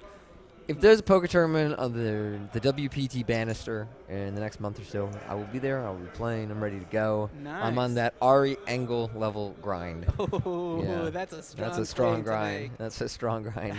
Actually, I am There not on better that be level more of than grind. 3 Like, I tournaments see in you next bust month. main events and then just snap enter the side event going on right that minute. That's like 1/10 of the stakes. I'm like, I don't have that much heart. Yeah. I can't do that. I mean, I play tournaments Yeah, for a you living. play- What am yeah. I going to do? What are you gonna do? Yeah, I got to enter into the next one. Ooh, here we go. Ooh, here we flush go. draw, top pair. All right, so Ruben defending in the big blind with the ace-6. And how much Seth, better do you feel with the flush draw, even though it's 8 high, than Yeah. with the bad ace? You know how much you expect to lose. And your opponent shouldn't have anything that good here, because he would 3-bet most of those hands. Yeah, yeah. So if you're in Seth's shoes, you're like, okay, on most runouts, I'm just going to triple barrel here and assume that if you don't raise me at any point, you don't have a hand that good. Yeah, yeah. It'll be interesting. Okay, Mm-hmm. so like we can basically see the way the hand's going to play Yeah. out. Good chance. Ruby's check calling flop. Yep. Very likely check calling turn. Yep. Let's get to the river. What's Yeah, happening, hopefully boys? it goes, 7 of spades, deuce of hearts or something, and then we can find out. Yeah, yeah. We want to see who's got the bigger heart Yeah. here. Who can now? Ruby has an easy check call now, but as the bets Right. continue, it's not easy to No. call down with one pair. There's your Oh, deuce. complete There's brick. our deuce. Is Seth gonna double barrel on the complete brick though? Sure. Sure, why not? You still sticking Yeah, with the all the good plan. hands are in his range. Most of the good hands are not in Ruben's range. Yeah, yeah. And he only has 8 high, so if he Yeah. doesn't, he's basically giving It's up just over. 80% of the time when he misses. And going bet check bet on this texture is not going to work very much at all. All your good hands double barrel. And so all the momentum has been going Seth's way recently. Get him. Bi- There you go. Big pot brewing here. Big pot. What's happening on this river? We can already feel it. Dude, look at how big that bet is. He bet like 1.4 into 1.4. Oh. This could get Ruben to just fold. Fires out the pot. This is so sick. So sick. 1.5 into 1.4. He overbets the pot on the turn Yeah. with 8 high. Wow, what do? You only have one pair of aces, and you still have to face the river bet. Right, This your top pair is really is shriveling up. disturbing. This is disturbing. You got top pair, and you're just not loving it at all. What a bet by Seth. Seth has some heart firing out 1.5 million. And Oh, it looks like a call. here's the thing. Looks like a call. At this point, if you're Seth, and again, I'm the one looking at the hole cards, Ruben has not looked like a guy who is dead sure of what his decision is, and that makes me more likely to go for it on the river if I'm Seth. Like, if I see my opponent genuinely tank the turn and then call, and I don't think there's any sort of acting or yeah. masquerading, then I'm going for it. But I don't know. I feel like Ruben's just going to end up folding this turn. The bet sizing by Seth, it makes it so hard to continue. Yeah. Now, do we think Seth does this with his good hands ever? I don't even know if that's relevant, but just as a side, interesting thing, because You certainly can. He could, I guess. Yeah. I think he would be scared to like get a fold, you know. Yeah. But maybe if he had king queen, you know, and then he doesn't have any of the blockers for the pairs and two pairs and stuff. I don't know. Or maybe a set of tens. A set of tens might be kind of. This is crazy for Ruby because Ruby knows he still has to potentially face a river. Right. It's like one thing like, okay, I think I'm good. But this is so tight. It takes There you forever. go. You can't even. There you go. 8 high. Show him one. Show him one. Okay. Oh man. Seth now has a big chip lead. Huge moment. Everything is going Seth's way right now. Ruby has to find a way to switch the tides. And this is really hard to do again because Seth is just feeling confident. Everything's going his way. He got a huge bluff through right there. Oh, 8 high just bets more than the pot.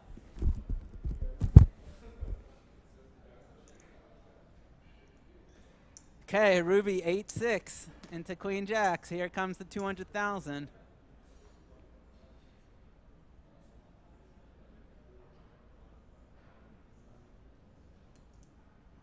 And we don't really see anything yet, but 215, 235. Queen Jack gonna call. Seth with the Ukrainian stack. Got all the anti-chips on the right. Or on the left. Depends on which angle. Oh, and Ruby just flops the joint. 8-6, and it comes 8-8-6. Unlucky for him, Seth has queen high, no pair, no draw, no backdoors, nothing. Is Ruby going to fire the C-bet? If he does, I fear Seth is just going to fold. And that's it. Yeah. Oh, yeah, he can't really continue there. So tilting for Ruby. He flops the nuts, and he can't even be happy about it. Oh, man. I don't know which Ruby is more tilted about, the hands that he just lost or that hand that he just won. The combo, though. Combo is not good for him. It's all right. He did win a pot, though, you know.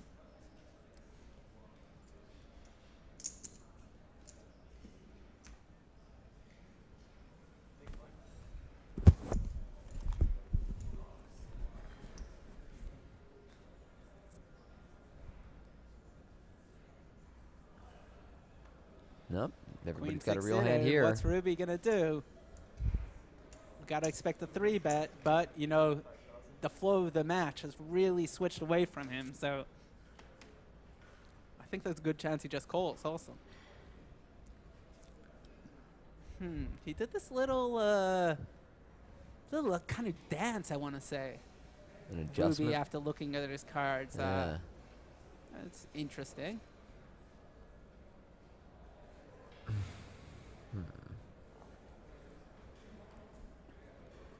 Okay, so given his timing and all that, we can basically pretty safely assume a 3-bet's coming in.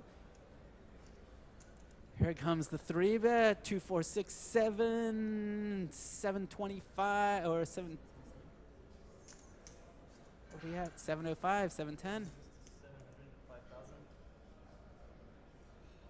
705, I think. Yep. Exactly 3 times the 235 that Seth opened. Queen 6 suited. Seth not giving it up easily. I think he might call. I think he might 4-bet. I think he might 4-bet also. What are the blinds at? Oh, he might 4-bet. Ooh. 4-betting's fine. Oh, here comes the chips. Damn, Tony, damn. I mean, it's just like stack-wise, it's a pretty cool spot.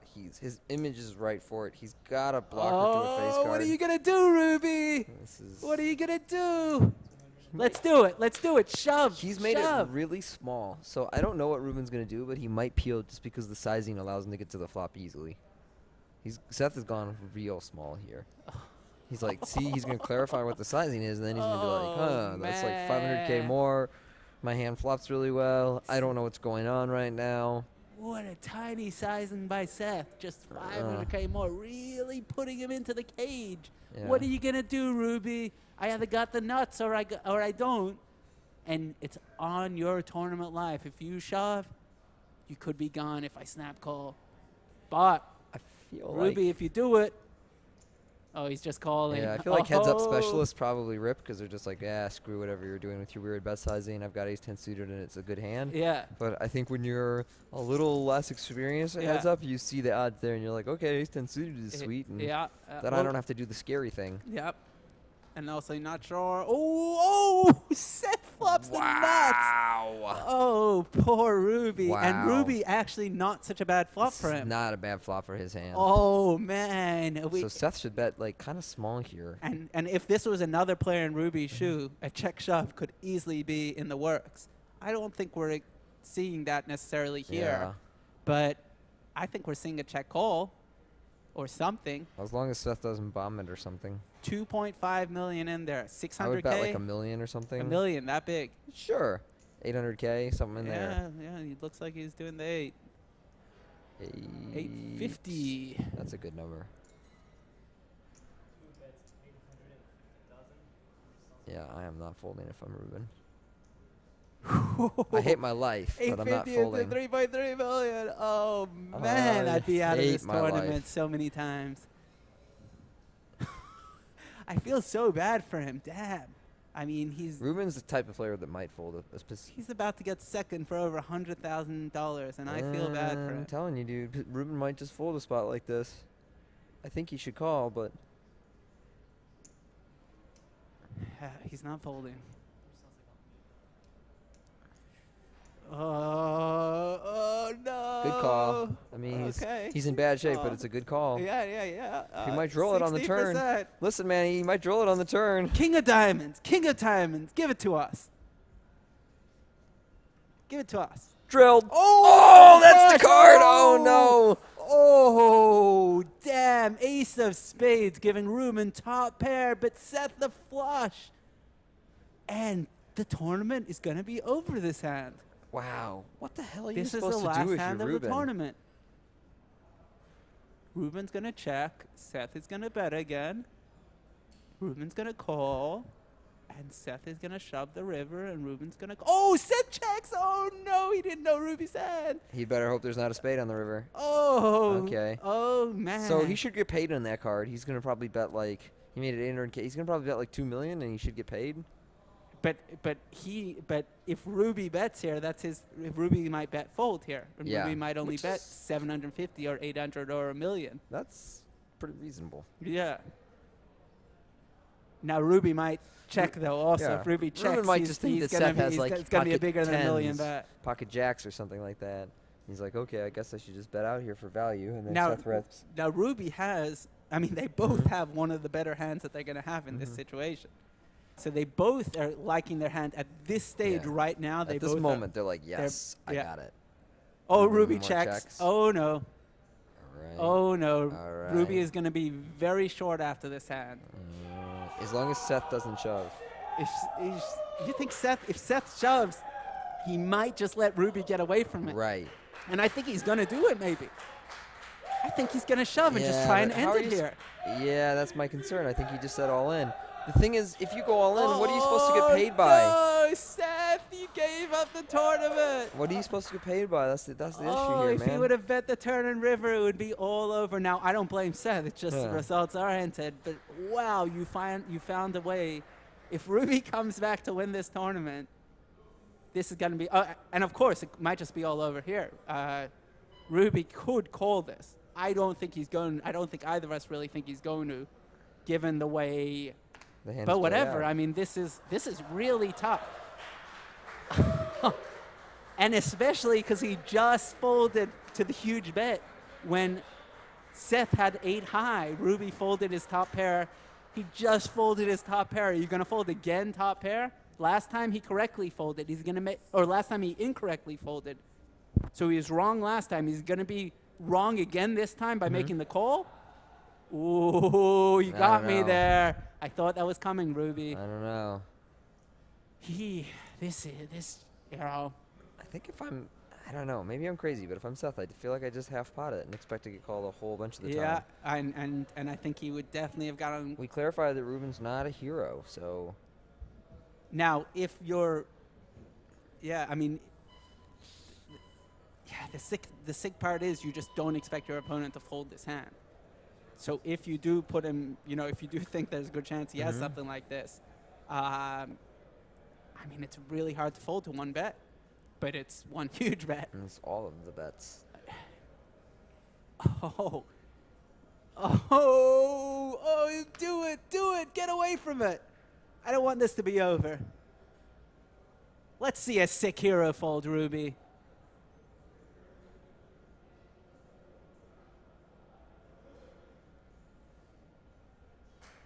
Sick hero fold.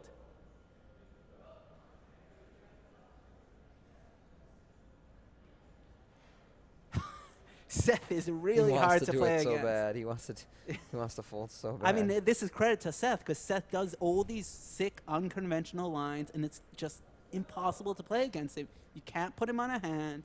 Seth is just so unpredictable that it's very difficult to fold something as good as Ace-10 here. Man. And we haven't... It has not been a break since this past hand where Seth had 8 high and bluffed out Ruby. So Ruby doesn't even know about that hand. And now back to back. Now, remember, all the momentum has been going Seth's way in recent times.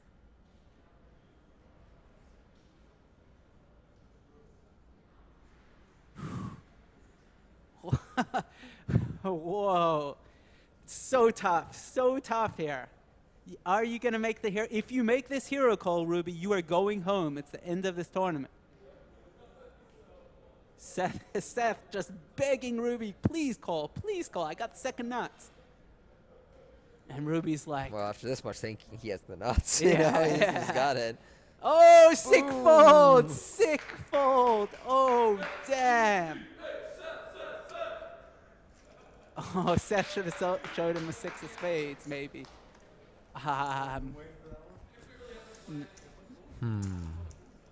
Sick fold, Ruby. Look, that does not feel like a man is feeling great. No, you don't. You really question it after something like that. But you know what, man? You would be out of that tournament if you had called. You made the right play.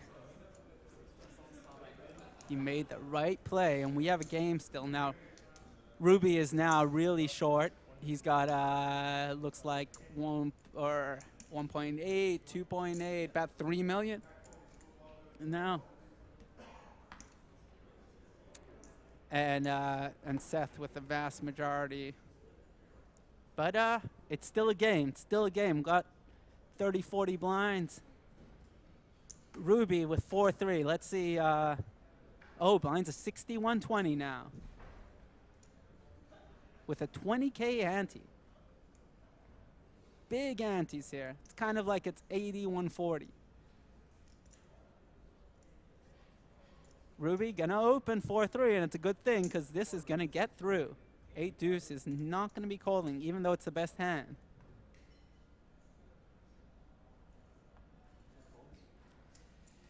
Four-3 takes it down. Ruby with a sigh of relief there. Finally gets one through.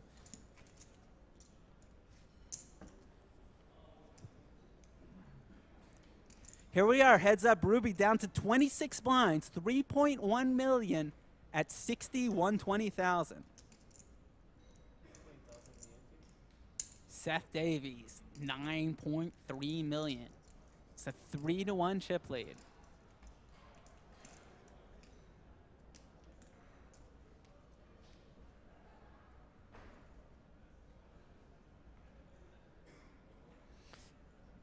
Seth, Queen 7. Gonna open the button here. Let's see what sizing he uses at the new 61-20 blind level. Looks like he's gonna go to 275.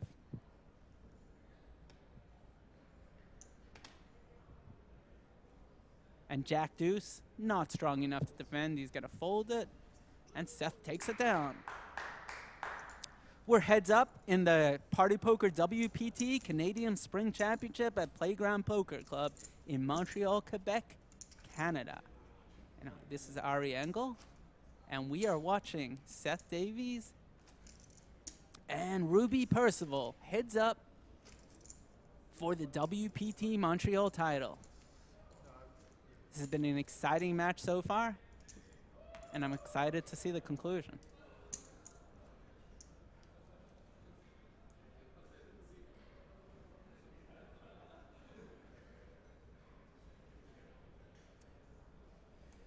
Ruby, King 7, he's going to open this. 300 has been his opening size so far. Let's see if he continues with that. It looks like he is. Queen Deuce, probably going to fold by Seth Davies. Oh, Ruby goes down to 275, copying Seth's opening size. Is Seth going to 3-bet here? Because I don't think he's calling, and he looks like he's questioning. I think we're getting a 3-bet here. Yep, here it comes. It looks like he's going a little bit on... No. I thought it was small, but no, it's not. 675, maybe? A little bit on the small side if it's 675. 400,000 more. Looks like Ruby is gonna... Yeah, he's gonna fold it. Nice read by Seth. Queen Deuce. Going at it. As you can tell, Ruby just opening the button super wide with everything. So Seth, hey, if you're opening super wide, I can 3-bet really wide. It's gonna be very hard for you to play. What are you gonna do with King 7 there? You gonna shove it for your tournament life and hope I don't have a hand? Would have worked that time, but Ruby down to 23 blinds. Seth really putting on a clinic here. Having said that, Ruby made an excellent fold just a few minutes ago with ace-10 top pair to save his tournament life and extend this match. It should have been over. Most people in Ruby's shoes would be out of the tournament already. Seth, King-Queen, gonna open. I think we're gonna see a Ruby defend here. Looks like it went to 300 now instead of 275. They're mixing up the sizing.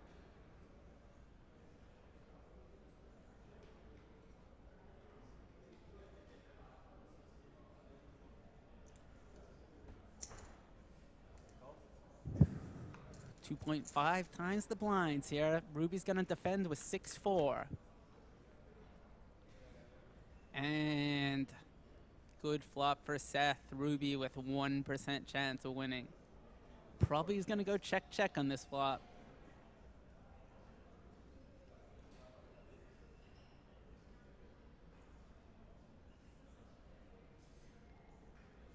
No, Seth gonna c-bet, and that should end it.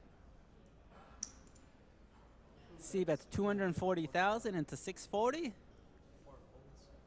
And that's it.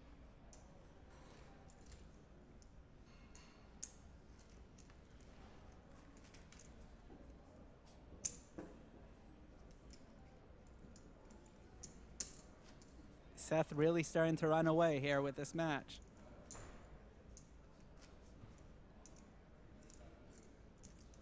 What a performance it's been so far by both these players.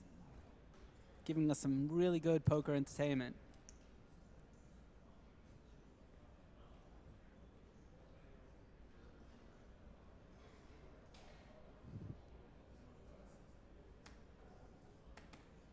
We got Ruby with Queen 5. Expect him to open. He hasn't been folding very much.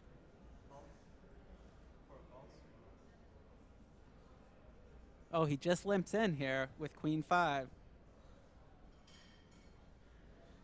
And Ruby and Seth with 4 deuce is going to check through.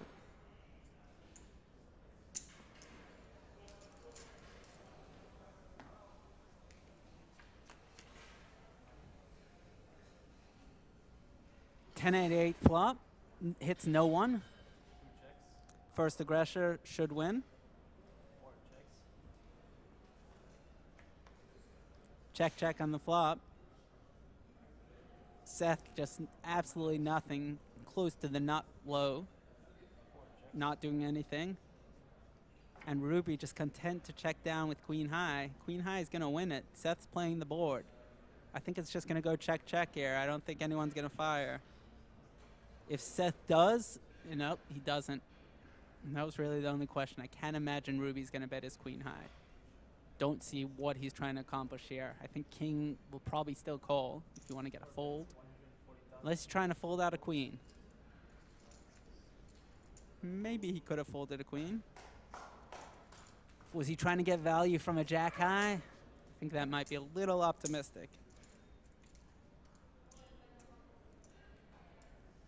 Reminds me of my limit hold'em days, where people used to bet those kind of hands and try and get value from jack high. But you don't see that very often in no limit hold'em tournaments.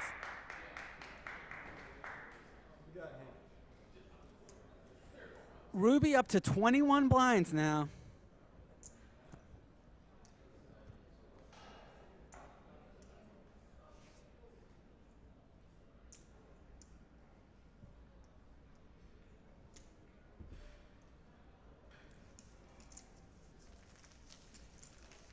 Yeah, 83 blinds for Seth Davies, 21 for Ruby Percival. What a heads-up match it's been. What a whole final table it's been.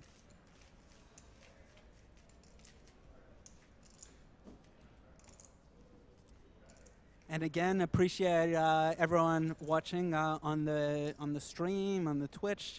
Haven't been able to catch all the questions on there, but if you do have some questions, we'll try and look at it and answer any questions that you do have. It's been really enjoyable stream, and I hope you guys have enjoyed watching it like I have. And Seth just gives Ruby a walk with 5-3.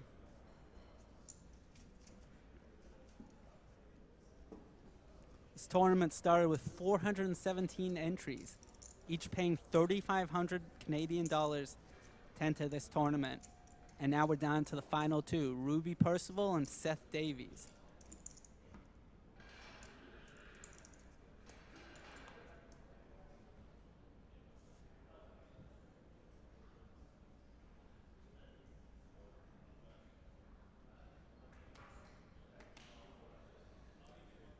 Got Ruby, 6-4 on the button. We haven't seen him fold very often in these spots, so I expect a 300K, and I think Seth is just going to shove this hand afterwards. Because versus the 21 blind open, ace-8 suited is pretty good hand. Yeah. I'd be very shocked. Anything but a shove here. He's been 3-betting these type of hands all day. I would anticipate he does the same thing here where, you know, their value increases. Yeah, I guess maybe he might not shove. He might 3-bet with intention of calling, but I think a shove is more standard. Did he? Oh, okay, yeah, he went all in. Yep, that's what you want to do. Yep, takes it down, no showdown, takes it off the table, and you can't get sucked out on if there's not a flop. Mm-hmm. It's certainly looking like it's Seth Davies' day so it far. does right now. It looked like his tournament for the last couple of days, and you know, after some initial setbacks in the heads-up match, it was just. Well, then it was, you know, it was a cakewalk after that, wasn't it? No. But I mean, you know, after some initial setbacks in the heads-up match, everything has really started to go Seth's way, and it seems like he's got a pretty good handle on what to expect from Ruben. So it's going to be tough to beat him. Yep. And Seth just limps in here with Queen Deuce.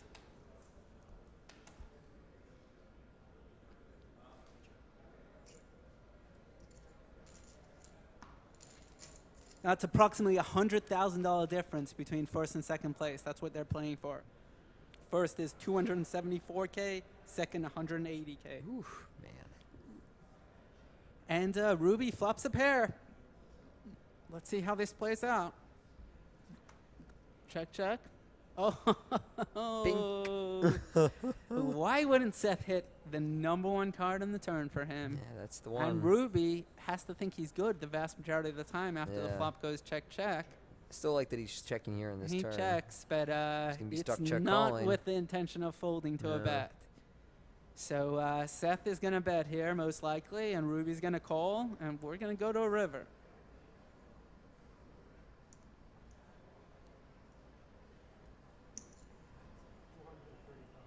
Would I be super shocked to see a shove here? Well, a little shocked. That's a lot to shove. Well, he started with 19 blinds. I know. It's just still a lot, you know. I mean, check flop. I'm the kind of person that used to see a queen in the cutoff and we shoved 25 blinds. Remember So. those days? Yeah. 6 on the river. Oh, Ruben finds the magic card. And you know, this is a card that Seth is going to have to value bet. So please, Ruben, don't lead out. You'll get called, but don't lead. Oh, and he checks. Yeah, good. Oh, man. You gotta bet if you're Seth. Like, there's just too much stuff is missed. Seth's gotta value bet this, 100%. Is he gonna call the check shove? No. Oh, easy for you to say. It's not the easiest of folds. I mean, it doesn't. You're losing to a 6 and 6 only. I know, the but way the hand played out. and it's also such a big part of Ruben's range to get to the river this way. He's not check shoving a jack. He's not check shoving a jack. 6 is not such a huge part of his Yeah, range. It's a tiny little piece of it. But yeah, the he's check not shoving check- range. yeah, the check yeah. shoving range is like 6s and an extremely rare bluff. Yeah, from Ruben, I that's the think. truth. Is there's probably not Yeah. a lot of bluffs. That's why Yeah. you can fold. But yeah, so From there's- somebody who's sick, this is a much worse spot. Versus it's Ruben. yeah, it's hard. All the draws missed. Yeah. All in. There it goes. Yeah. There it goes.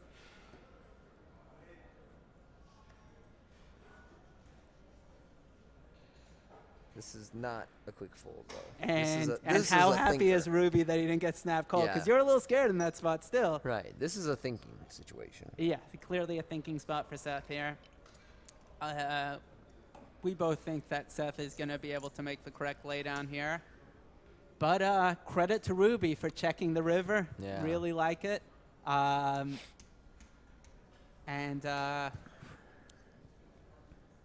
Not easy, not easy. There's some high-level poker being played here. Good hand by Ruben here. Yeah. Played this perfect. Oh! Oh! Sick! Sick hand. Sick hand. Nice play by Ruby. Wow, very nice hand. He gets the double up. I really expected Seth to get away with this. So that was definitely the biggest guess wrong that I've had at this final table because I really expected Seth to fold. And we have a game. Again, 65 to 39 blinds. Oh, wow. Oh. Just as we were riding the nail on the coffin for Ruby. Yeah. Big pot, I mean, huge momentum shift. Ruby, newfound energy, newfound confidence. Seth feeling dejected. The Ukrainian stack just disappearing. And going to the river, it kind of looked like Ruben was about to, sort of be done. Yeah. Behind in this hand, he was so short. Yeah, that really huge switch there. And if it comes in 8, very likely the check raise isn't called. The 6 was just so perfect, Yeah. such a brick for most of for most hands Ruby has, but not for 8-6. Ruby 6-4. He hasn't been folding these all day. I don't think he's gonna start. Let's go with 300K or 275. And Seth ain't folding King Jack. Yeah, I think now Ruben has more of a stack that Seth's going to call against as opposed to just quick open call, rip these quick hands. call, yes. So good call from Seth, and Oh! no, jeez, come on, guys. Oh man, Ruby just flopping the 99.1%. That's a silly flop. How is it? Just if it's a chop, I guess. 6-4 straight. Yeah. Yeah. That's the only way. That's the why only it's not way. 100%. If it does come running 6-4, they would end up splitting. Seth has no chance of No winning chance. this outright. Is Ruben going to bomb this? Ruby yeah, is that's like c-betting. 400K or something. Yeah, after 290 pre-flop. And should be at least considering checking back there. I don't know if I would, but man, with the 6 of hearts too, like if you're gonna check back the nut straight there when you have the 6 of hearts, is kind of the time to do it, I guess. yeah, I mean either way, certainly we I don't can't know. fault him for c-betting. Yeah. No, certainly not. No. Oh my God, what is he thinking? Betting is straight. It always, Oh my God. but as a player, you You have wanna that think thing because about you can either check or c-bet and Yeah. probably doing sometimes one or the other. And then when you decide to bet and they just snap fold, it's like, damn. In order for the delayed C bet to be effective, you should mix in checking back. You got got to check strong sometimes, hands exactly. too. Yep. one thing we've seen by these people is you just can't be predictable. I Yeah. mean, and they're both doing a very good job of camouflaging their play, their hands, and just not being super predictable. Right, so raise and call here. 8-7, easy defend. King 10, clear open. Oh, Ooh, there's a flop, isn't there, Ari? Okay, we have an open in the straight draw for Ruby. Top pair with the backdoor flush draw. Seth has a really big hand on this flop. So Ruben hasn't taken very aggressive lines on these boards so far. He has the lower end of the straight draw here, and I'm curious to see what he does. When It's a he little faces bit the bet. rough check raising here Yeah. with these stacks because you can get blown off it. You don't really want to check raise. And your opponent's not c-betting this texture that wide. Is usually with hands that can continue for more chips. Not always, but usually. Yeah. So I'd rather check call in Ruben's shoes. And yeah, I guess it just always. Uh-oh. Oh, damn. Okay, Uh-oh. okay. But as it turns out, Seth is probably just going to call. Yeah. Like, just to give the 6 on the listening turns, audience crush it. an idea, I would rather check raise something like Queen 8 with a heart than 8-7 with no heart. That's the type of hands I'm looking to check raise here. Something where when we go to the turn, I can improve a lot more. I mean, 8-7 still can improve, but like even there's a bunch of turns that make your life awkward, and you're not really sure if you're betting for value or bluffing anymore. Yes. But here, if you hit a 7 here on the turn, yeah, that's a shove now. I would exactly. guess. Yeah, that's Exactly. a little bit. I That's don't what know. you're talking about by awkward, that kind of card. Yeah, like just so many turns are awkward. Like what happens, you know? Or a low heart or Yeah. something. Yeah. Okay, so Seth is calling the check raise. It looks like. Sometimes there's reversals Oh, live when you're- big turn card. Big turn card. Who's it gonna hit? Oh, There 7. you go. Here's your 7 question, of man. hearts. Oh, I'm all in. Here's Here we your go. question. Is this the final hand? Well, he's got about 3 point something million, and there's 2.7 in the pot. So he's not really the all-in guy, right? He's not really the just like rip it guy. I kind of think he'll bet here and then decide on the river, and that's kind of where he's going with this. If you're Seth, I know you don't hate it, but you don't love it. You don't love this at all. You're The just- turn you're card just is like, not what the is best going card. on? Jack 8 got there. Jack 8 got there, and flush draws got Flush there. draws got there. And look, your flush draw got there. Some of your straight draw got there. Man. And you could have been beat anyway to begin with. 8-6 could check raise with a heart. Yeah. Now you do have the king of hearts. Yeah, you're not folding if you're Seth, but you're just like, I don't know what's going What's on. going- I'm we're all- extremely disturbed. yeah. But I guess you could have Queen Jack. You could have King Queen. Big river here. Big river.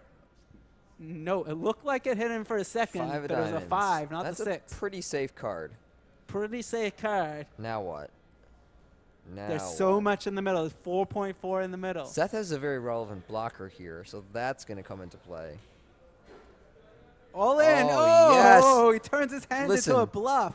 Ruben, as far as having the right image to pull this Yeah. off, I love it. Oh, Like, yeah. And also, this would work on me a bunch of the time. I don't know exactly how big of a hand I'm folding here, but a good one. and Seth just called off, just Yeah. made the hero call incorrectly. That's got to be going through his mind. If he calls Yeah. and loses here, as we know, if he calls, it'll be over. But hypothetically, if Seth calls and loses, Yeah. Ruby will be a big chip lead.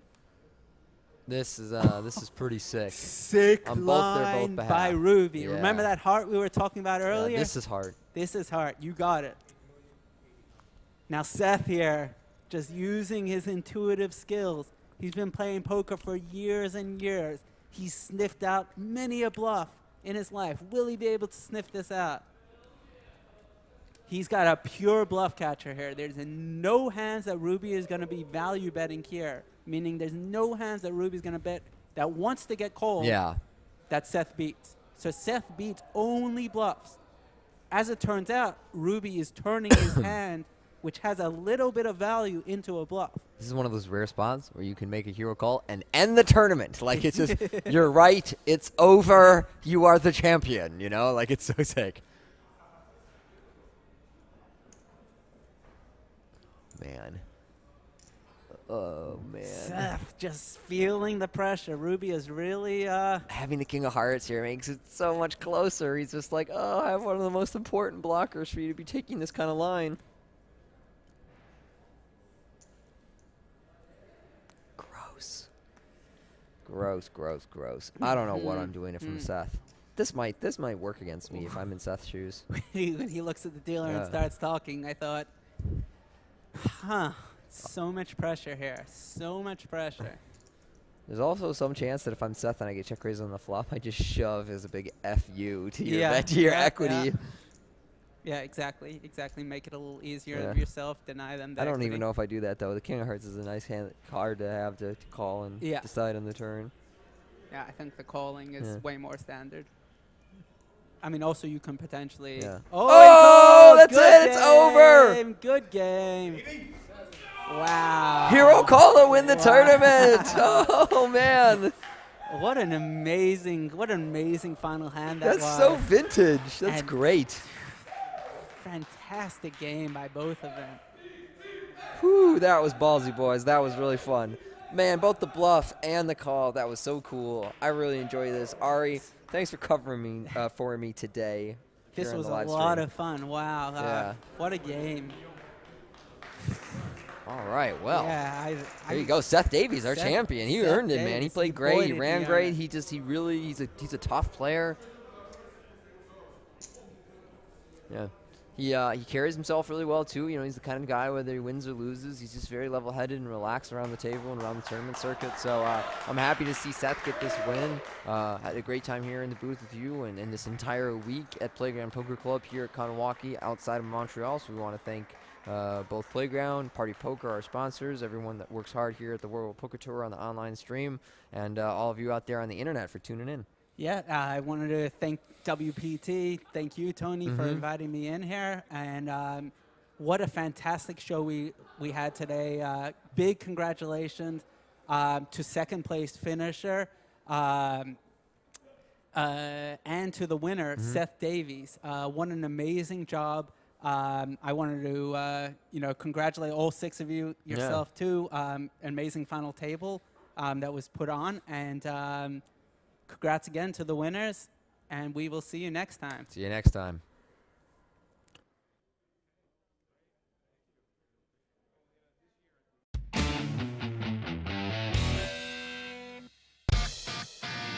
Bienvenue au Playground Poker Club de Montréal pour les joueurs par des joueurs. My name is Martin Roy, and I'm the tournament director here at Playground Poker Club in Montreal. Here's in the back, we have a customer service. When you enter the club, for any request, massage, or everything, you can go over there.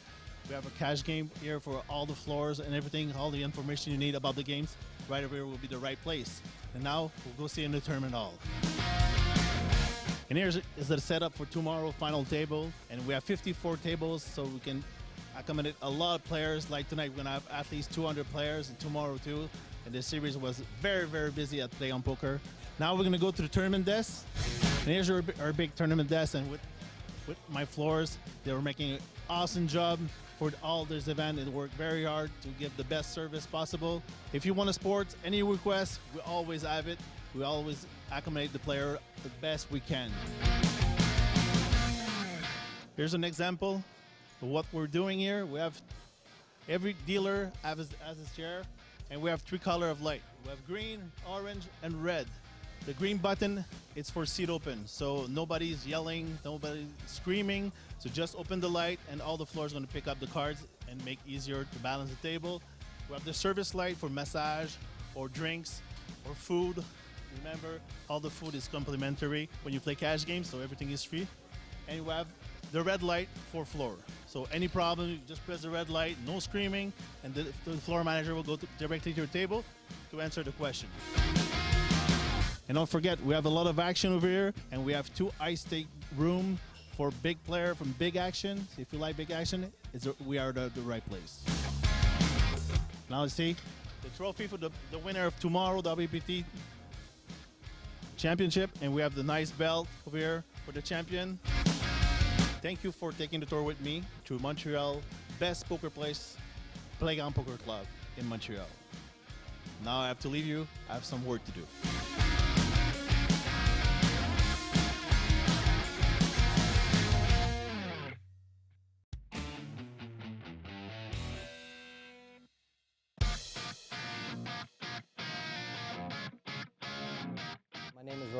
Sharma, go by Ro. I'm from Brampton, Ontario, officially from Guyana in South America. I've been playing live poker for about since 2011, so about 5 years, give or take. First experience was back in LA. But the way I qualified was online. They had daily free rolls, and then you had to be in the top 10, and then you go on to the finals. And they were awarding one seat to the playground here. It was still coaching, and I came up on top. My greatest accomplishment is actually today playing here at the playground. Party poker is just amazing putting this on, and I had such a great experience here. It's part of my VIP experience. Once I got here, I went to register, and when I turned around, Sam's like, I got a surprise for you. And when I turned around, Mike Sexton was standing right there, and I'm like, what? It was just great. We took some pictures and hanged out, and that experience was just unbelievable. I sent some pictures back home to Toronto, and everyone like, what, you met Mike? I was like, yeah, that's me. What's next for my poker playing is actually I'm going to go back, wait for Party Poker to put on another event, and try and qualify again. And actually I like playing. I'll probably on my way home to Toronto on the train I'll probably be playing.